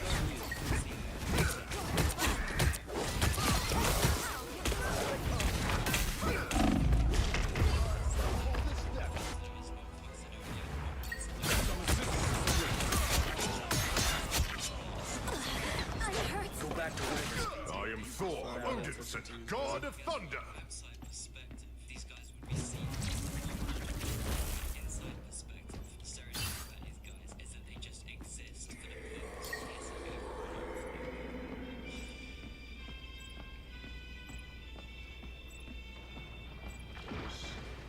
I knew that would work. You've captured more than half of the mission area. Keep going. Party crashers.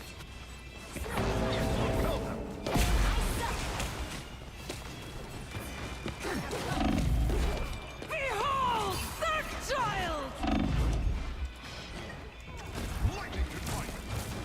They are too many!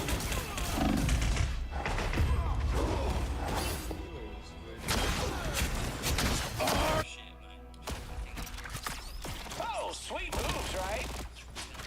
To battle again!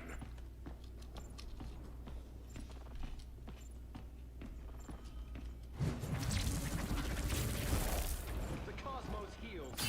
Heads up, invaders from the deep. Some assistance, please. I am barely wounded. Come, my minion. Tremble before blast! Go back to where the sea cave you crawled out of. Behind you. Healing power. What terrors have you called forth, Namor?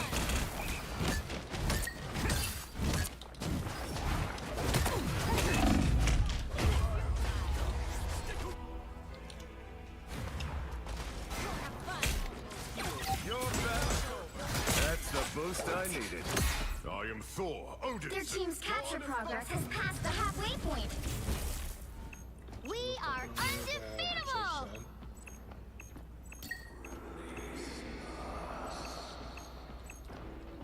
Our foes have arrived. I am barely I am ready to put on a show. It's the grand finale. Behold the god of thunder! Loser. Unleash! Behold that child! Yo, holy shit.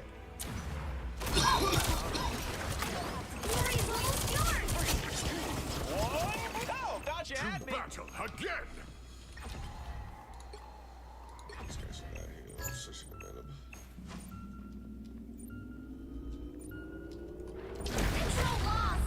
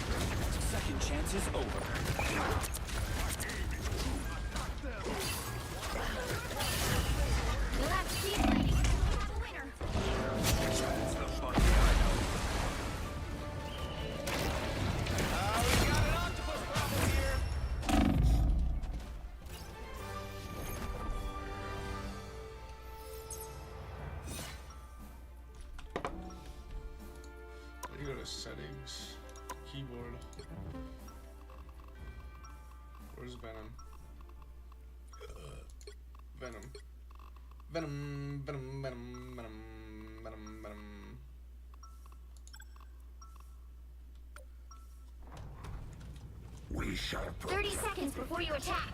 Get ready. Did I ever tell you that I read, like, all of your comics when I was a kid, Cap? Even in my absence, I helped inspire the next generation of heroes. Yeah, they were my grandpa's. He thought you were the bee's knees. Or the next seven. The battle starts in 5, 4, 3, 2, 1. All you need to do is capture the mission area. Got it? Even my cosmic might may not be enough to save this universe. I'm hurt. This nightmare has Heads up, invaders from the deep. I like it.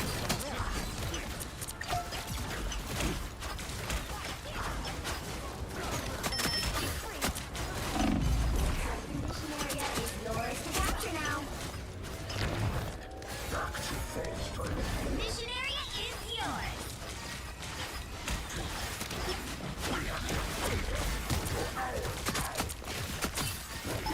I am ready to put on a show.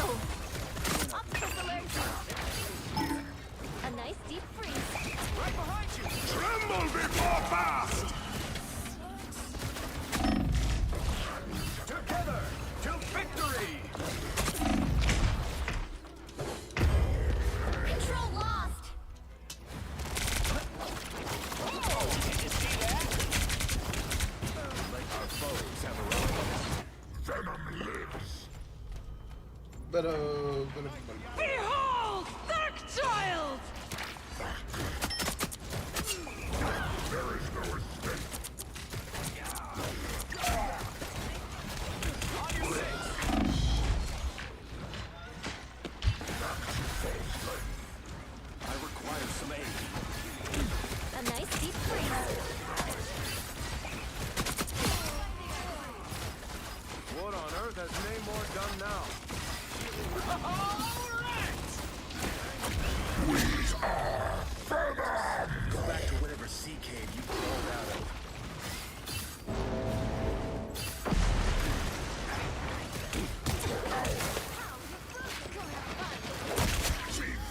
Their team's capture progress has passed the halfway point. Control seized. like lambs to the slaughter. Maximum! Have to fight back. Glad to knock that grin off your shiny face, Stark. We fear. Hits the ground for them. We've got an Octopus problem here. You captured more than half of the mission area. Keep going. Some assistance, please.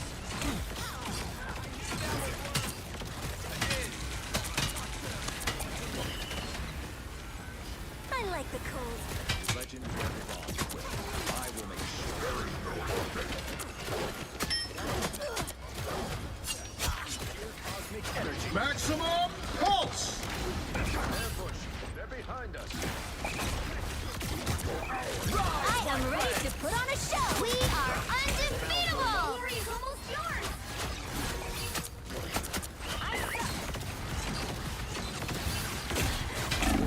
Second chances don't work.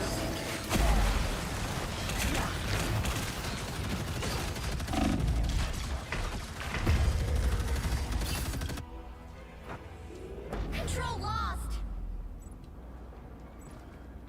There you go, 14,000 a little better. Venom lives. Healing power. I require some aid.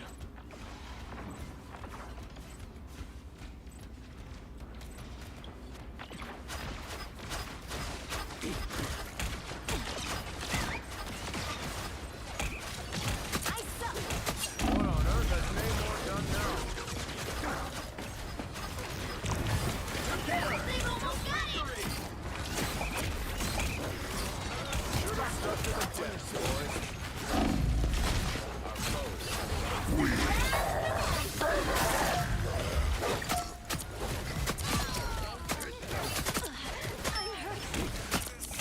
Judge, jury, executioner! Let's keep fighting until we have a winner. That's 3. Control seized. Another hit for Luna.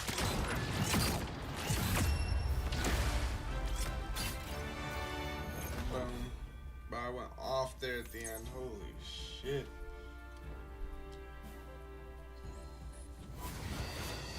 Another epic victory. Big win. Let me see my highlight. My highlight has to be that little 3K at the end there with Venom. Venom. I guess. W heals.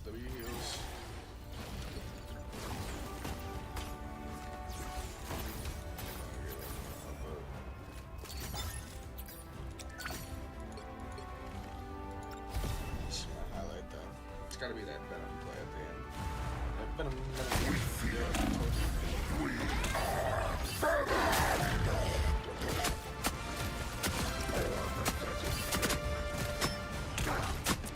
Judge, jury, executioner! We're going to keep this one. Nice little 3K. I fucks with it. Okay, that was pretty good. First game though. Let's do another one going, see how that one works out.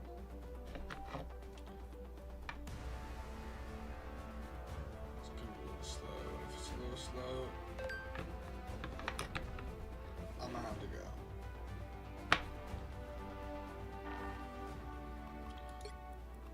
Damn, it's not online, unfortunately. Yeah, so about to battle pass. Shut up.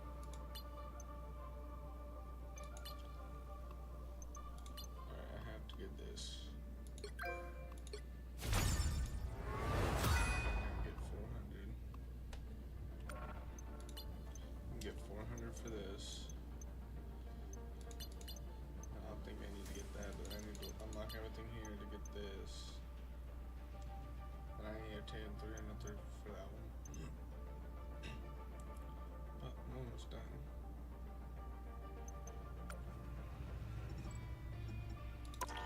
So,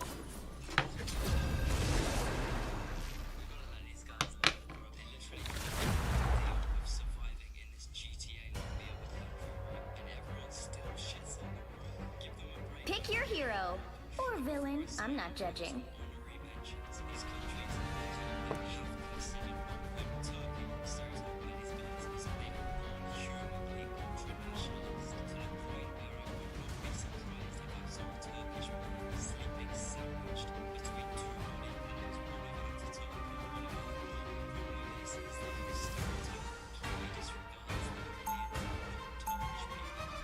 Oh shit, Logan.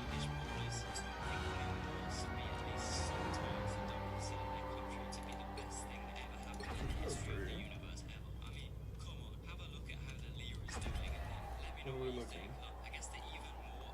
2 healers? You can do it. 30 seconds before you attack. Get ready. I'll switch if it's not working out. We can do it.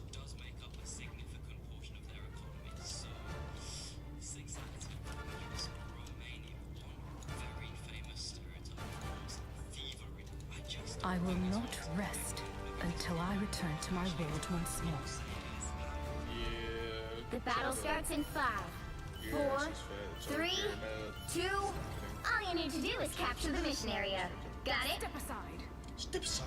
We are warriors, no matter what worlds we come from. I can't see. Do not lose sight of that. I can't see. Them? Right there. He radiates a terrible. This is natural anger. Ugh. I can't see. Shake it up. Hitting harder than ever. I like the cold. You're mine. Healing magic. Oh, lovely. I need assistance. Looks like the mission area is yours to capture now. Please. Bro. Capture the mission area. I can't fucking see anything. I can't see where they're at. I don't know what the fuck's going on. Now it's just frozen. Oh my god. Holy You made me angry. I don't have to. Holy fuck. This was a bad idea. I guess I just can't play this game while I'm streaming.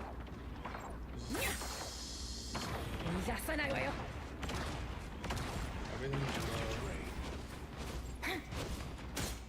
Focus on the battle. My blades seem sharper. Please going to be helpful. I suck. Enemies. Perfect. I got you.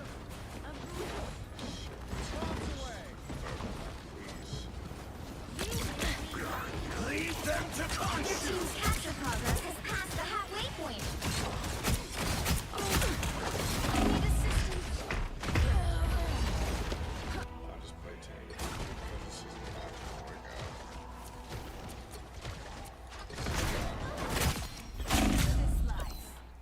Not when I'm fucking. Oh my god, I hate this shit so much. I wish I could stream this game, dude. I just want to be able to. This is natural anger.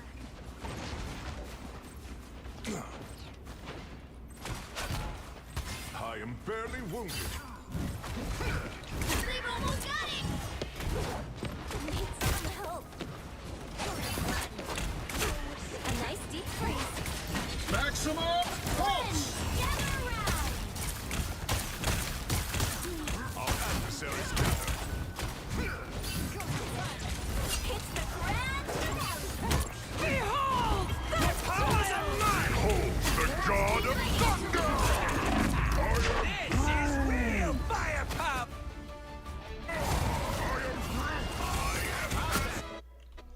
Yeah, I'm just gonna leave that. Yeah. I guess we figured it out, dude. Fuck me. That's so stupid.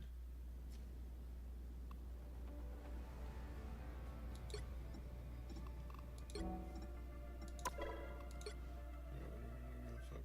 We're just gonna play Cyberpunk then. Or I could play more CS. I wouldn't mind some more CS. What time is it? 10:19.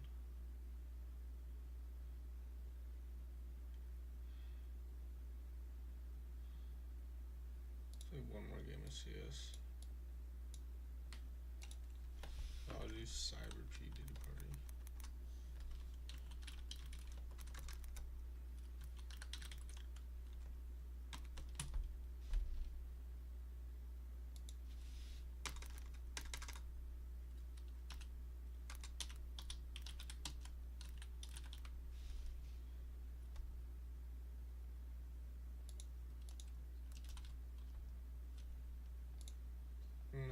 Not fucking 1.6.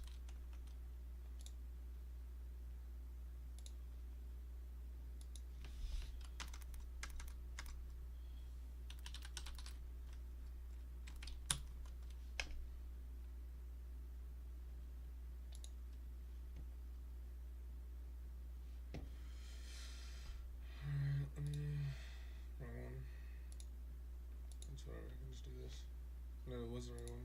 Fuck.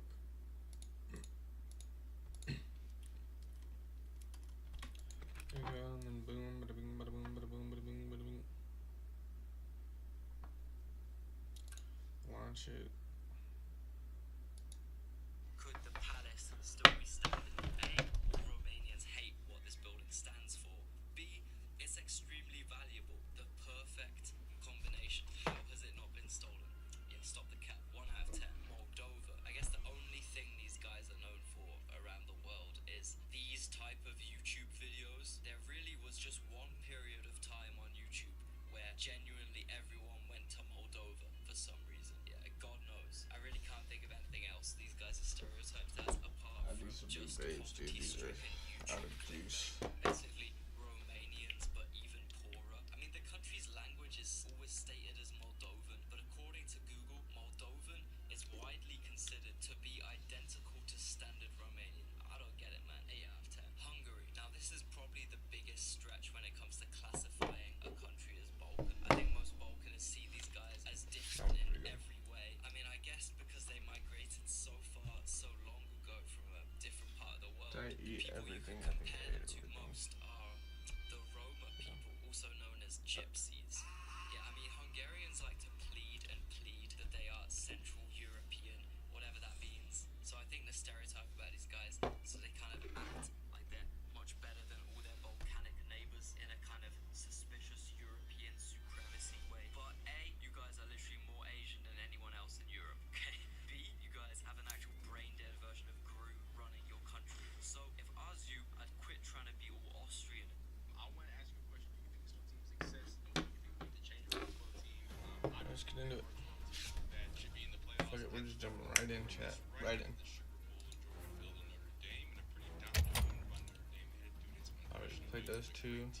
So got Anubis, Overpass, Ferta, Mirage, Nuke.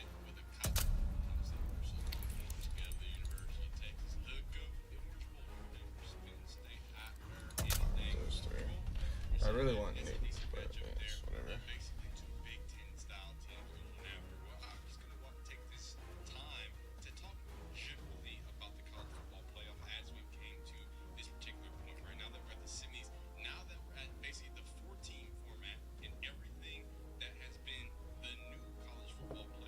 My fucking heart burns, bro. I think I'm having a heart attack.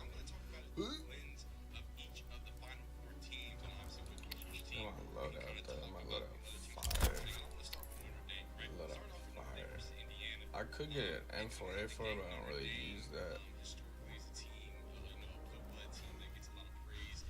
But look at the knife, dude. Look at the knives.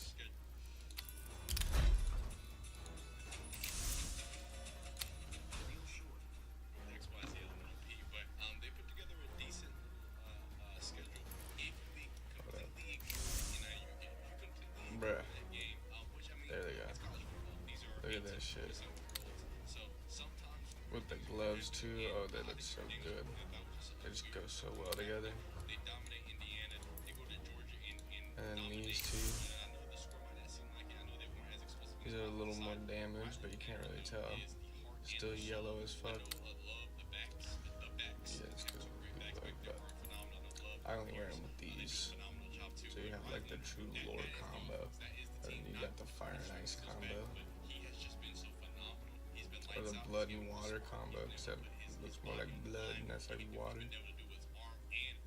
Fire.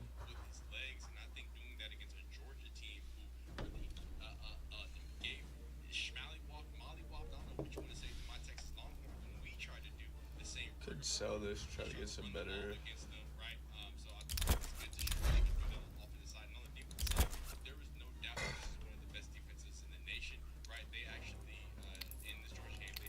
Get like another PT50. but it's not really fair because that's the lead gun. Efficient, a two-phase of the ball, and I'm not going to say three-phase of the ball because in the game against Georgia, of course, we have that kick return.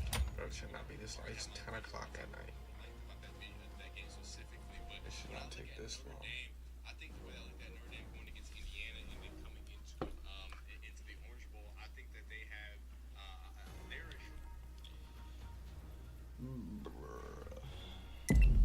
There we go.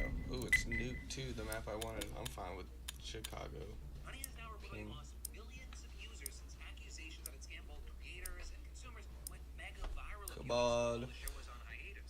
Let's go. By PayPal that automatically searches for coupon codes when you're shopping online and applies them to your card so you can save some cash. It sounds great. It's been popular for a long time. Tons of creators promoted it over the years. But then, This is the map I want. One of my best maps. in December alleging that Honey was scamming creators by essentially hijacking their affiliate revenue. Because when you click a link from a creator to buy a product, the creator is supposed to get a commission off that or at least get credit for referring you to the site, and the site knows how the customer wound up there in the first place. But in Megalac's video, he claimed that Honey took that money by putting in its own tracking link at the last second to steal credit, even if it didn't offer a coupon. And then on top of that, Megalac also alleged that Honey dupes consumers by not finding coupon codes or not offering the best coupon code available. And with that, at the time, PayPal tried to shut down those claims, saying it would follow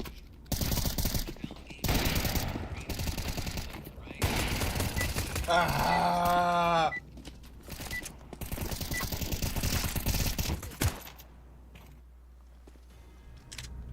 Let's move out. Let's move out. Look at these 4 fucking Hello? skins. Hello. Can I get an ooh? Hey guys, where do you want to play? I can play anywhere. I want to play at your mom's house. That's not a position that I know of. She's actually homeless, so. She lives outside of Huck's interstate rest stop. I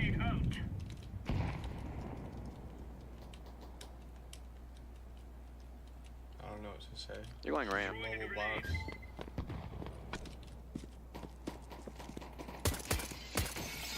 Yeah. Yup.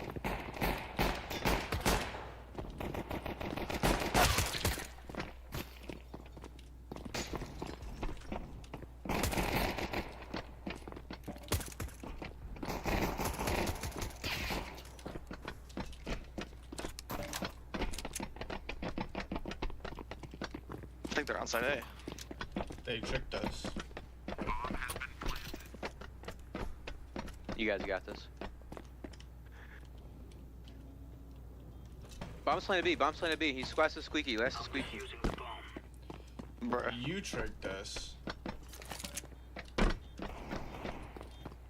You squeaky. Someone needs to stick it. Nice. You're a god gamer, yellow. Or I mean I know orange. I am. Thank you. Does that mean you're gonna suck me off because of that? No, not me. No. Green will do it though. Alright, Killer Green. I am fired up. For a decoy, I will.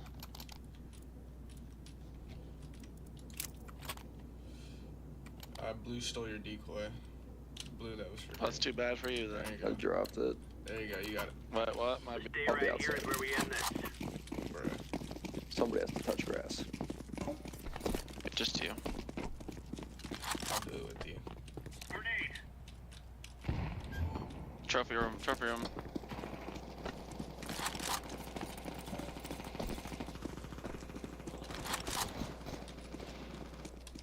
One's lobby on the balcony, or the loft.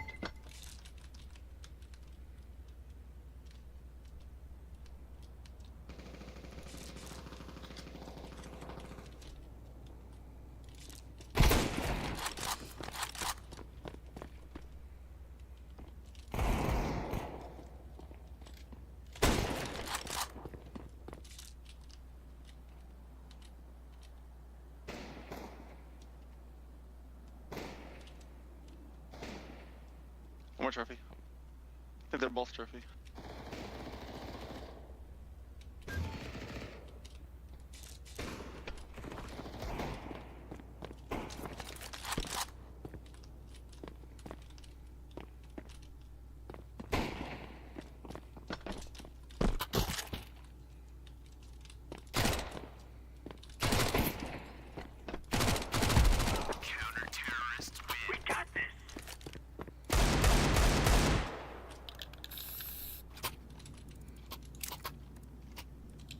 I'm dead.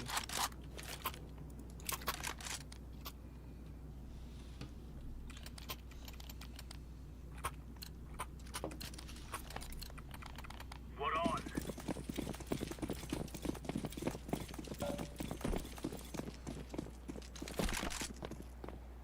Throwing fire. Smoke. Outside. Here one. Grenade out. Got one outside. Laying down smoke.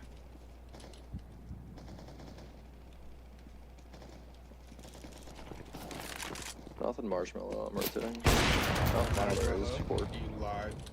I know. 2 in lobby. I'm upset about this. They could be going outside. I think I hear them rotating out. Incendiary. Bomb on B. Alright.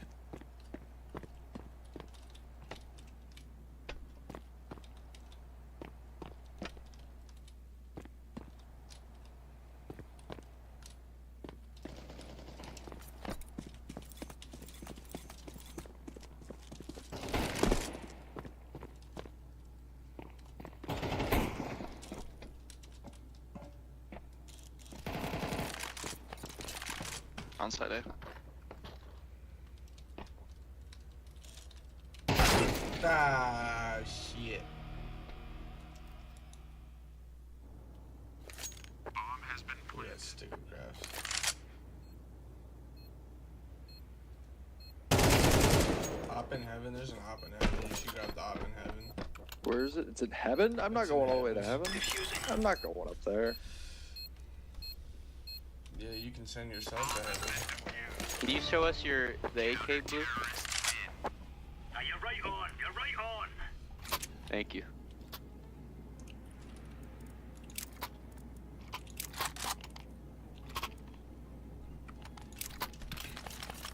Beautiful stick of craft. Beautiful stick of craft. Come on, chop, chop. Come on, chop, chop.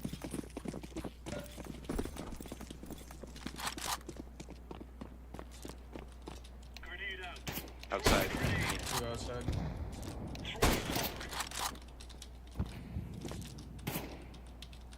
Secret. He's dead! Where? Outside.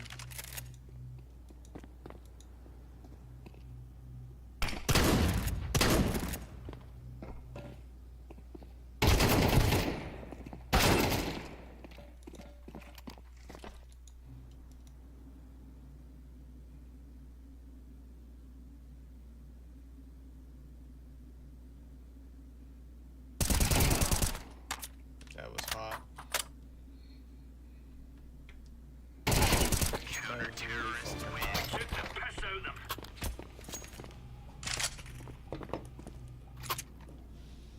I'll be hitting the rock wood, that's why it burns. Burns.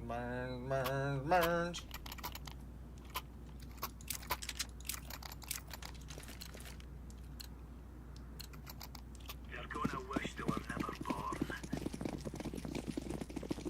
I already wish I was never born. Throwing flashbang. Throwing fire. Throwing grenade. Marshmallow.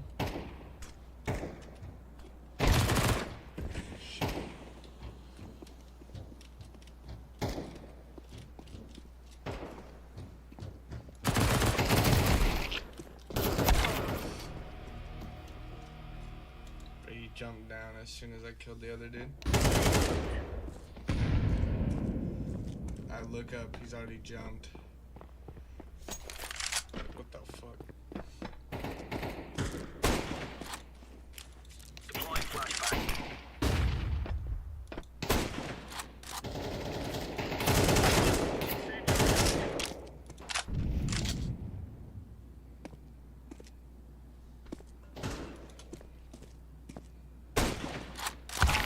Terrorists win. Bomb has been.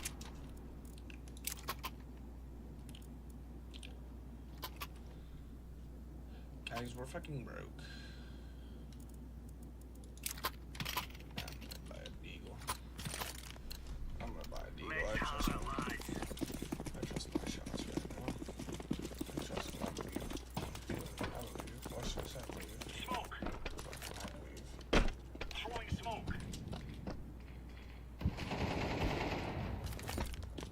Outside.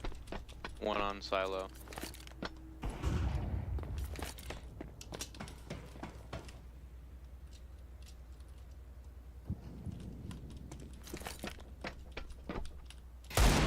Yep, they're going secret. 2 went down secret.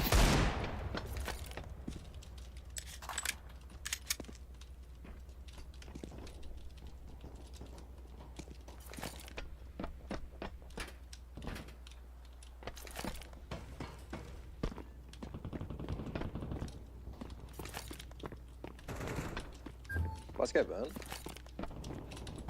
Super tagged up. Still done that.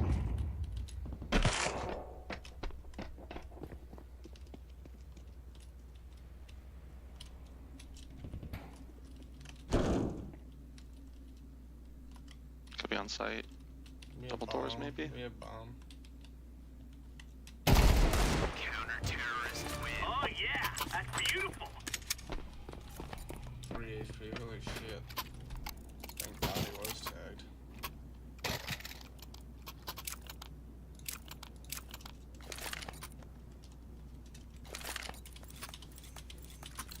Why not just put "they not like us" in the title? This is bandit country. Shoot everything that moves. I don't know, I didn't think about that. Laying down smoke. Tough chat. Trophy room. Grenade out. Throwing a grenade. And lobby. Throwing fire. It's nice to see my moderators finally be active, you know? Grenade out. Two more vent, one more vent. Later. Oh, dude, look at this sticker craft. Shit's crazy.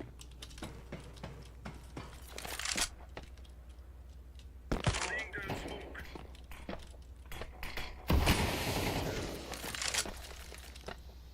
Incendiary.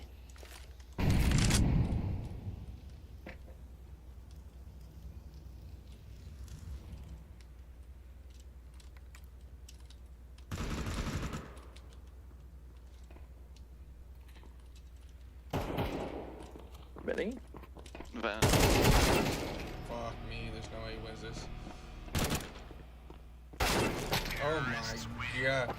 I'm not a moderator, bro. I have this bad because I'm an OG. You have the moderator badge. You're a mod. Nice toss. You're a mod. When I go to my mods, my list of mods, you're there. All You're this stuff. listed as a mod. You're a mod. Time to earn our storage.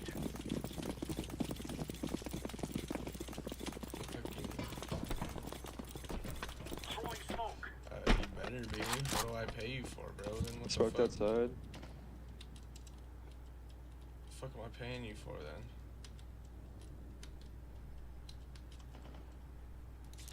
then? That's fine. I don't need mods. I don't get enough activity for that shit. I have one consistent viewer. That's it. That's not me. I think he's dinked. Let's hope so. Yeah. I'm the best. Good shot. Last is red.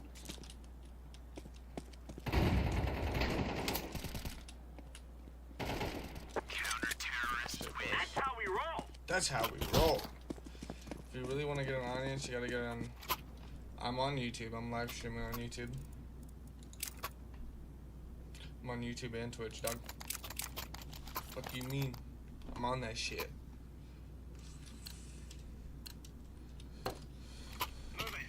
Yeah, I just don't. I haven't set up Sony Vegas yet, and I just don't feel like it. Otherwise, I'd be editing shorts and shit. They're in trophy. How the fuck do they have money?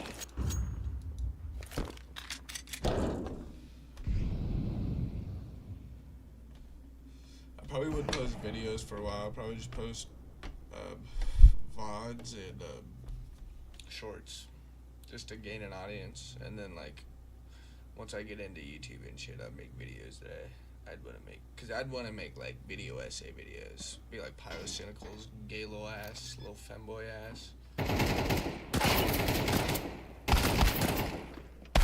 Terrorists win. How do you turn around like that?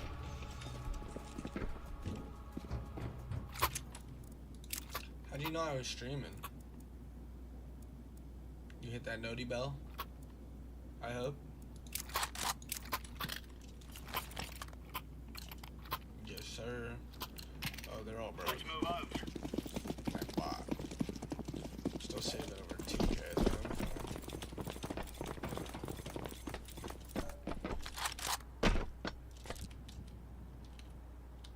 We're outside. We have lobby. Yeah. Fuck, dude.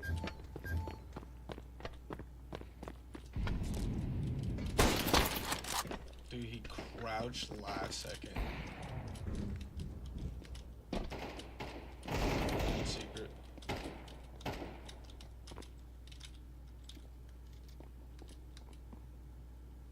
He's just sitting there. Garage. Bombs down garage. 2 red.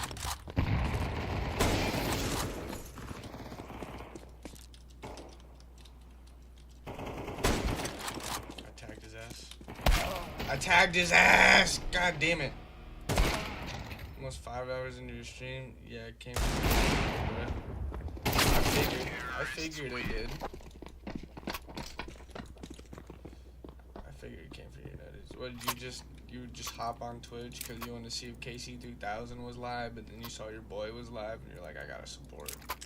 I'm sorry, I gotta support. I appreciate it, bro.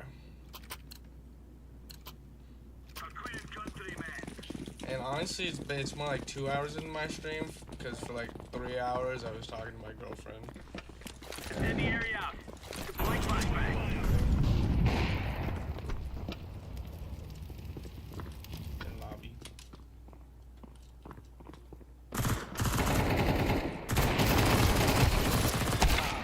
Go, go, get him, get him, get him, get him, get him! You fucking... Okay, okay. Working. Grenade out. Throwing flashbang. Smoke. Y'all have bomb, don't worry. On stream. One outside. Yeah, it was on. Well, I was streaming and then she called me, and then I was. So yeah, it was on stream.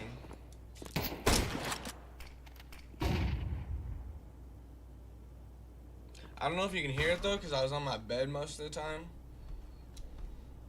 And I was playing a video on my desktop, so I think I covered it good enough, but I was live when it was happening.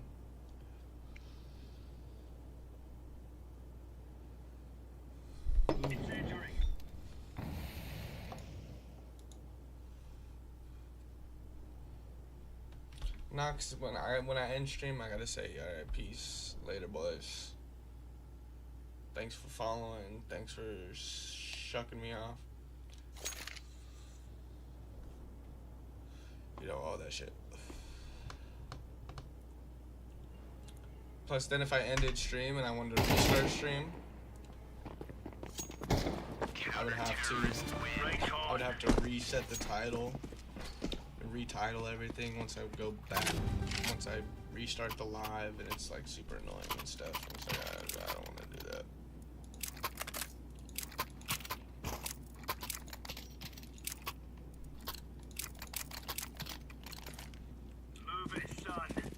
I'm not a real streamer. Decoy.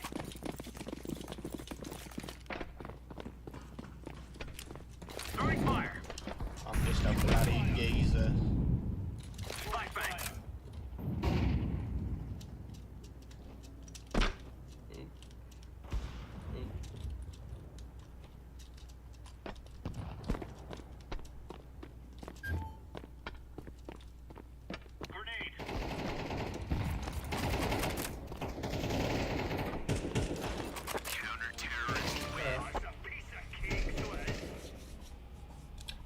Plus, I can't quickly end the stream, you know. Oh, I could have. You're right. I could have. Never mind. I wasn't like in a game or anything.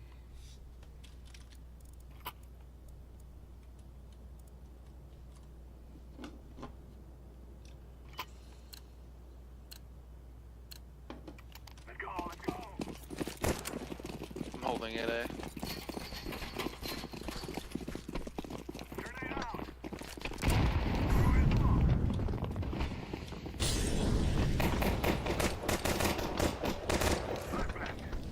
Get the bomb down.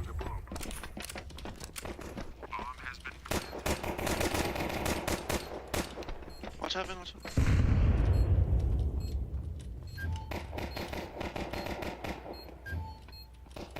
Squeaky.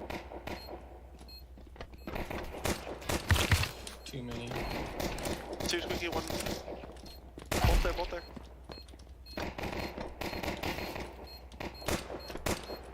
Play time. I didn't know he pushed up.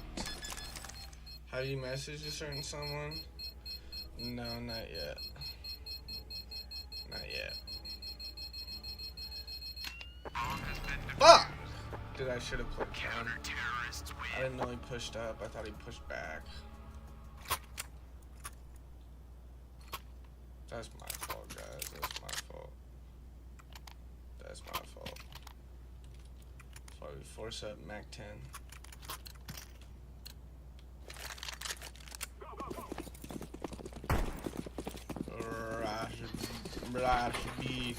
Rush ramp.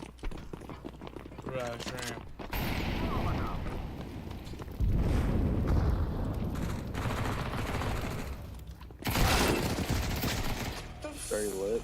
Fuck were you watching, Cryo? Dude was halfway in the fucking hallway. He's gonna crunch lobby in a second here, Purple. Watch behind you.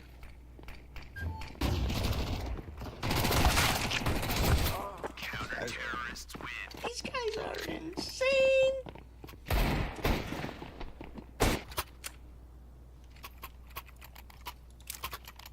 Alright, well I guess we're trying to take outside. Outside it is. We're going outside. We're gonna touch some grass today.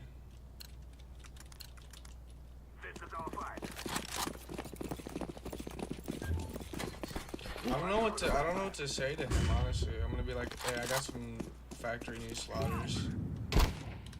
He's on the roof, dude. What the fuck?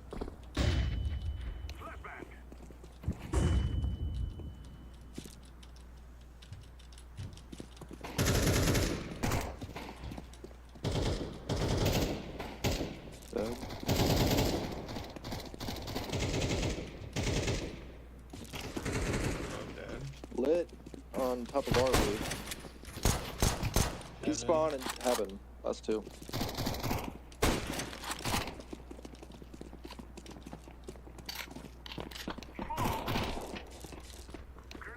Careful out.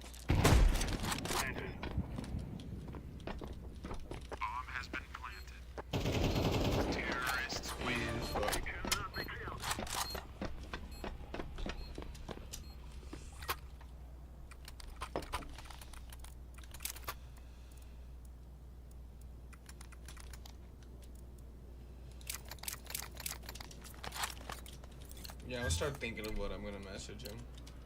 Let's move. Obviously, you gotta say like, I'm sorry. I shouldn't have said what I said.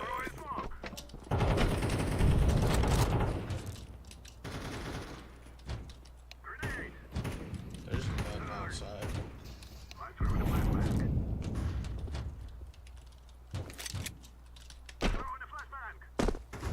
He's back.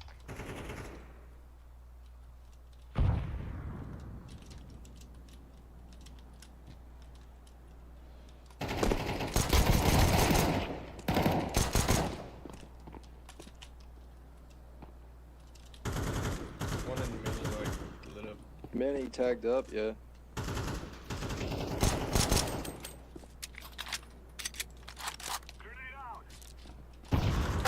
He's in secret.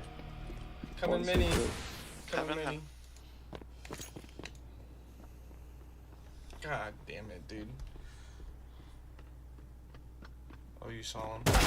Ah, shit. This sassy this sassy Sasquatch dude is insane.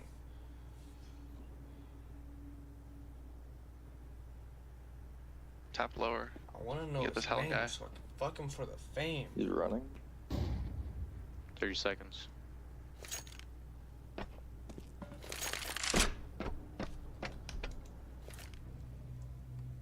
I planted the bomb.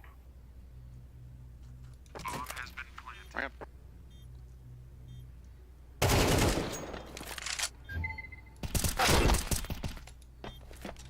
This guy's a headshot machine. Just like Headshot machine. Sorry, I had to do it. Throwing flashbang. It's planted in Australis.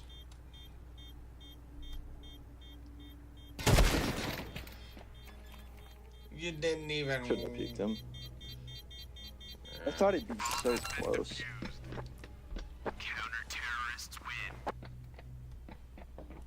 damn, I had a 47. 77 before with a P250's bullshit. It should just be 2 taps.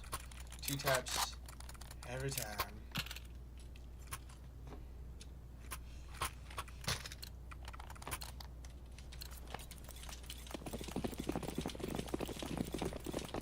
Whatever Big Dogger is, that's my dog. It's my homie.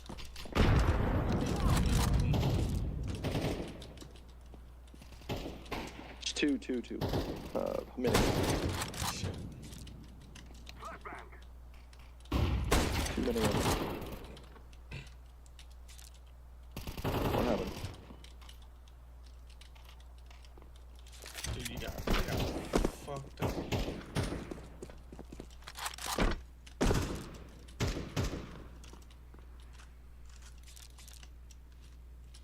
Why do my frames keep dropping?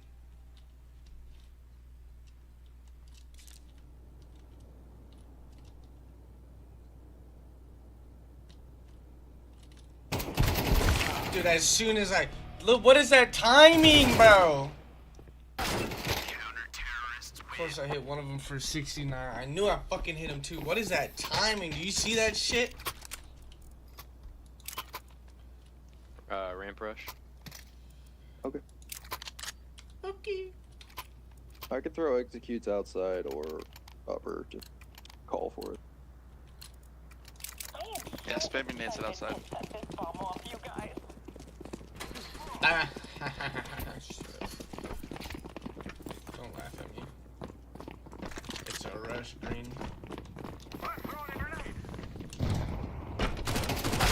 Wow, what am I stuck on? And how does he get that headshot, bro? He killed the whole team! Counter-terrorists win.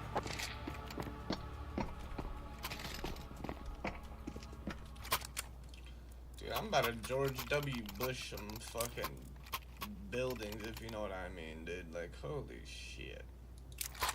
I can't get anything going. Now is the time. I'm sucking mad dick, bro. My shots aren't hitting. Grenade. I'm doing a lot of spitting. So you know that means I'm spitting. We're out, eh? Because I am not a There's victim. nothing, eh? One more outside. I ain't planning for many.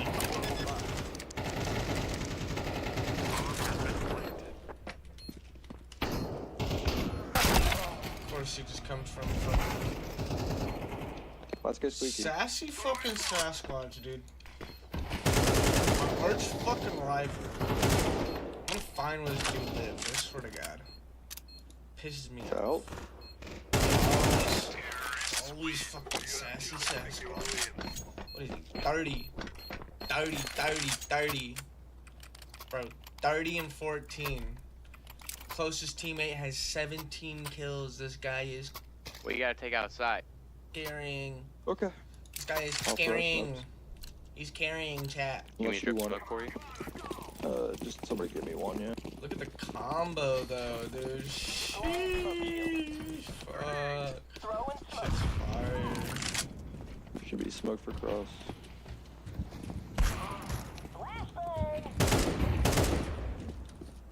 What the fuck? Oh, one of them fucked up. My bad.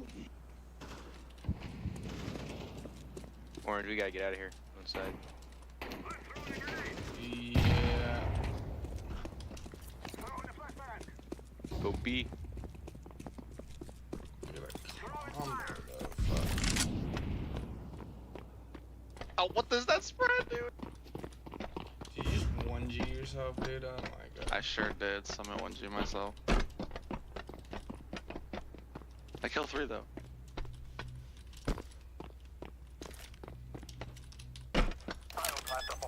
Go ramp, stay ramp, stay ramp, stay ramp. Okay.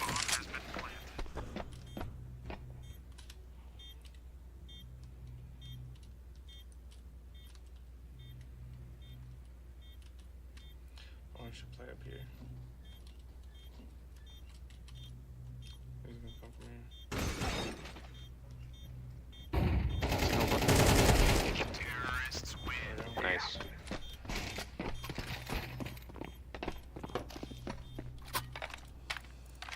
There we go, that's how we do it. And the spot that came with the An fellas. op down if someone wants it. Anybody want the op? I do up. Red Mac got hit in the back of his Nobody mouth. else. Bro, I literally just said. Do.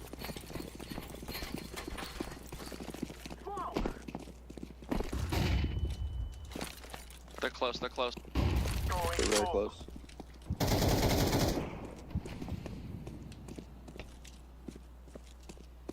One's back of mini, or back of big room. I'm in secret. We can go be.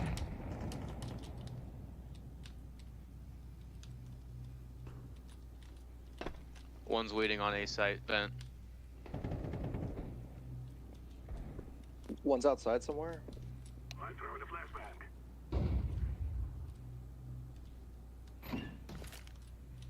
I'm stuck outside. That's fine.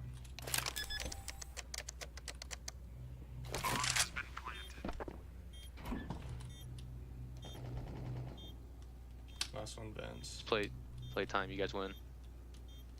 Wait for trade.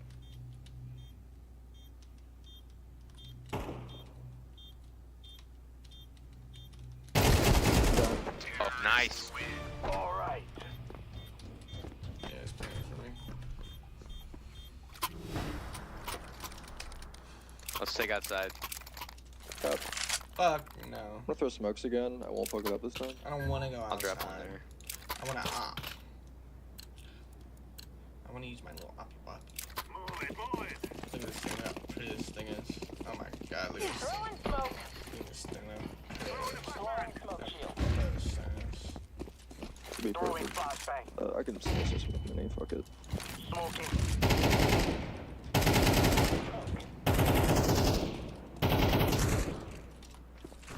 Stuck for let's go down.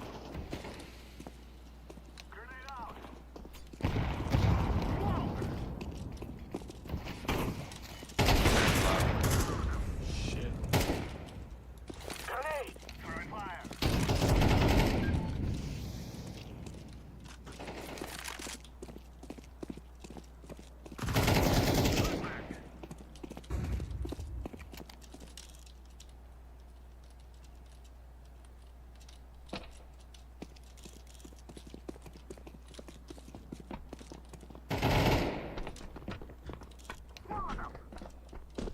How much you want to bet it comes from Squeaky?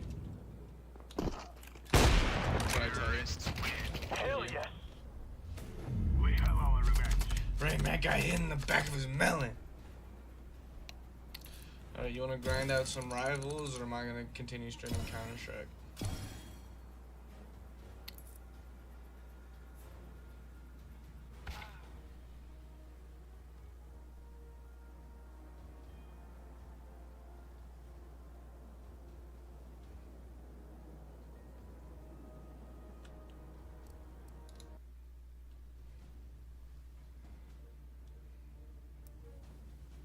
You wanna grind out some rivals, or am I gonna continue? What is SIFU?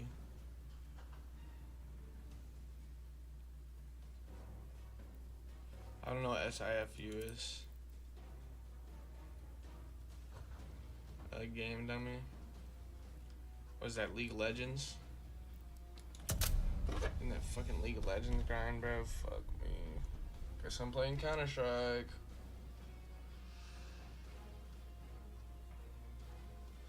God, I'm gonna kill myself. I'm gonna fucking kill myself.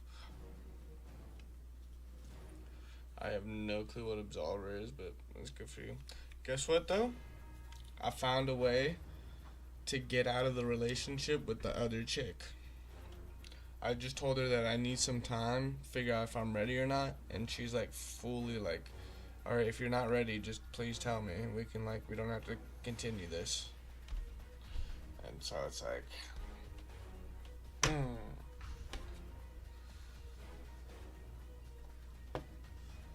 So I'm probably gonna text her tomorrow or something. Well, I don't know, cause my baby gets out Thursday. I'll see her Thursday, but like, I don't want to wait till Thursday to be like, yeah, I don't think I'm ready, cause that'd be fucked up. But if she finds out you're already talking to a new girl, she won't find out though.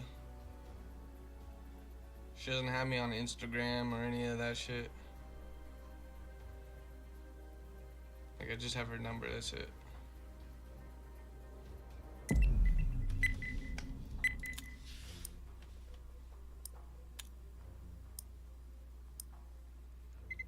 Like, she won't find out. It'll be good.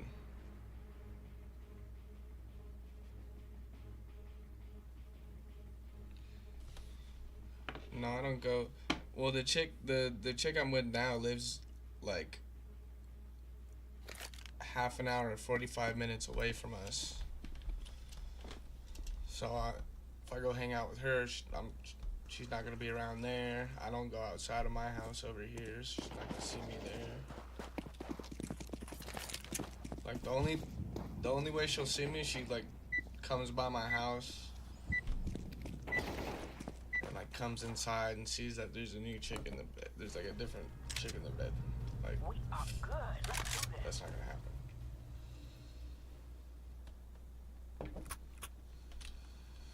I'm chilling. I got away with it, dude. That's crazy.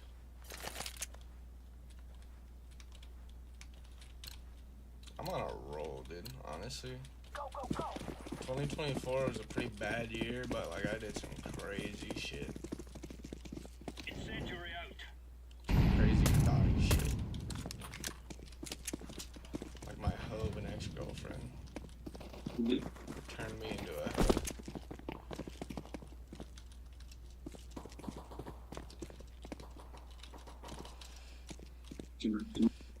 Yeah, that's true. I've done that before, and it's not ended well. But I genuinely, I can't think of a way. Fuck. I can't think of a way that she'd find out. Tag on default.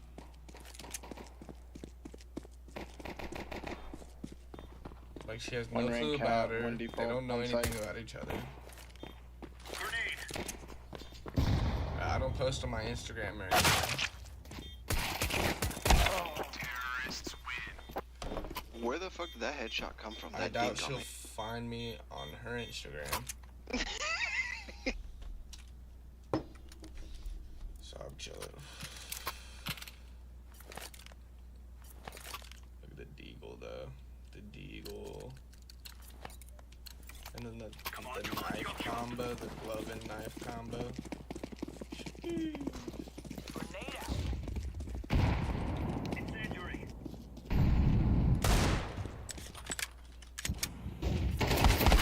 God damn it, you distracted me. Yeah, I know that. I know. Are they going B or? B.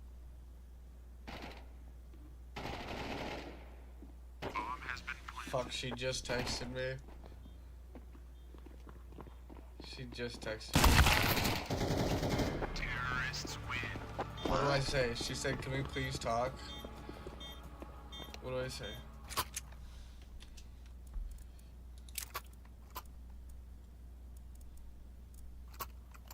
Oh, fuck. I need this game to hurry up then. I need to text her back and be like, Let's go.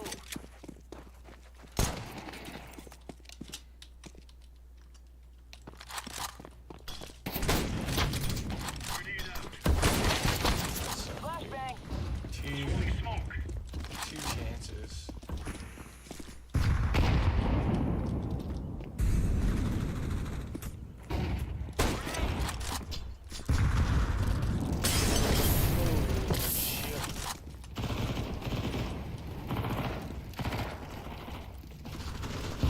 Say lobby, I'm wild. Just plug.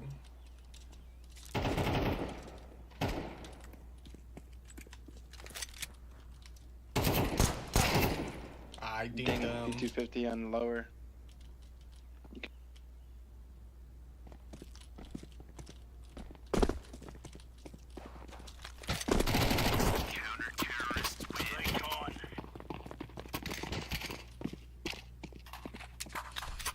Fuck, I gotta text her.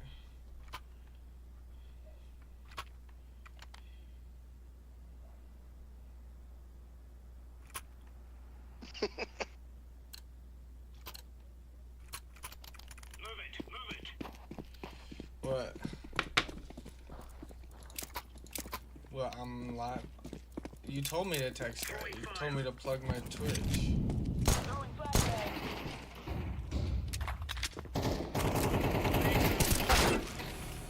Fuck!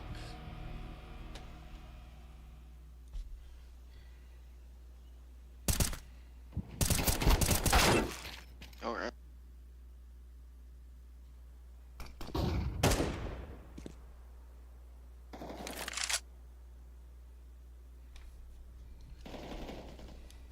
No, I didn't text that. I just said, yeah, give me a minute. They're saying, I flashed B. I heard a bully. I heard a bully. He's B. Rush B. Look, they're running through market right now. I see him.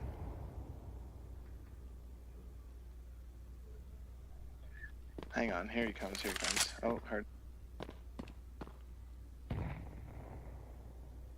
Terrorists win.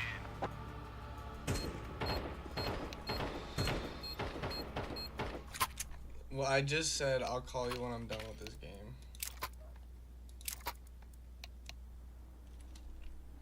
Which will be soon, because we're getting our shit pushed in.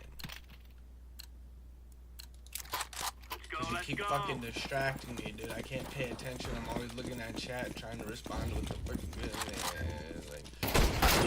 Ah!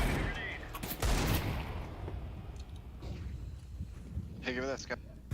She below the games now, GG. Well, yeah, I'm in the middle of a competitive Counter-Strike game. I'm gonna tell every bitch the same thing. I'm sorry, I don't care who you are.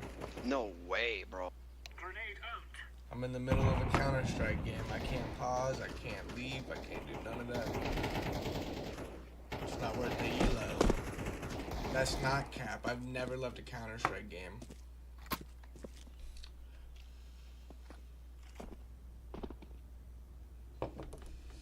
I've left other games. Counter-terrorists win. You're right on. You're right on.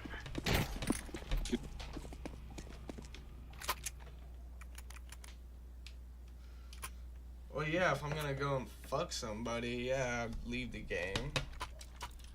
But, like, if we're talking about, like, a phone call to talk and shit, you can wait. Move it, son. Hey, yo, Flesh, you were playing this morning. I remember. No, I wasn't. Grenade out. Throwing grenade. Incendiary.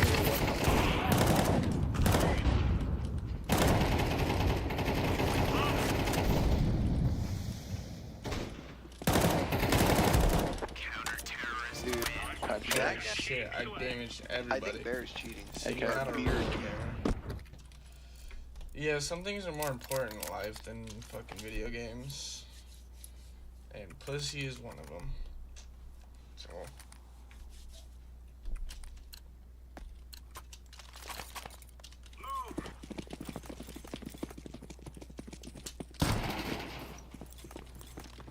Chon is. Yeah, it is.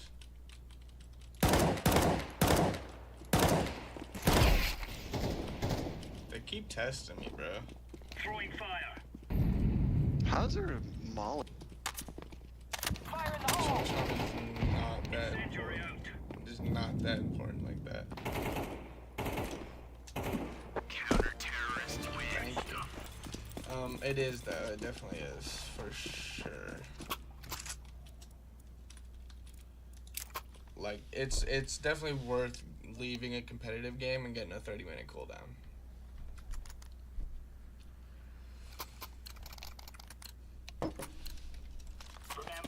Like I would take that every day.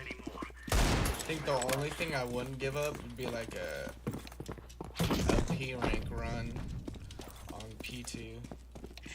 They're in apps. They're Russian apps. Throwing fire. Send the area out.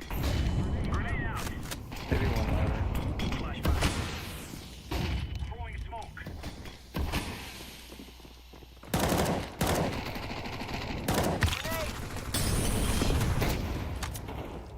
Grenade out. God damn it, dude. The timing. One back. Benched. One mark.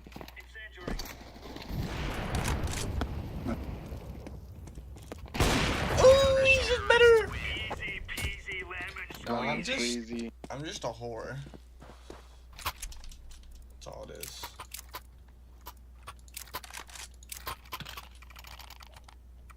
So my priorities are different.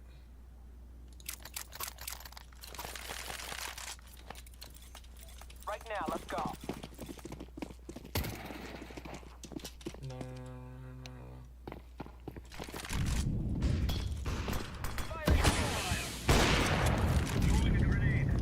Watch him go B now, dude. Laying down smoke. Smoking air. Smoking air. Deploying flashbang. Turn them on. Flashbang out. One connector, bottom stairs. Okay. Oh shit. Down. Hey, yo, just save. I don't wanna.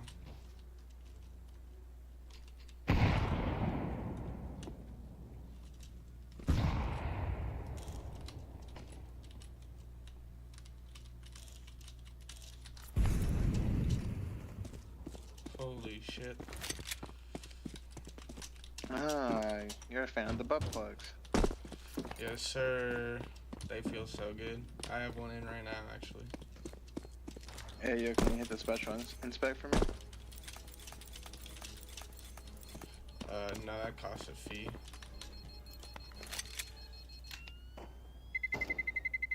Terrorists win.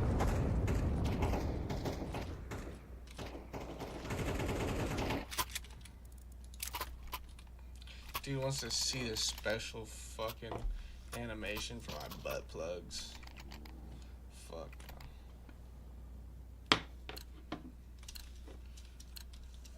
We are out of here.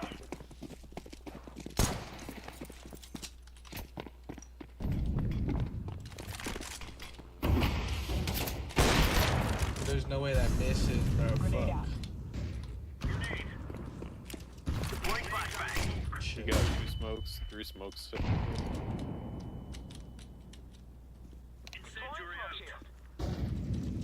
I hear multiple cross mid to going A. Yeah, that's a lot.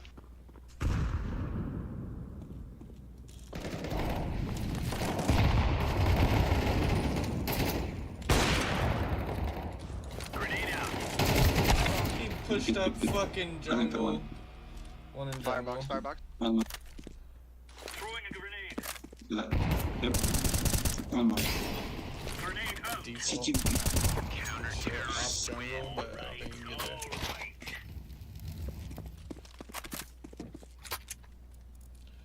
Yeah, no, you gotta pay for that shit. That's not free. I'm not showing you that for free, dude. What the fuck?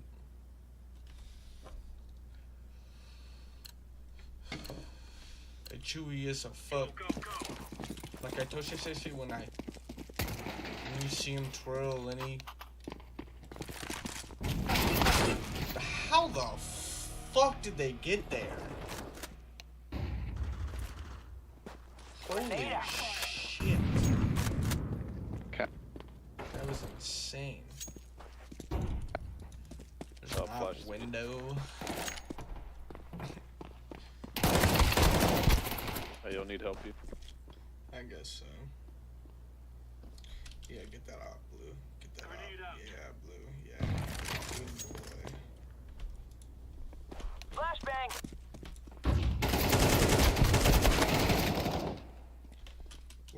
Two apps. Both apps. Oh, no.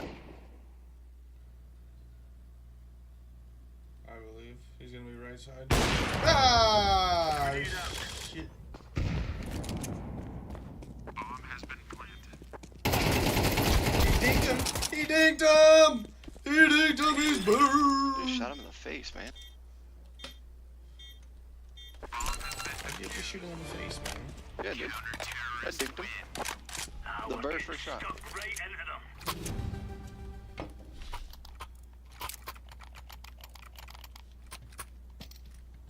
got a gun, yellow. Oh, thanks, babe. Never mind. Let's give it to them, boys. To some boys, you know what I mean? Your man, thanks. Flashbang! They're out of fuck. He's fine. Like stairs. One's chair. Chair. Got a mid. Going window. Dumbass.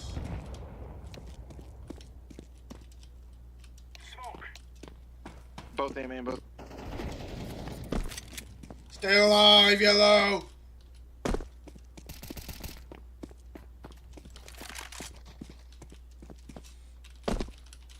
Throwing an aid. Fire in the hole.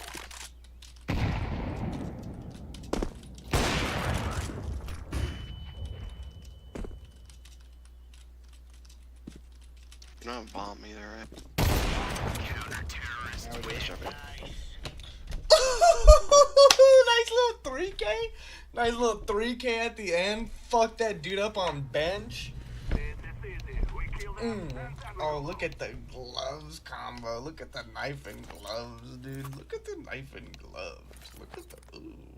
Somebody a grenade window with me? These are fact new, by the way. Factory new. Not a single blemish on them. Nice.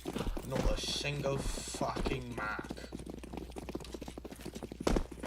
That's cool.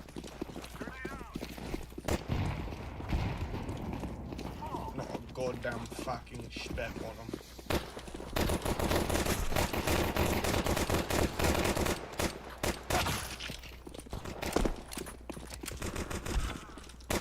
Right side, one speak.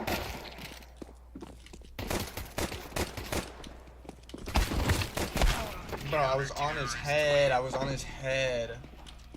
Why are you not gonna say anything about that 3K, bro? Especially that no scope at the end. Whatever. Look at the Nico Deagle. Nico Deagle. Nico Deagle. Nico Deagle. Nico Deagle. And this is what I can do. Watch, watch this shit.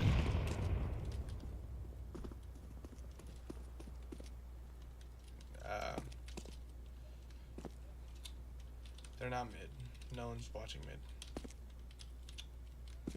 Bruh.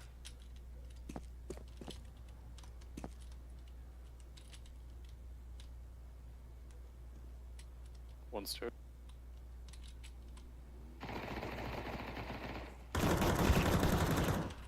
What? Yo, one ticket, one C2.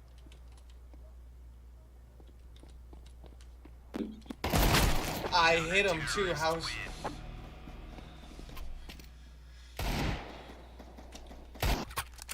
That should have been a headshot, dude. What else did I shoot? His fucking shoulders?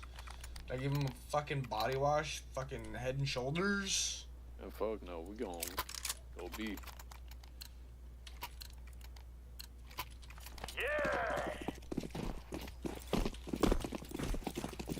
Oh, you left. Are you doing connector?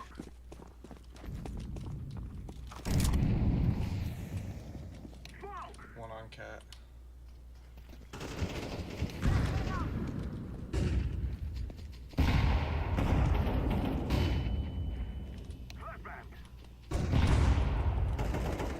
Window.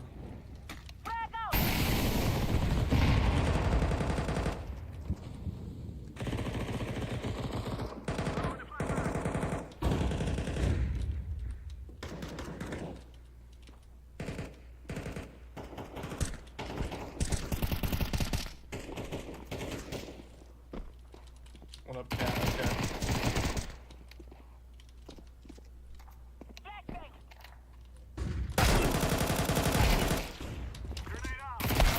He's on cat. Green, no, green, why'd you run away? Because I was blind, fool. Full blind. He was like up cat, up cat. Yeah, and I was blind, like blind. And I'm like gay, like gay. That's pretty fucking good. Pretty fucking good.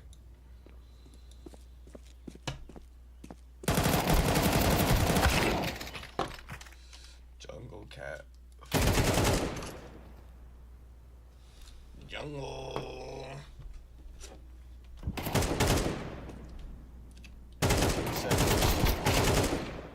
14, 13, 12, 11.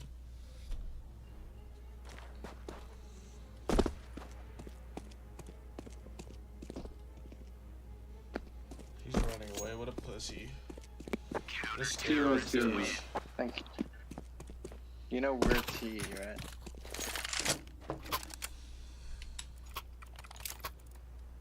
No, really? Shut up.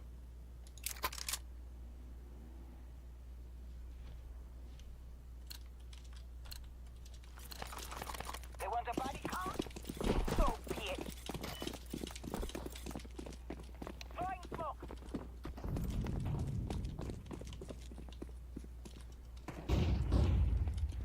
Let's do this yellow one up cat. Might peek it. He's connector.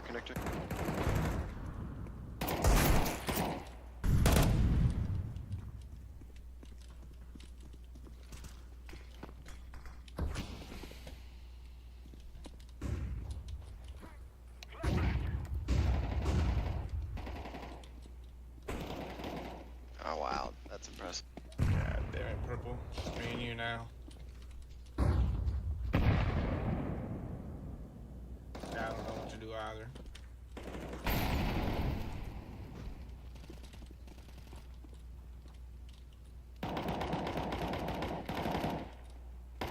Just be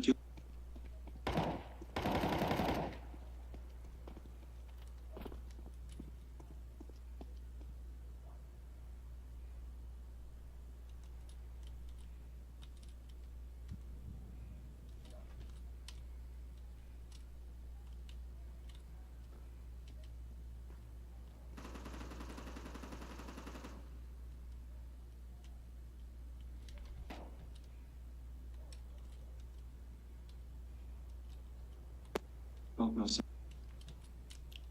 You want to just rush out B now? No. I feel like it's small. Yeah, we can try that. Okay.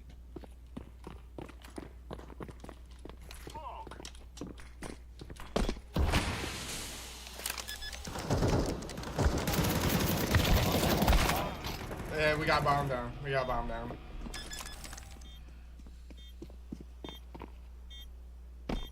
Bomb has been defused. Fuck it, I'll take it. Counter-terrorists win. We got bomb down.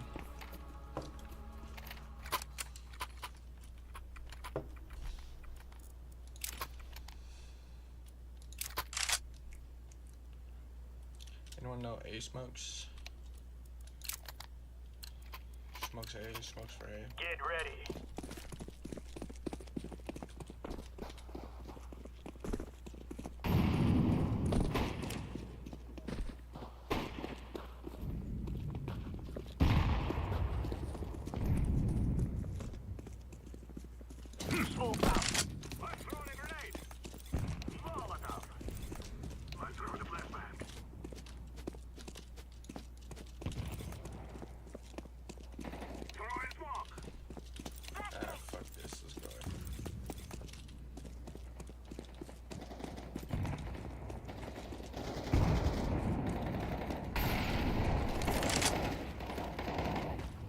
2 on it.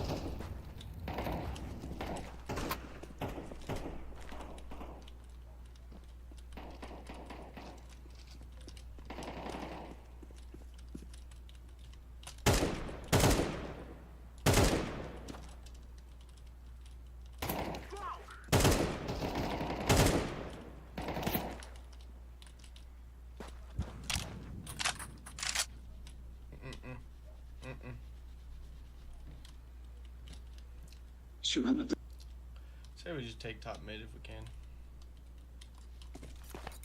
We don't have time. Fuck. Yeah, fuck.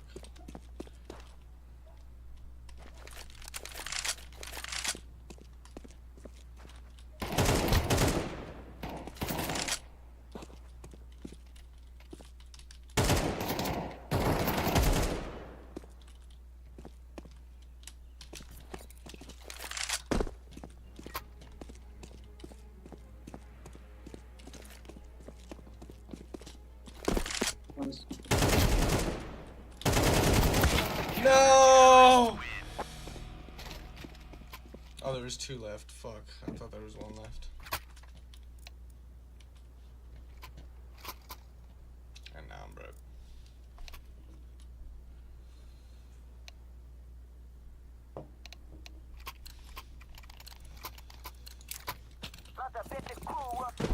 We're getting fucked up. And I gotta call this, bro.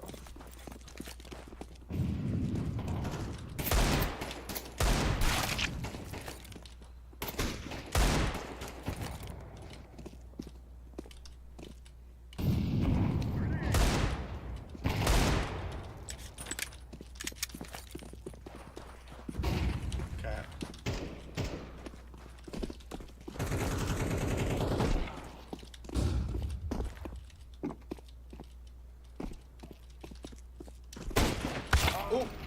God damn it. What is that fucking timing, bro? Just trying to jump up there to go to fucking window. Of course that dude has to peek and shoot me. How do we lose this? It was a 3v5.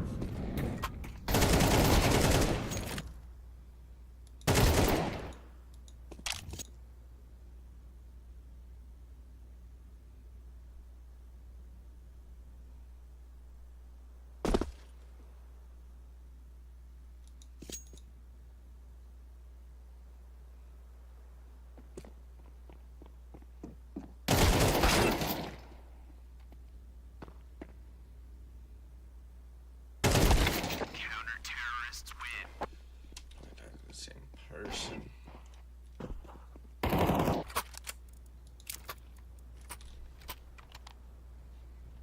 Fuck it. Glass cannon. I'll get the crossbow with this shit. We must win.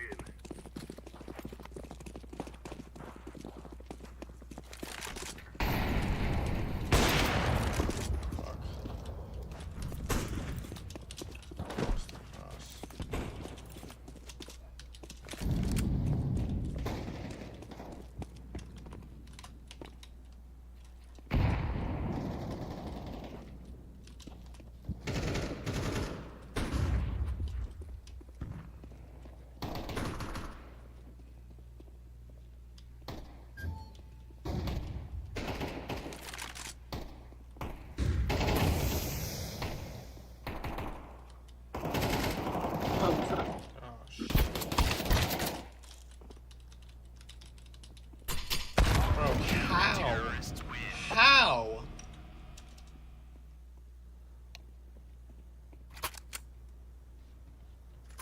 Bro, how do they know to just start spamming that and then fucking... What? What is that? Tell me they aren't fucking cheating, dude. What?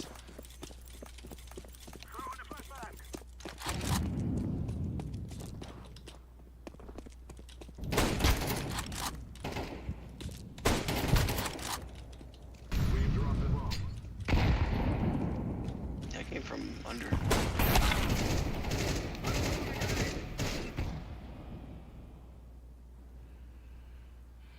Bro, these guys are insane. Yeah.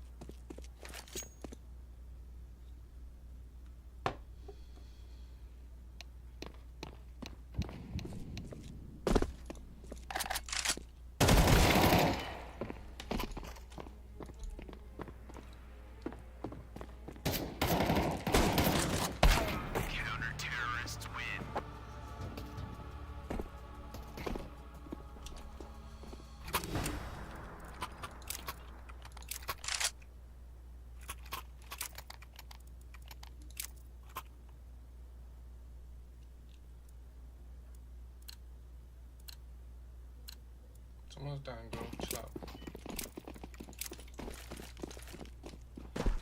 Decoys out.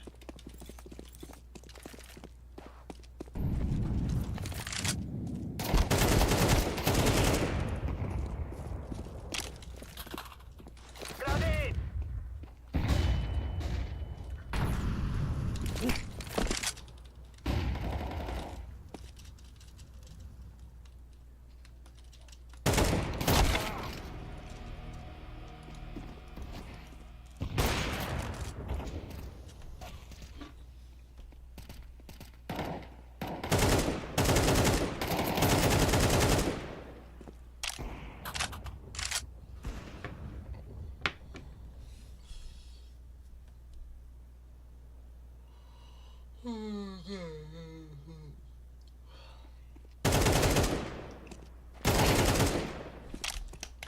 Who's cat?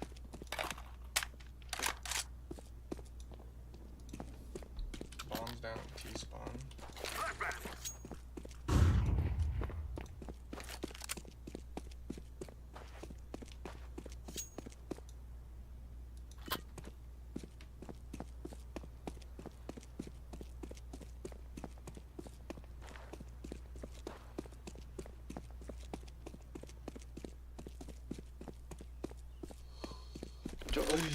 Jungle. Terrorists win. Fuck. Bomb has been planted.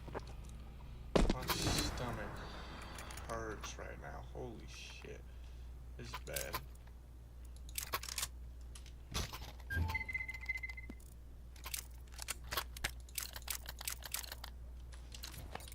Guys, I know you're waiting on them all. Bad. I'm straight up not having a good time.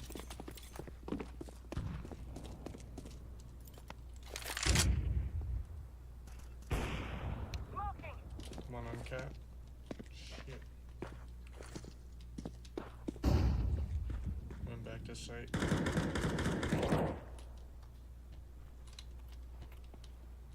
Smoke. Throwing fire. Oh my god, what is happening? He's up cat. One day, you ran. One outside. Last one outside jungle.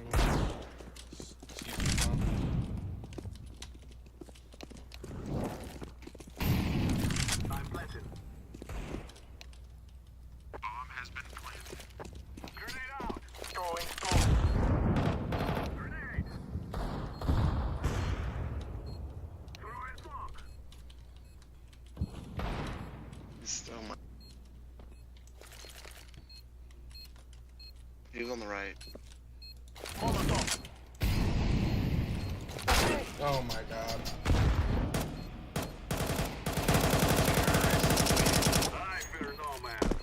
I didn't think he'd just keep fucking moving, bro. He just kept moving right.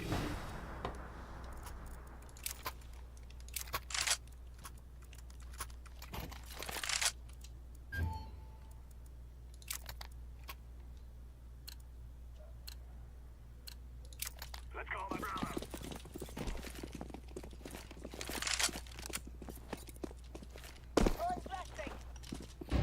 Oh no, he's on that smoke. Okay.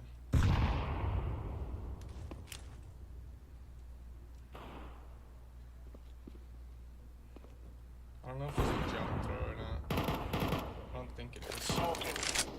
It definitely is. Whoops.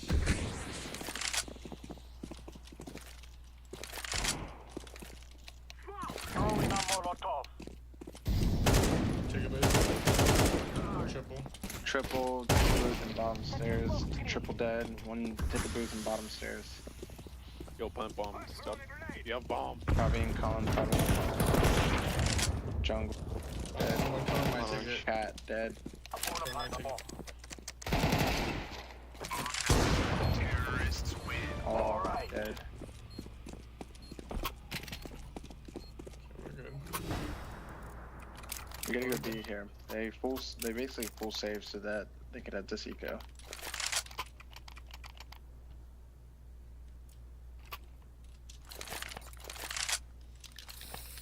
They want to throw their lives away trying to stop us?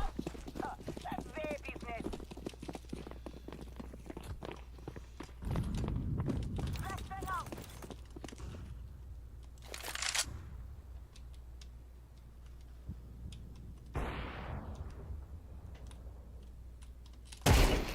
Let's go, let's go, let's go. Flashbang.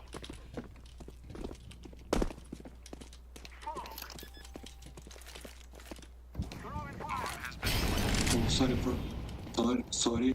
The fuck?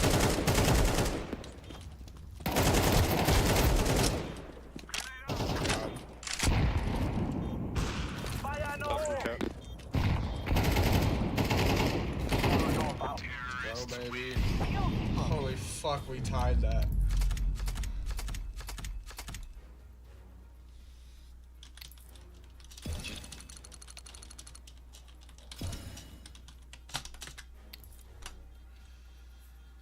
Holy shit.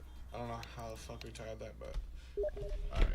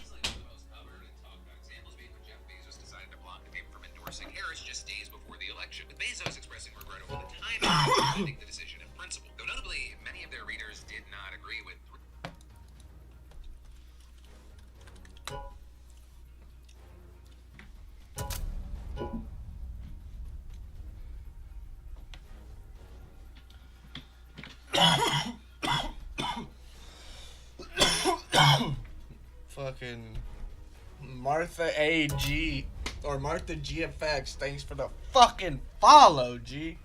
I appreciate it so much. You don't understand.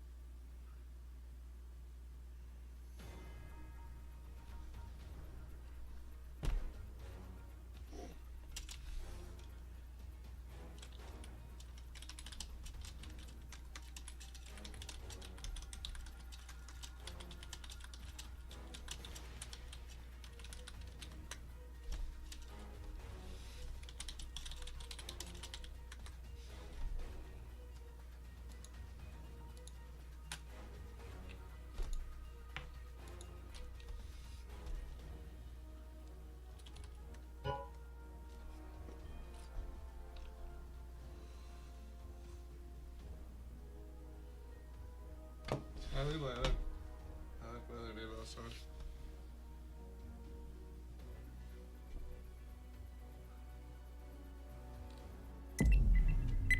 Anubis.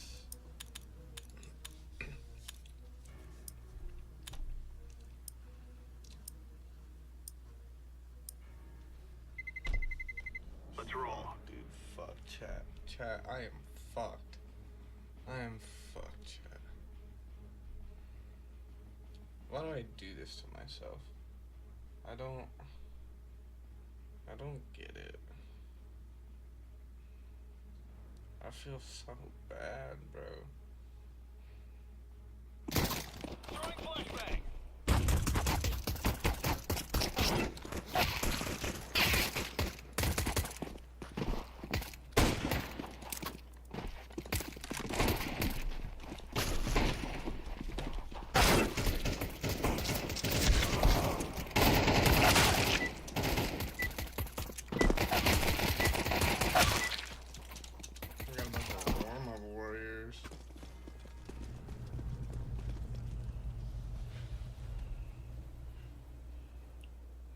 What's up, what's up? Nice gloves, Yellow. Did your zebra take a shit on him? That's What's up, not guys? nice. I'm trying to optimize a GIF of a monkey right now. What'd you call it? Nice. I'll call you something right now. What? Do it, pussy. Say it. Say the word. Vader. Beast mode. Top mid.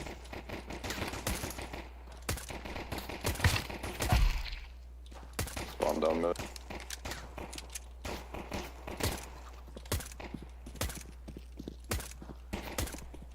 One B mid.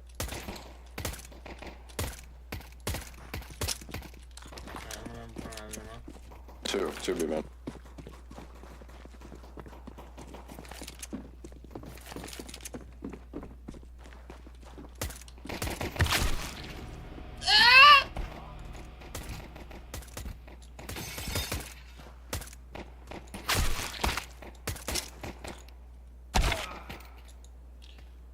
How did we lose that? We were up.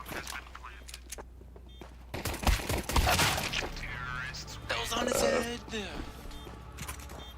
Was it not? Yeah, if you weren't spamming your shots, dummy. We should buy.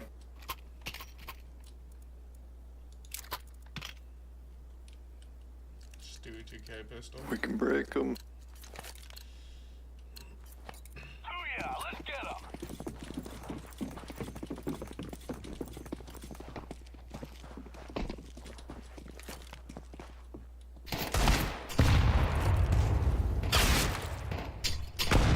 Shit, top mid maybe, I'm not sure. 2 mid.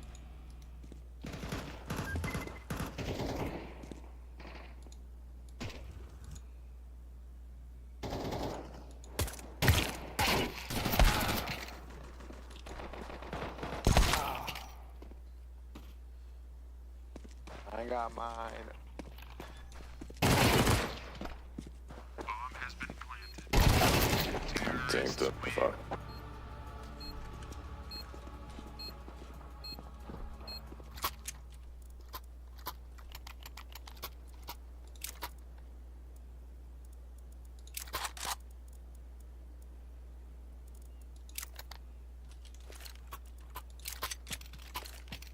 Let's go.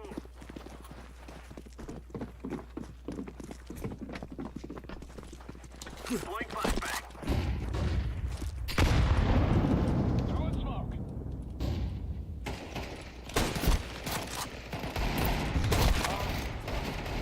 I got mine. Grenade out. Nice fucking nade. That's crazy. I thought you would have died. Terrorists win. I hate when people assume shit. Bomb has been planted. Because when you assume, you make an ass out of you and me. Retard.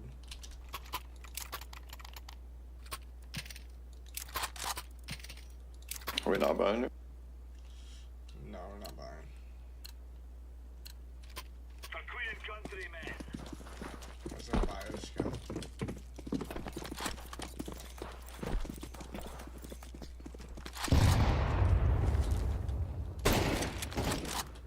Mid up!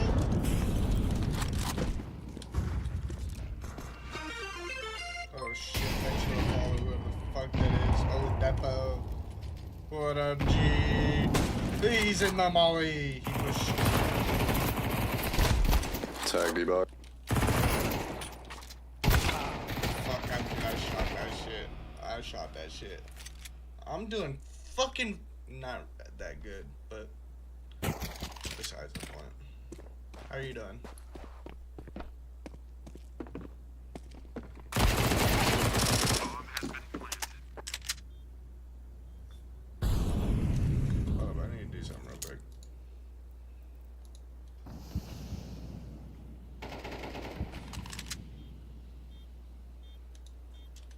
Oh, let me see this. Terrorists win. So close.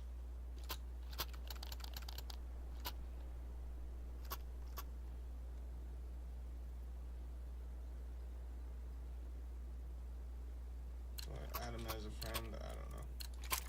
We are good to go. We are gay for show. Smoke I out. mean, we are good to go. Couple B mid. No. Grenade out.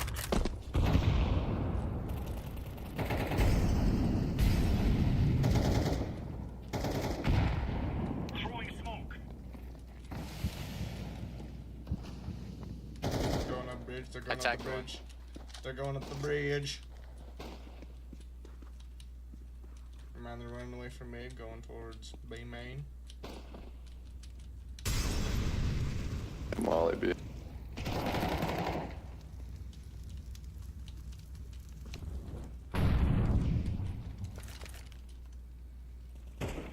Incendiary out.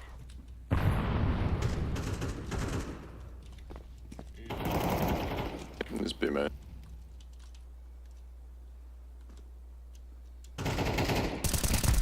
Counter-terrorists win.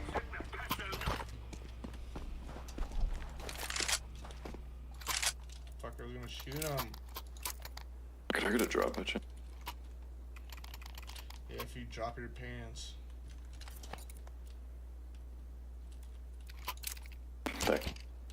Shit. Watch out. These boys have got a bit of an arsenal and they don't mind using it. What he said. Smoke! Throwing flashbang. They're rushing A, they're rushing A.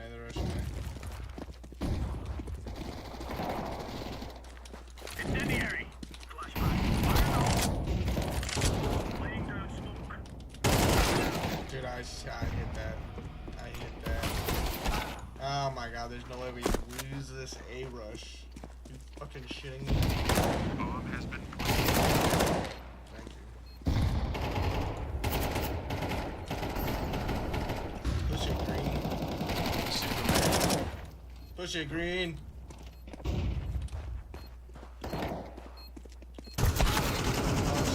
terrorists win. You didn't see the guy on site? No, the dude was not on. Our teammate was not on site. But you can't see from where he was? I thought you could see from that top angle. No, there's a big ass wall in the way. Dude, your mama is a wall. Get ready. This is a free fire zone. Dude, that was so funny. Dude, I want to suck your cock, dude. I want to do so many things to you right now, dude. That was so funny.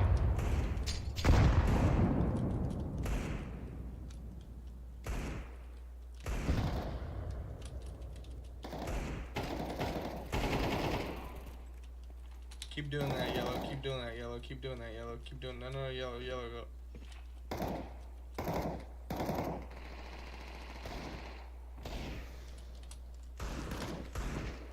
Flashbang! Throwing flashbang. Shit, one's still tied mid. What's up, green? They're backing out of here. Yeah, they're pussies. He's in B main.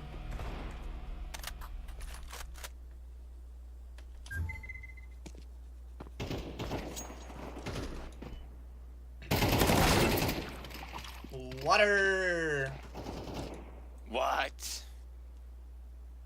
Yeah. Nice sticker craft, yellow.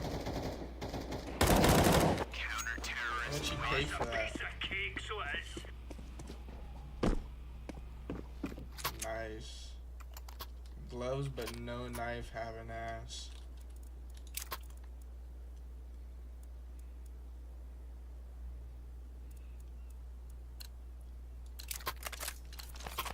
Remove any doubts in your head. It's us or them.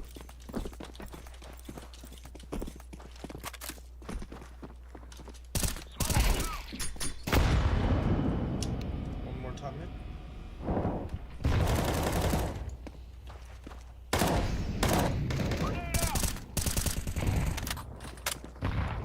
I got spam. There's 2B, man.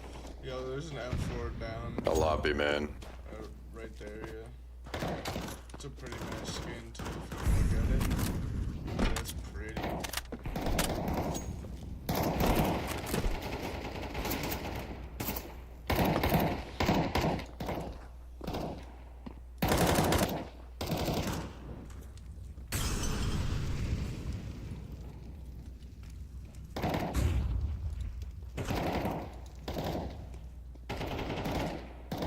Two more.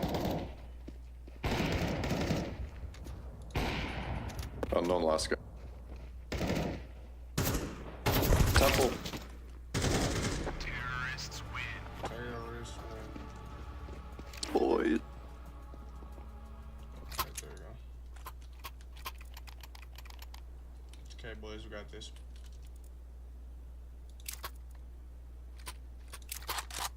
Someone else watch mid.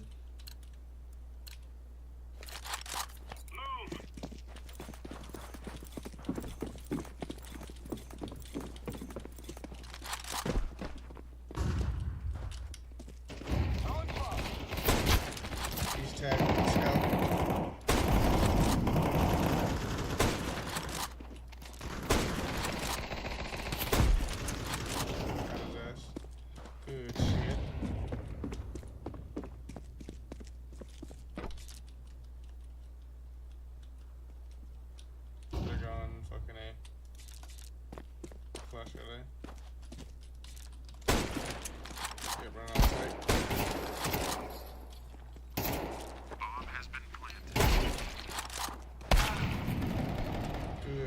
get my brother.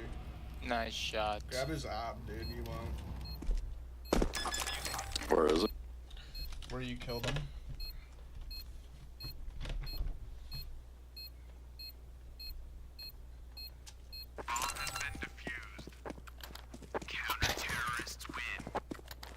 Nice.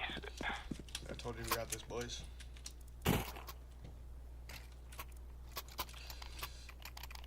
Yellow, yellow, yellow, yellow. Give me that. Hold on, get you.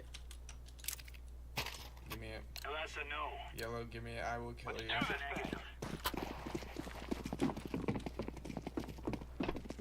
Think I got my swagger back.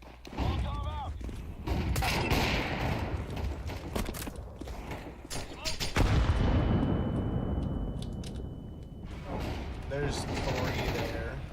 I'm blind. Why are you playing this game, man? What the fuck?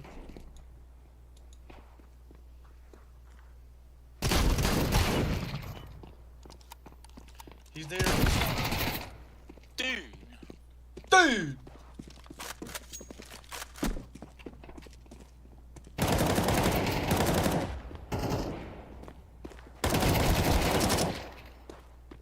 This guy's really good.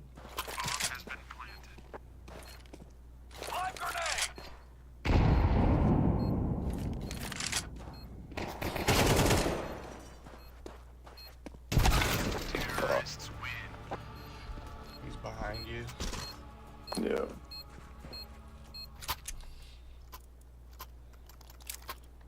No shit, Sherlock. Thanks for that. Did you even get 1 kill at the op, Yellow? Got that B pack. Yeah, but not a single kill. So you wasted it.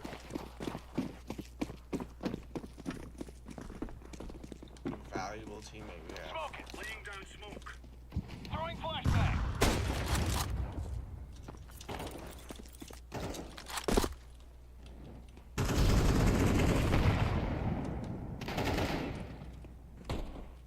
One more be mad. It's backing off, going mid.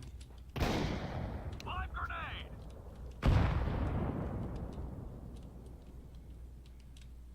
I gave up B, blue.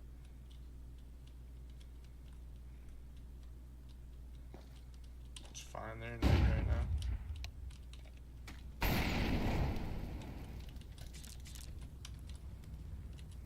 Deploying flashbang.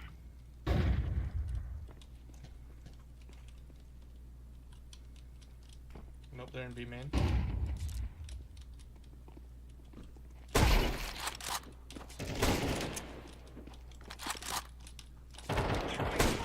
He's watching, he's outside of E-box. Counter-terrorists win. There you go. Fucking out.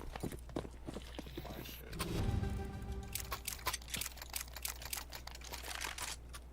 My fucking op. What's up, Green?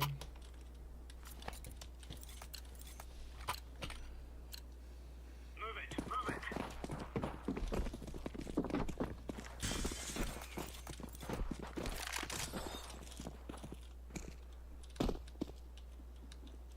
Nothing. You hear anything? Throwing fire. Grenade out. Grenade out. Laying down smoke.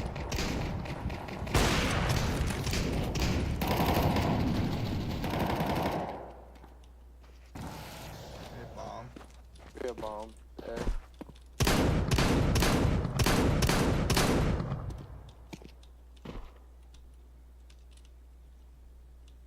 Deploying flashbang.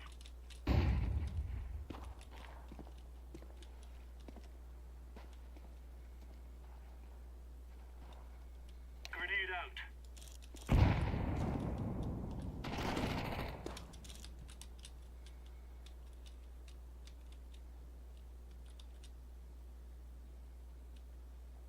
Hey, man.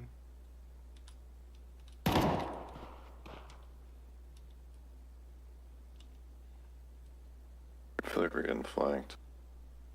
Just watch mid. Purple, watch mid. Shit.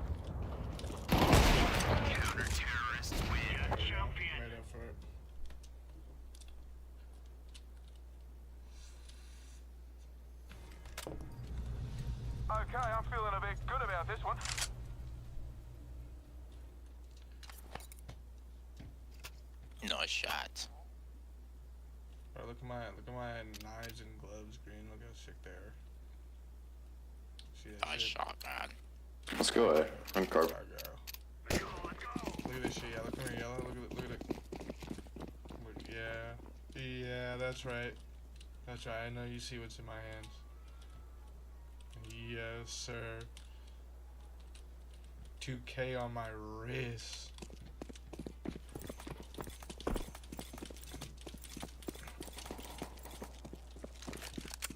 Okay, I'm setting it down here. Bomb has been planted.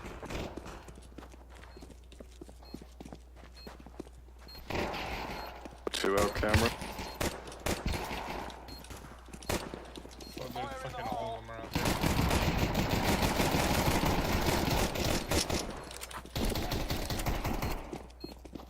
What the fuck just happened? Terrorists win. I don't know.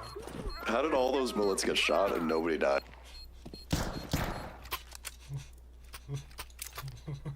That's just like real life.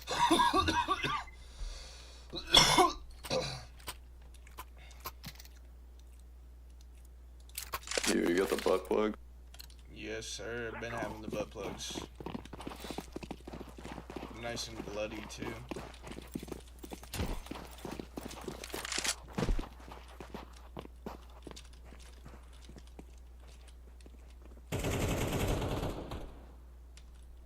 We should go B.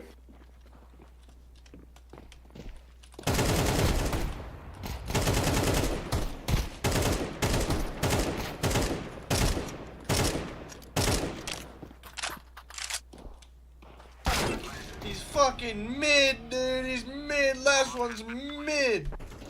Smoking. Into orange. I lied. Of course you did.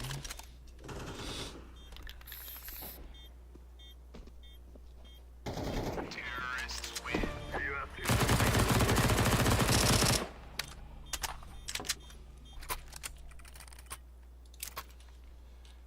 Hey, can I get a buy, please? Something better than that. Thank you. We must move.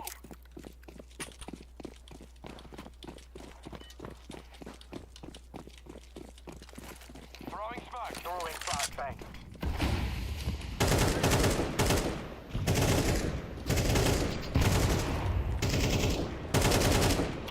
Grenade! Grenade.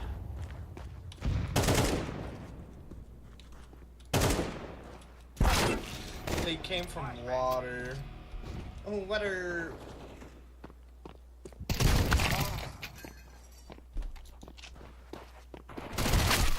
Throwing a Molotov.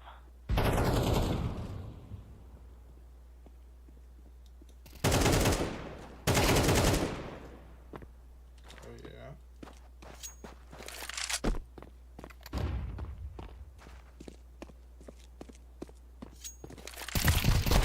Counter-terrorist win.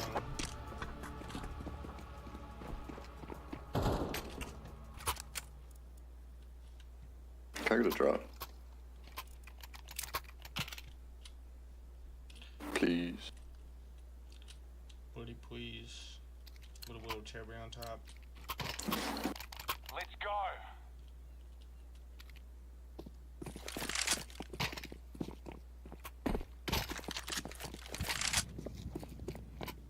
How did he end up?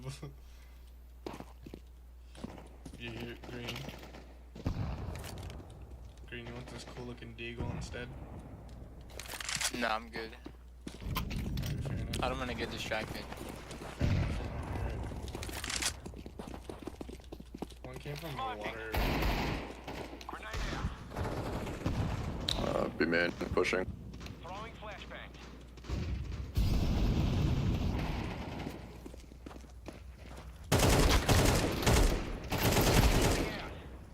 Take B, take B, take B. Back the bird, back the bird, back the bird. Cow, cow, cow.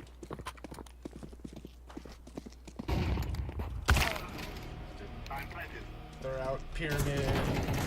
Bomb has been got it, green. Oh shit, nice try. He's copying me. I started that thing. Started what thing? XM. You started my thing, if you know what I mean. Counter-terrorists win.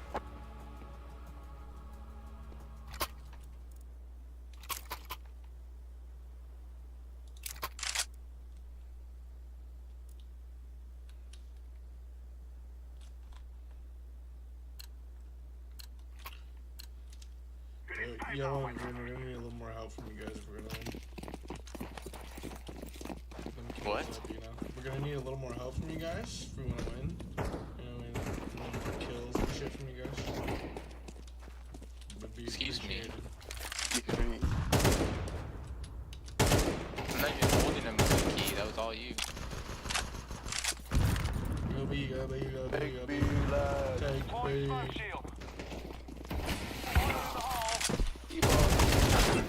E-box. Flanking temple, give me a Hold on. Let's go temple. Temple. Get fucked. Running, crouching, headshot. Yep. That's why I said get fucked. Terrorists win. Bomb has been planted.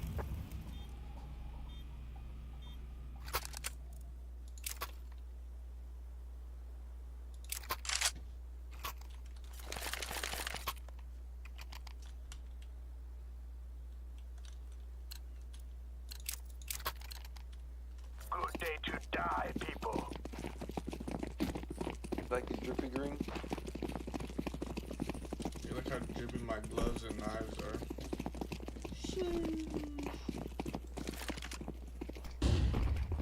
There it is.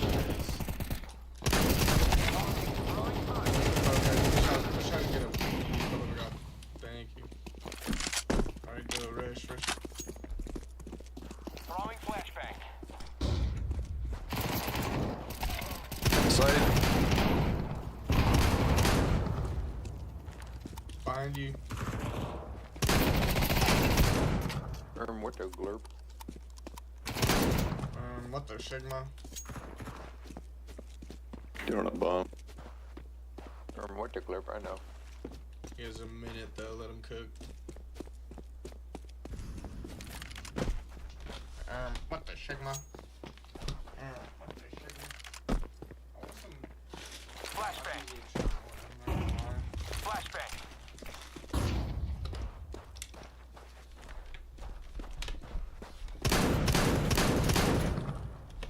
Is your recoil falling, reticle falling in your shots, dude? That's crazy.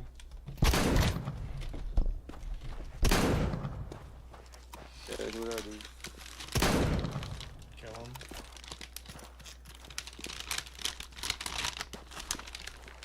Should have grabbed that.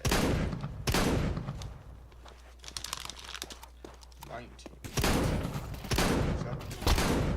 Hit your shots, maybe. I don't know. Counter-terrorists win. Tag him for half. Why'd you throw nades and shit when you rotate?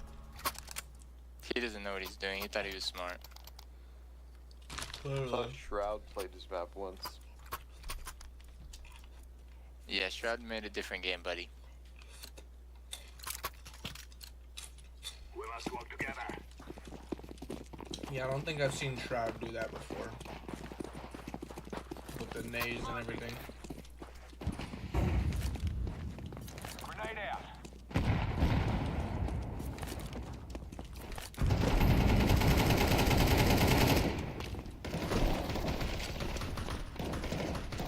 Molotov out. More skin canal. That's actually called water.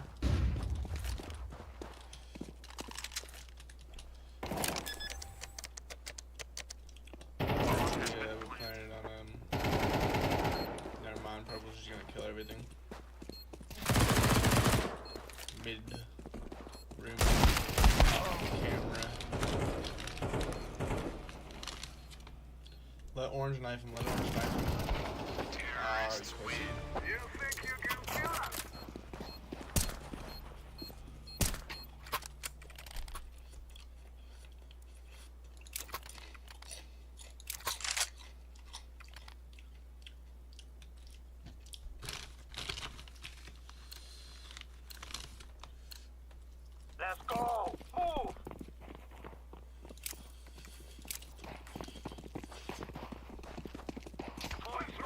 Samina, mina, eh.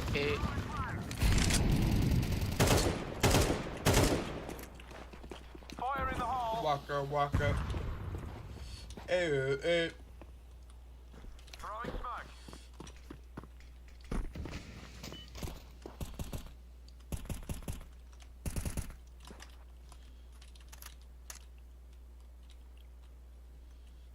Let's go temple. We should go A. Keep fucking dying, god damn it.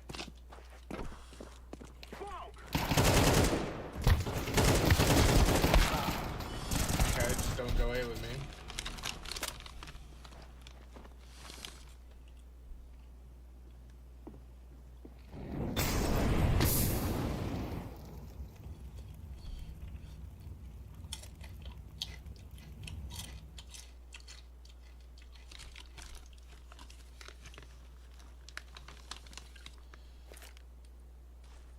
Throwing the flashbang.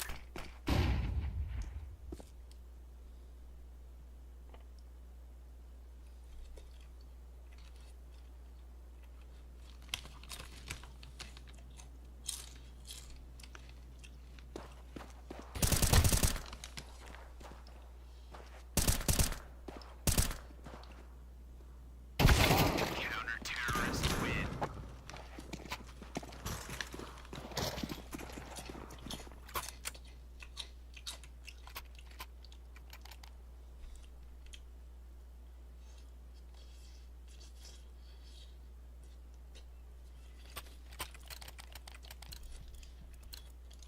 This is what we have been working for.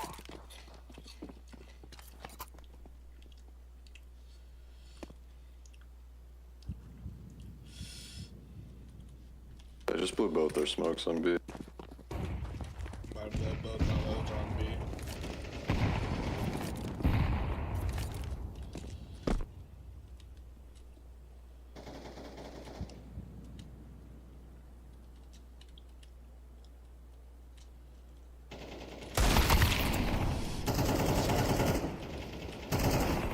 Temple and side. Two are on B. Neither of you are gonna peek that with me.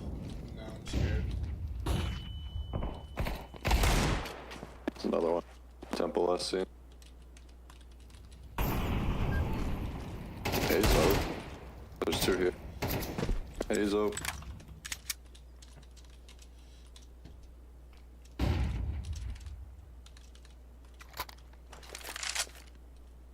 Smoke out.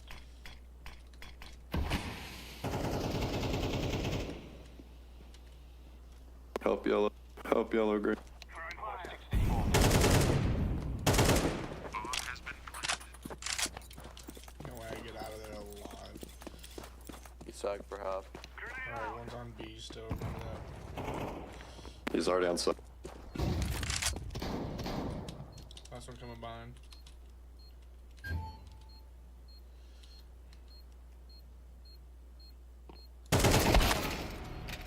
Tagged him a little bit. He has a kit for sure.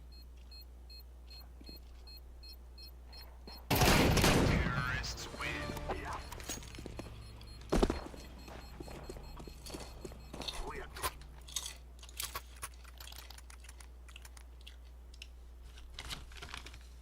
Beautiful round.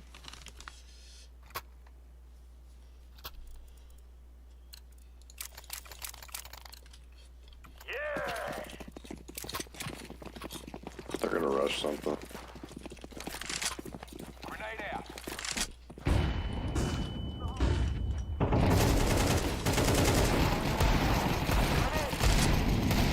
Three, all three. Terrorists win. We are the best. Can I get an AK? Thank you. You're welcome. Can I get some head? Here we go.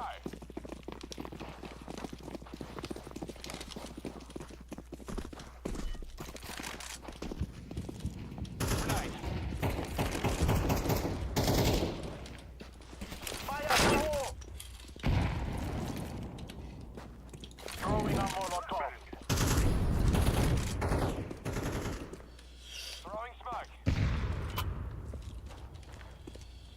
Hello. Push close. Nice control. A should be open.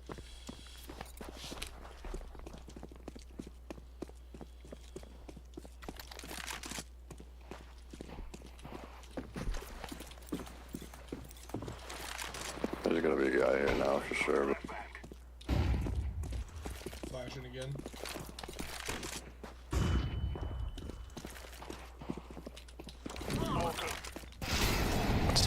Sight. How does that? What? Gentlemen. What are we doing? I got mine. We didn't clear anything? I didn't need AK. Green, please. Take it. Thank you. Let's go.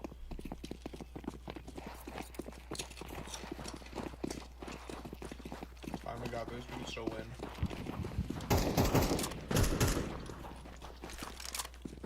One in E-Box.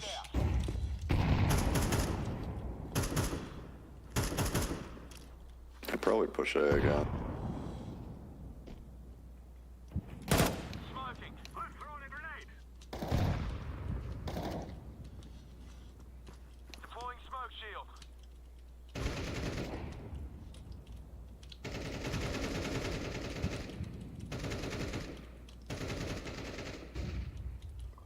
Molotov out. There's at least 2 on B.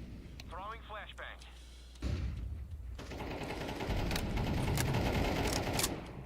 Could be in that smoke green.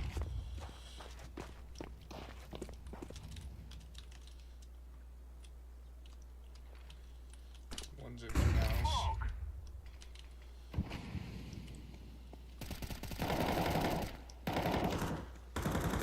Let's go back B.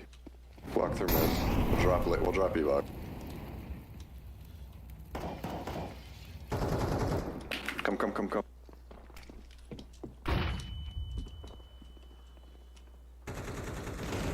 Temple inside. Temple.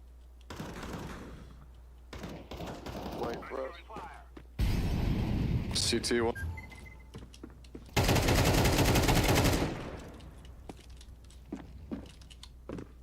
CT and on. I'm planted. Yeah, up CT. Decoys out. CT. Didn't hear it. Play in the box. He's outside temple. He's looking towards temple. Alright. Beauty.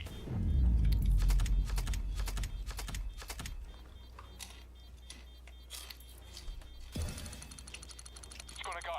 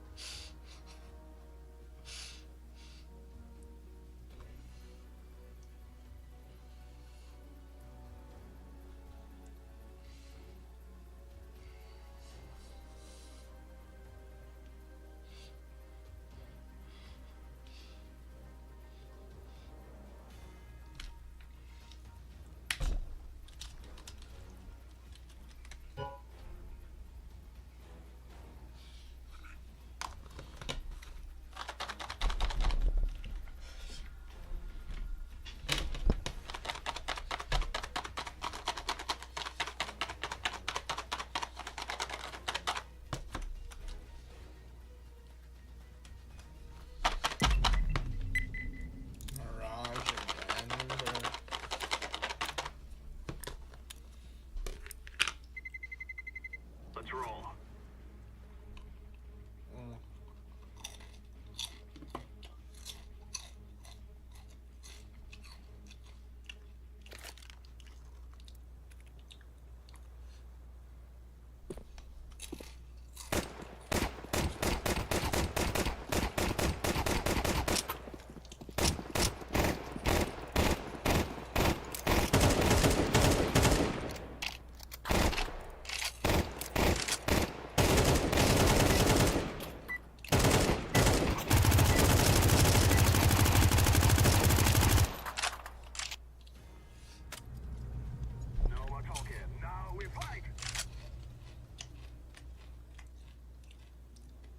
Yo.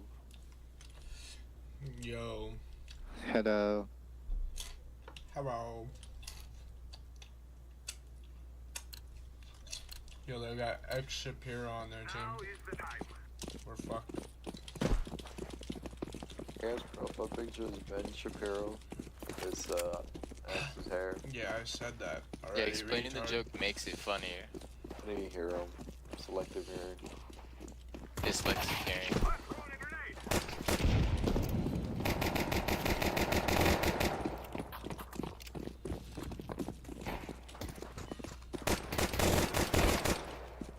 Why would you drop the bomb there? 2 CT, what the fuck?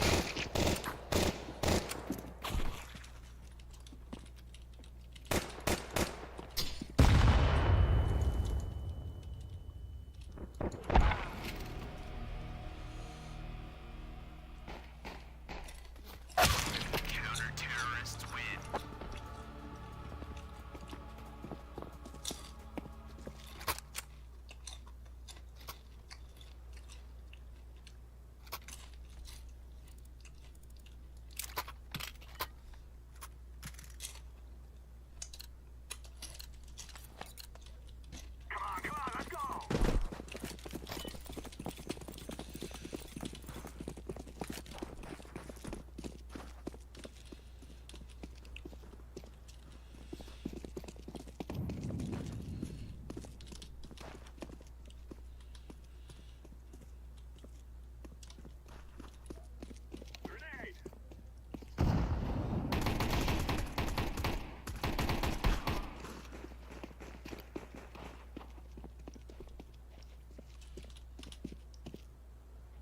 Nothing, Cat. I'm already watching Cat Blue. Thanks for that. Retard. Can you not use that word?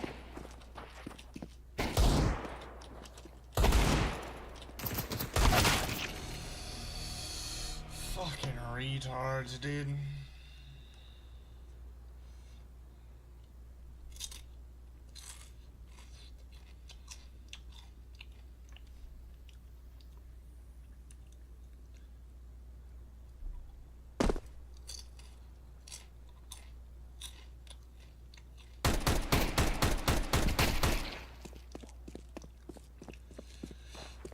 Why can't that happen to me? Is this an ace clutch? Counter-terrorists win.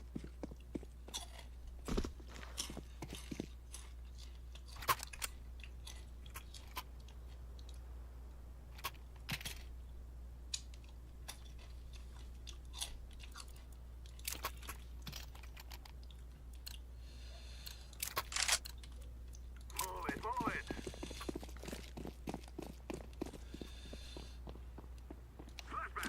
Going home. I like to move it, move it. You like to move it, move it. I know that song from Madagascar. We like to move it, move it. Okay. Nice sticker, craft purple. Shit looks fancy. Married to the money, I'll never let it go. Married to the money, introduced her to my stove. Showed That's her not how what to he whip says. it, now she That's not remix it. it for low. Yes it is, dude. I That literally listen to mix this one song. is, but the other one is not. Sorry.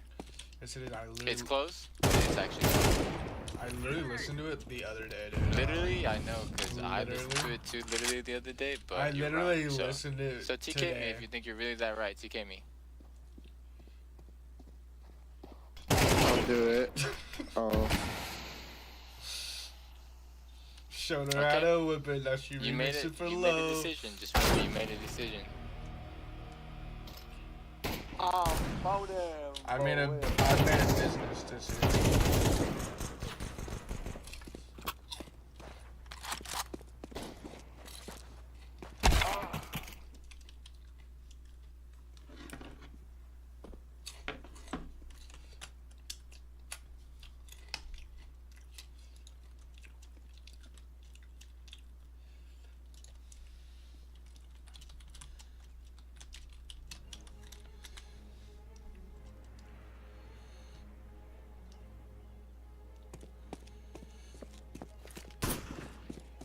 Counter-terrorists win.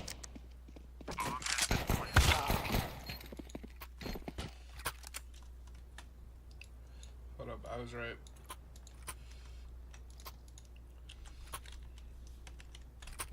I was right, by the way, Purple. Check your DMs.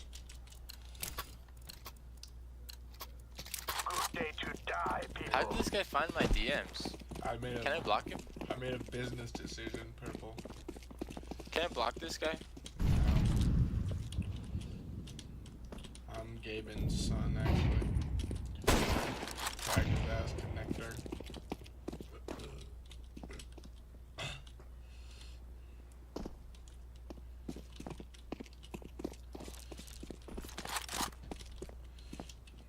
Nice scout, Green. Where'd you get that from? I don't know. It's a nice scout. Thank you. He's tagged Cat. Two of them are tagged by a Come on, scout. Freddy. They have 30 health. Distracting me. Window! So snipe him back. Oh my god. Oh my god.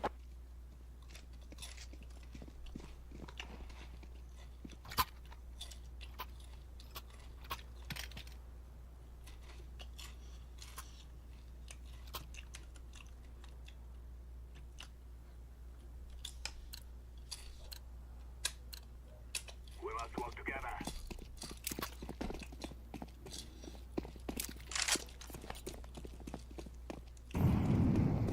Get him, Freddy. Get him. Get him, Freddy. Hold on, Go there's get him. fire. No, get him. And there's a smoke now. Shoot through the smoke. I think that would be better.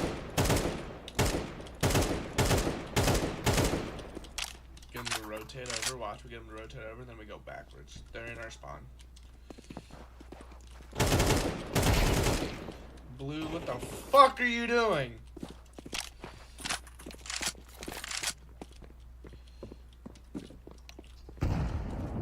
Okay, so now Can they're you all go off? no, they're all rotated now, so we can get back to the mid. No, one saw me, so they're all here back. Doesn't matter, we're just better.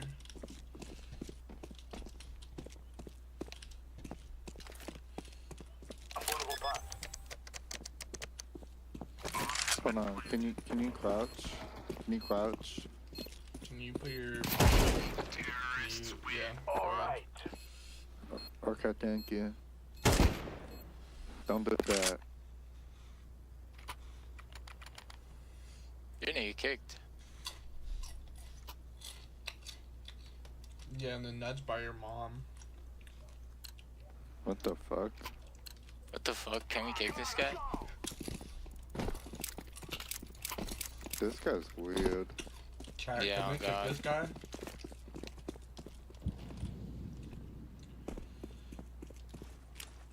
Smoking. Bro, I'm just on B, bro. Bro's just off. He's dude. mine. I just got an op for free. You're welcome, Blue.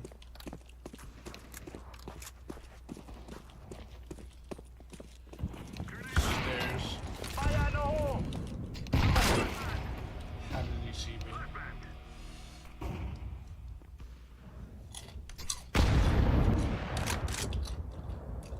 Guys, he's literally on B. Just go B. Should've went B. Yeah, what the fuck are you guys doing? I actually don't want to win, huh? I kinda do, but I think my teammates are trolling. You call that trolling, bro?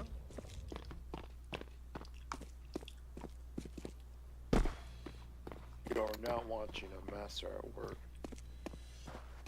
Where was he? No I calls. think he was behind you. I think he was Tetris, last seen Tetris. That up.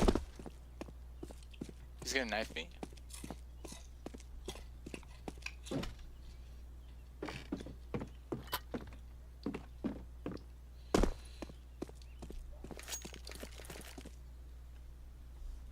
I wasn't in the bomb zone. He was in Palace. He wasn't behind me though.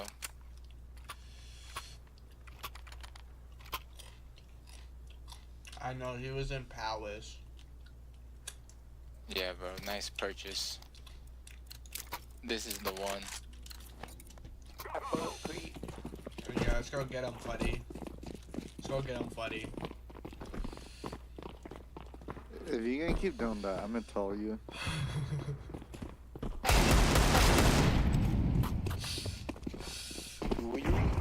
Why would you do that to Freddy?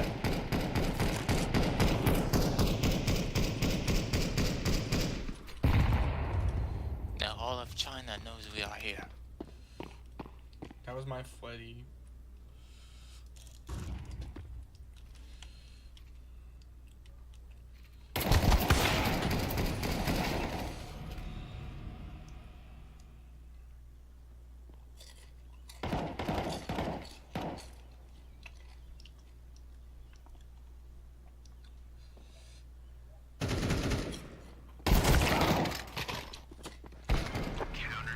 Nice fucking reaction time, Yellow.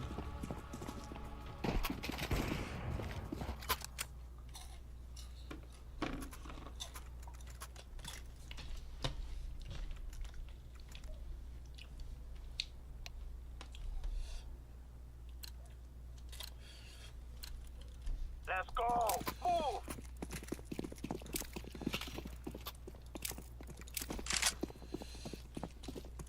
Hey, are you ready to actually play the game now? Yeah, Yeah, I'm ready. I'm ready to play the game. Let's play the game. I've been playing the game. Okay. Okay. See, Oh you distracted me, and so I missed every shot. I think you distracted yourself. Guys, I can't focus with this.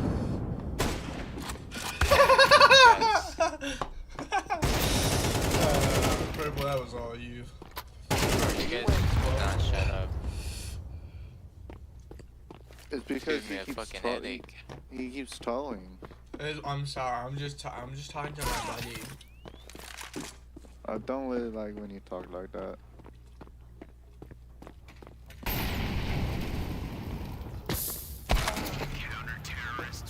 Now that was a bold decision. What do you mean, Freddy?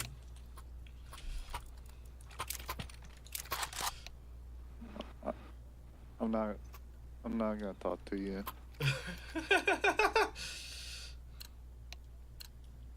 But I love you, Freddy. I need you to talk to me.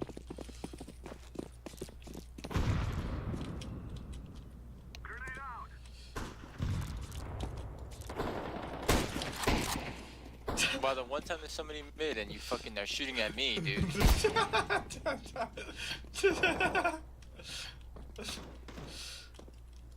Someone's back. Team will be like, sir. Two mid. Don't worry, sir. I have a grenade. I'm sorry, Freddy. Can you forgive me? They know, I think. Yeah. Yeah. Yeah. Let me scout. Yeah. There you scope. Stop fucking moving and what, dude, you would have shot it. You would have seen him and shot him if you just stopped fucking twitching. Got him where I want him. You autistic spaz.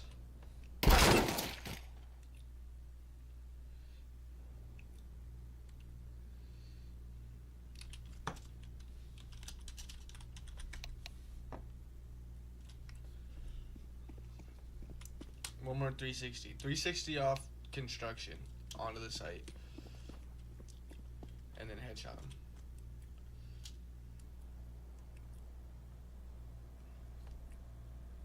How did I get here? I don't know, they don't know. 360 off, planet, gets it down. Oh, nice one.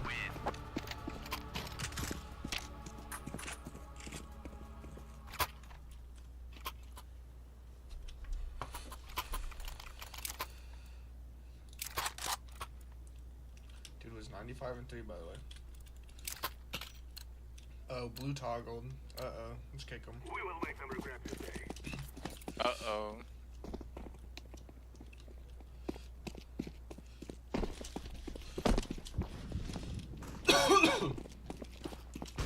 He smoked. Don't even read that.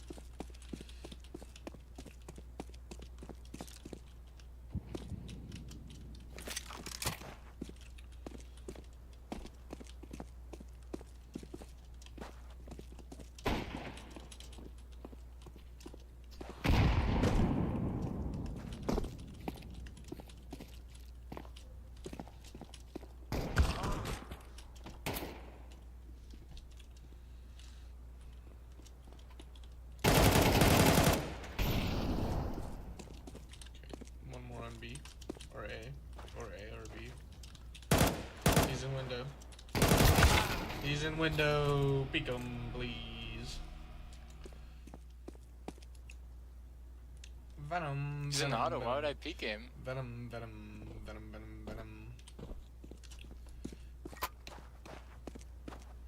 because he was distracted killing me. He was not distracted, he was in the zone. But he wasn't in your zone. Auto zone. I wasn't in his zone either. I hit him 80, died in one, dude. You just had to hit him once and he would have died.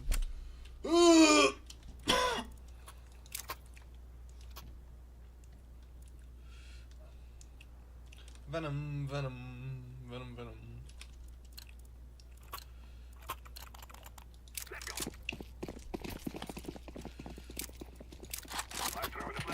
Venom, venom.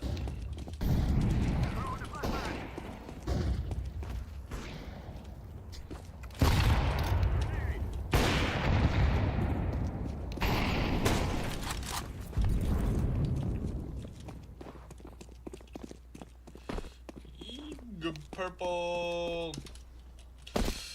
He went through apps. He's there. What the fuck?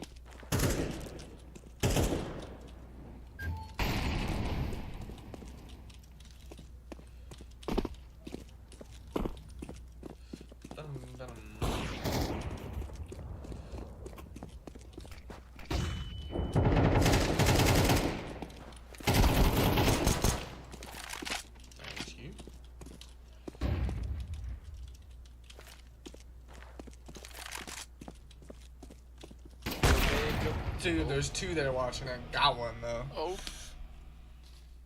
I win it. Auto top mid. You guys no way. I thought you win those. I thought I did too. It's okay. You win them next time. Venom, venom, venom, venom. Nice butt plugs, Freddy! Dude, I have butt plugs too! I love you, Freddy.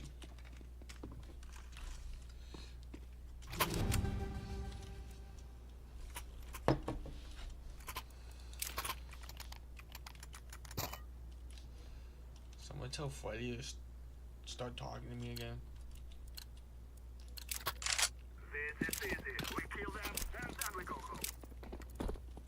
I miss him. Purple, purple, purple, purple.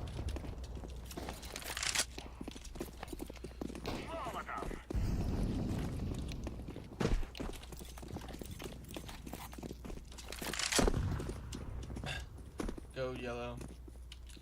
Yellow, go. Meep meep.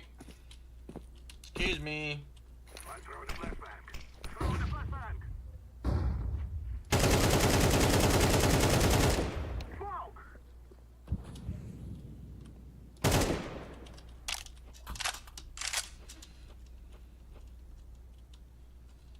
Guys, what are we supposed to do? What are you gonna do about it?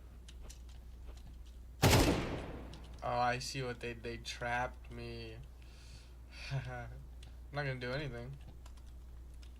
I don't That's care. what I thought. I don't care. It's 10-1. It's 10-1. We're not gonna win. I'm just glad you're talking to me again. Honestly, I miss your voice. Get fucked, Blue. Venom, venom. Just venom, a venom. silver on this guy's back. No wonder we're losing. Nah, shit. Fair enough. You're right. He's probably like silver too. I'm silver readout doing. My bad.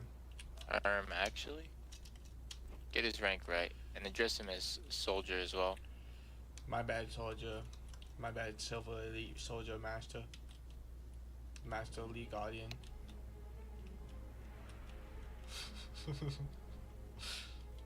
What the fuck are we doing? Do it. Do it, Freddy. Oh, good half.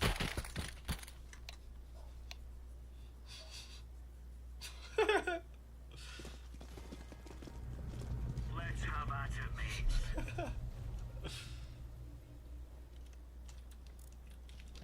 Venom, venom, venom, venom, venom, venom, venom.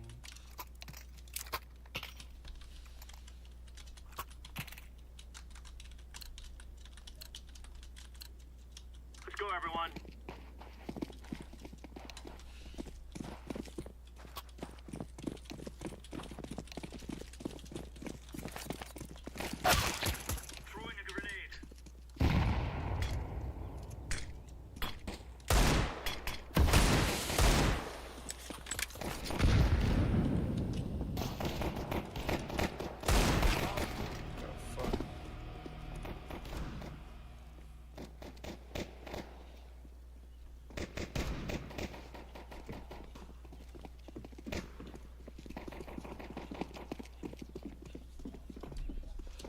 Oh my god, the ninja? The Widow Ninja? He sees you. No, he doesn't.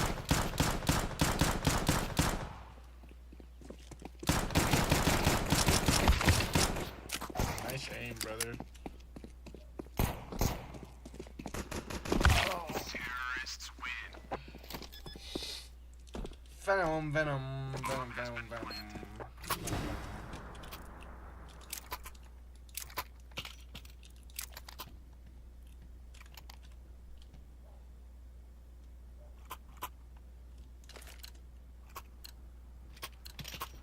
Move it, move it.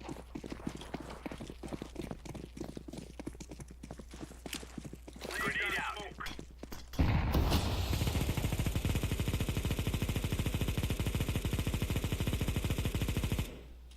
They're not there, but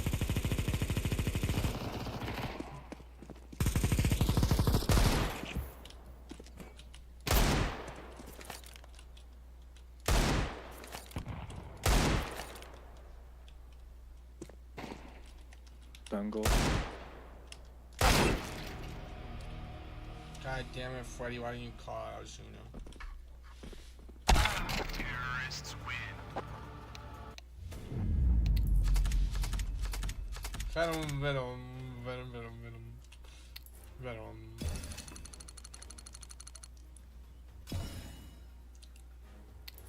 Bro, I get no XP.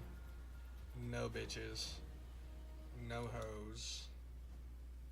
No Diddy. No clothes. 1 in 13. We get our shit pushed in. But I'm also tired as fuck, so you can't really blame me.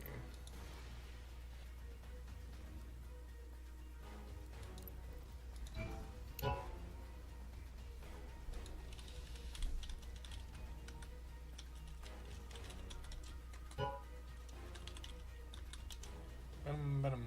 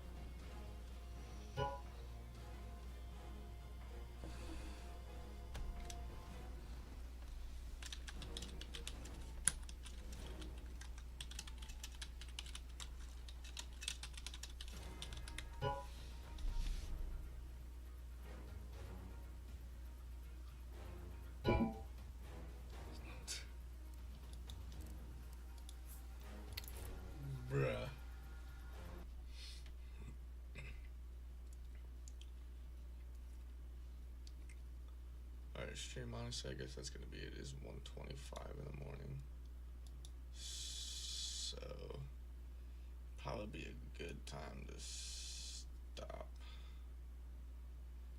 But I appreciate y'all for joining. All you new followers for following, shit like that. Greatly appreciate it. It helps so much.